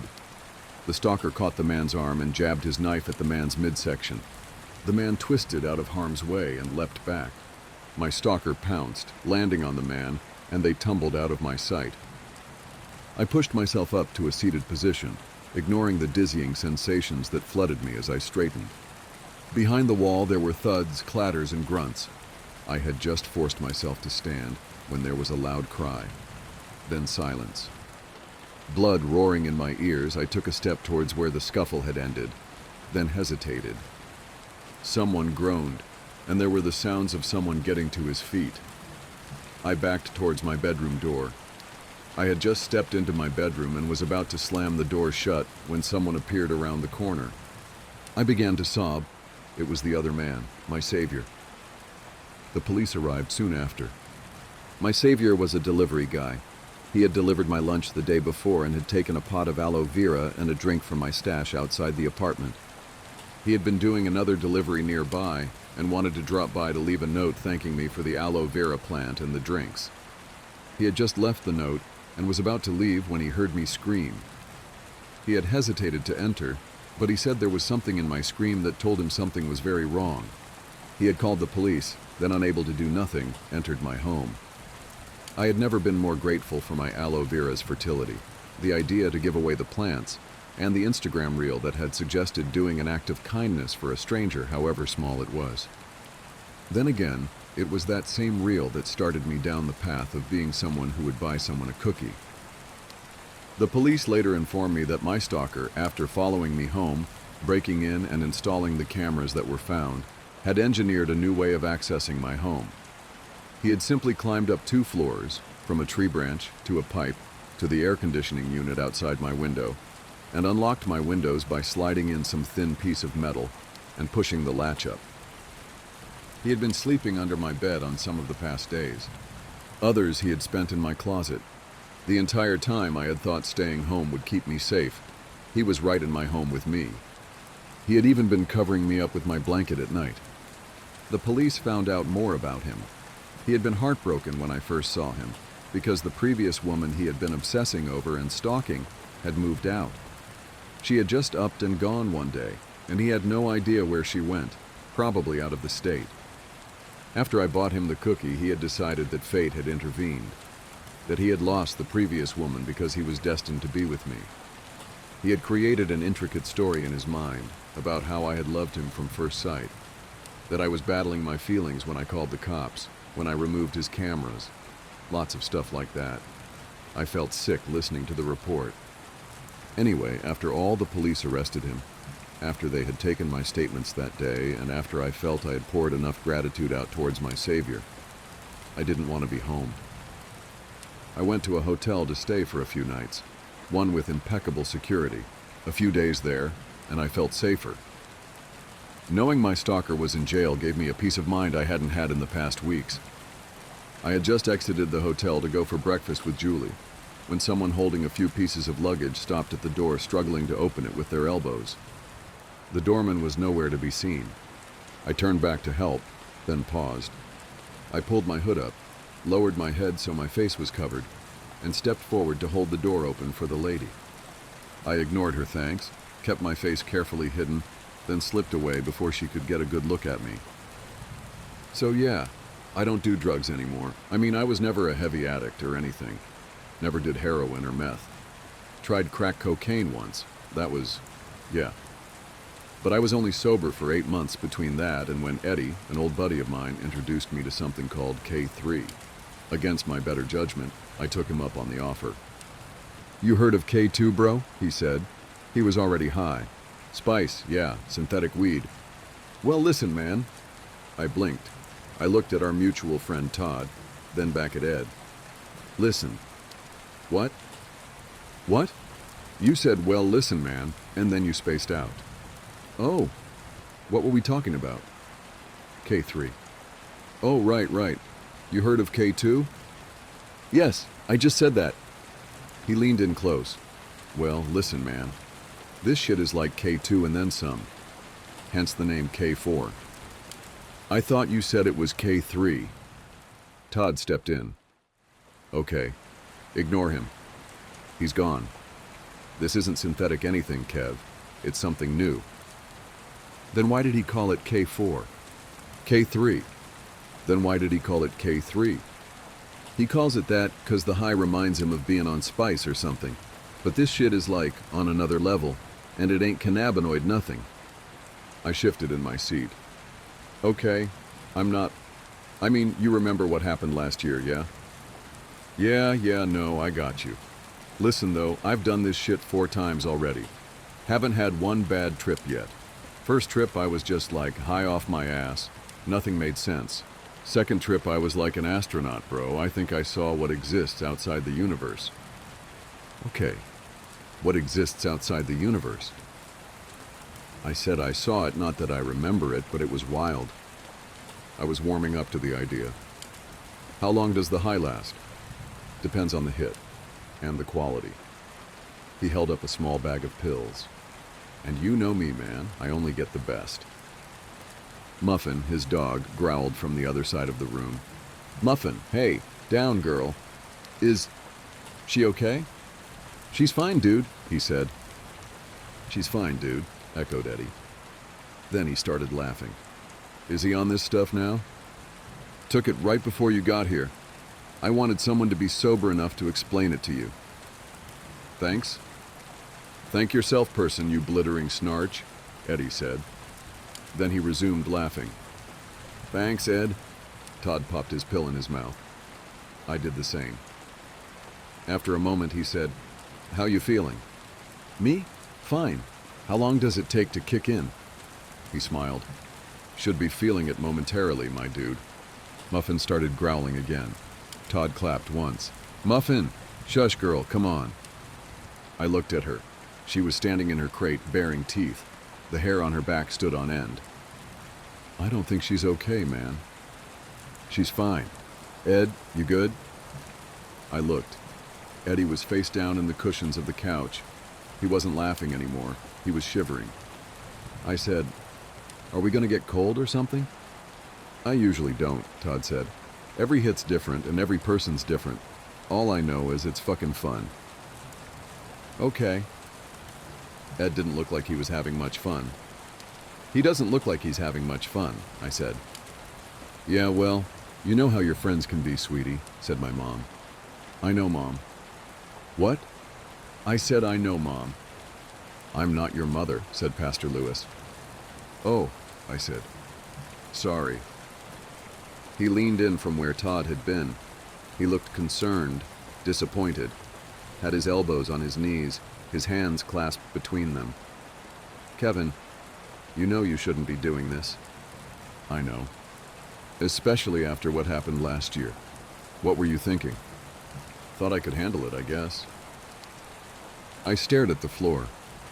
The way the colors on the carpet swirled in and out was always so mesmerizing. "It's going to be a bad trip, you know." I looked up. Pastor Lewis had on that old evil smile he always had. Or did he? I furrowed my brow. "What?" "It's going to be a bad trip," he said again, in a deeper voice. "Todd said all the trips he'd had were fun. That doesn't mean it's impossible to have a bad one." "Oh," Pastor Lewis doesn't sound like that. Man, who the fuck is Pastor Lewis? Said Pastor Lewis in Todd's voice. I blinked. Todd was sitting there looking at me like I'd lost my mind. I cleared my throat but couldn't feel it. My old youth pastor from back in the day, I said. Muffin barked from her kennel. It was a deafening, alien-sounding bark, gravelly, dark. I looked over at her. She looked at me. She barked again, but this time didn't open her snout to do so. Whoa, I said. What? Said Todd. He was crawling on the ceiling, looking down at me in a way that should have broken his neck. Cool how your dog can bark without moving her mouth. Can you sit down? You're weirding me out. Yeah, sorry, Pastor Lewis said, before sitting down and becoming Todd.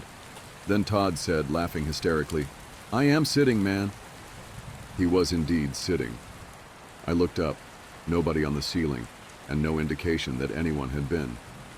He was doubled over with laughter, howling, aching laughs. He held his stomach. Is it that funny? It ain't that, Todd said. The spiders in your ears are singing. I smiled. Oh yeah? What are they singing? Todd couldn't stop laughing long enough to respond. But he didn't need to. I could hear it too. Dude, I said. It's the song from Snow White and the Seven Dwarfs. Todd laughed even harder. Man, what? What? You spelled it wrong, my dude. What? Go back. You spelled dwarves wrong. It should be dwarves, not dwarfers. What the fuck is a dwarfer? I scrolled up. There it was. Dwarfers. Huh, that's weird. Huh, that's weird. Todd was still laughing, far harder and longer than the situation warranted. How am I seeing words I spoke? I asked. I grabbed at the R in dwarfers so I could rearrange the word, but the R slapped me just as Muffin barked again. Bark smack, just like that. A single bark. Sounded like Satan. I sat back down. Easy there, dwarfers, I said. I'll just spell it right next time, damn. Make sure you do, said Muffin. One by one, the letters comprising the word dwarfers headed out the kitchen window. Dude, I said. Todd, the letters are escaping. Stop the letters, stop the letters. I can't hear you, bro, said Todd, in Pastor Lewis's voice, or Pastor Lewis in Todd's voice. Who were they again? Fuck. Whoever it was said, come downstairs. I am downstairs, I said, before stubbing my toe on his bedroom dresser. I took a step back. I was in his bedroom upstairs. Place was a wreck. Wait, how did I... Come downstairs, said Muffin demonically. I couldn't see her, but somehow I just knew she was standing at the bottom of the stairs, on two legs, with her head upside down. You know when you just know a dog will look like that? It was one of those times. That's okay, I said. I like it up here. I pulled one of his dresser drawers out, dumped out all his underwear and condoms, and put it on my head for protection. No way you're getting me now, you bitch. I sat down on his bed, but his bed was on the other end of the room. Ow, I said, sitting on his floor. Hurt my ass. Go downstairs, said Muffin. From so close behind me, she must have been inside my head. Get out of my head, I said. The power of the dresser drawer compels you. He was crawling on the ceiling, looking down at me in a way that should have broken his neck. Hey! He was crawling on the ceiling, looking down at me in a way that should have broken his neck. Stop it. He was crawling on the ceiling, looking down at me in a way that should have broken his neck. Stop repeating that sentence. What sentence? Said Todd. He was in his room. At least I think he was. I don't know, man. I blinked again. He wasn't there. I could hear him laughing downstairs hysterically. Holy shit, I could hear myself say. I sounded distant, underwater. I am not in control right now. I started crawling towards the hallway, and he was crawling on the ceiling, looking down at me in a way that should have broken his end. I shoved the sentence aside. The letters crashed into the wall and melted. I kept crawling, but now my hands were getting stuck in the quicksand. Shit, I said. Here we go. I made it to the door, but the dresser drawer on my head was too wide. I turned it the other way, the only possible solution to that problem, and went for the stairs.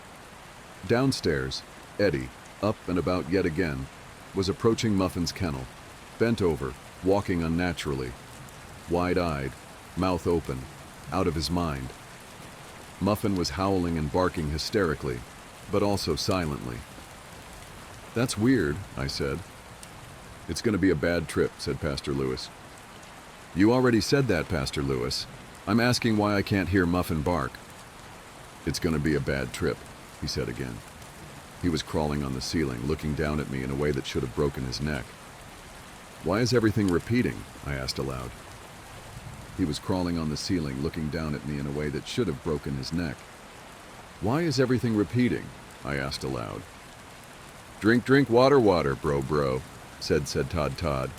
He handed me a glass, and I tried to drink it upside down. The water spilled into the swirling vortex that was his floor. "Oh man," I said, "I lost the water." "Where did you have it last, sweetie?" said Mom. I looked at the empty glass. "I can't remember. Hey, Roy Rogers, what did I do with my water, man? Did I eat it?" Roy Rogers didn't respond. He was too busy floating on an upside-down chair that was attached to the ceiling. "Snarch," said his chair. Roy Rogers, who was also my Uncle Mo, tipped his hat. "Let me know if you find it," I said. "I could have sworn I had it." Bark, bark, bark, bark, bark, bark, bark. "Ah!" "It's going to be a bad trip, you know." "Why am I just now hearing Muffin barking? That was like an hour ago." I looked over. Eddie had picked up her kennel, with her still inside, and was holding it above his head. She was consumed in absolute and utter panic, and he was trying to eat the entire crate. He unhinged his jaw to fit it inside, revealing exactly 14,543 razor-sharp teeth the size of railroad spikes. Bark, bark, bark, bark, bark, bark, bark. "Ed, stop!" "I heard myself say," I said. I squeezed my eyes shut and shook my head. "Ed, stop," I heard myself say. "Why?" His face was static, like when you turn your TV to a channel you don't own. "Ed, put her down and get that static off your face." He was crawling on the ceiling, looking down at me in a way that should have broken his neck. "What?" Eddie said. He dropped the kennel. Muffin yelped. "I don't know, man," I said. "Your face is all statusy, like when you turn your TV to a channel you don't own." "My face is static," Eddie said through the static. He started clawing at it. "And who's crawling on the ceiling, looking down at you in a way that should have broken his neck?" That sentence seemed out of place. I heard the words, but didn't see them coming from Eddie's mouth. In fact, Eddie wasn't even standing there anymore. He was in the kitchen, getting a knife. Shit. It's going to be a bad trip, you know. "Shut up, Pastor Lewis, I know that now." Eddie started swiping the knife in front of his face. "Get off me, Static," he said. "Get off me, Static." I put the knife down. "Ed, stand up." "Wait, I stood up," Eddie knifed, putting the said down. Damn it, I stood up. "Ed, put the knife down." There we go. It's going to be a bad trip, you know. I turned around. Pastor Lewis was at the top of the stairs. But it wasn't Pastor Lewis. It was a perfectly black figure. "Pastor Lewis, black is slimming on you." "Come upstairs," said the figure. It didn't sound like Pastor Lewis anymore, but it did sound like static, almost as if the static had formed itself into words. "I can't. I have to save my friend from the static knife." "Come upstairs," said the figure. "Come upstairs, come upstairs, come upstairs, come upstairs, come upstairs, come stairs up, come stairs, stairs, ceilings, ceilings." He was crawling on the ceiling, looking down at me in a way that should have broken his neck. Neck, narc, narc, bark, bark, bark, bark, bark, bark, bark, bark, bark, get off me, static, statywake, stat, I see, stat, I see. Yo, who the fuck is Pastor Lewis? He was crawling on the ceiling, looking down at me in a way that should have broken his neck. "Come upstairs," Dwavra is sweetie. "It's gonna be a bad trip, you know. No. I was falling, I realized. falling, falling, falling. And it was hot. Wherever this endless tunnel was, it was dark and hot. That's a bad combination usually, isn't it? I haven't been in many dark and hot places, but having experienced it, I can say I'd much rather be in bright, cool places. "Help me," I said. I felt asphalt. "Help me, I'm falling." Now I saw lights coming on from the side of the pit. "Come upstairs," said a single voice from behind me that was also Todd, Pastor Lewis, Eddie, and my mother at once. "This isn't a bad trip, Kevin," the voice continued. "It's real, and you know that. What you thought was real was the trip. Time, space, those are illusions. This is what exists behind the veil. This is the nothingness that exists outside the universe. This is the nothingness that awaits you at the end." "No!" Falling. "Get him to his feet. Come upstairs and get that thing off his head. Come upstairs. Join the static. Static, static, bark." "Are you okay?" I blinked. "Hey, kid," said the officer. "You okay?" I looked around. I was lying in the street. Concerned neighbors. Police cars everywhere. Most were in front of Eddie's house. Muffin whimpered in her crate next to me. What? What happened?" "Well, you're out here screaming, 'I'm falling, I'm falling,' no. With a dog kennel, a dresser drawer on your head, and no shoes. I was hoping you'd tell me." "I think I was saving Muffin," I said. "Who's Muffin? The dog?" "Yeah." "Saving her from what?" "My friend was going to kill her, I think. Then he tried to cut his face off because it was all static. Holy shit." My now sober brain processed unsober words. "Holy shit. That stuff was insane." "Yeah, I'd say that's a fair assessment, dumbass. You're lucky you didn't jump off the roof. Can you stand?" The officer helped me to my feet. I stumbled towards his car. "Wait," I said. "What happened to Todd and Eddie? Are they okay?" He looked at me. "No, kid. They're not okay. This is why you don't fuck with this stuff. Now we have to clean up what's left. Sit there." He went off to talk to the other officers and the paramedics. Shit.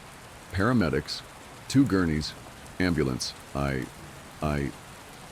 came to a full 36 hours later in my own bed. As I later found out, Eddie did succeed in getting the static off of his face, along with the rest of his face. And the last I heard of Todd, he was in a straitjacket. Muffin was given to the shelter, and then to another family. So there's some good news, at least. As for myself, I was told the effects might never wear off. I didn't believe them at first. I mean, who would? And how do you even process that kind of news? Fuck, I don't know. All I know is that the black figure is still standing at the end of my hallway, asking me to join it. I can still hear static,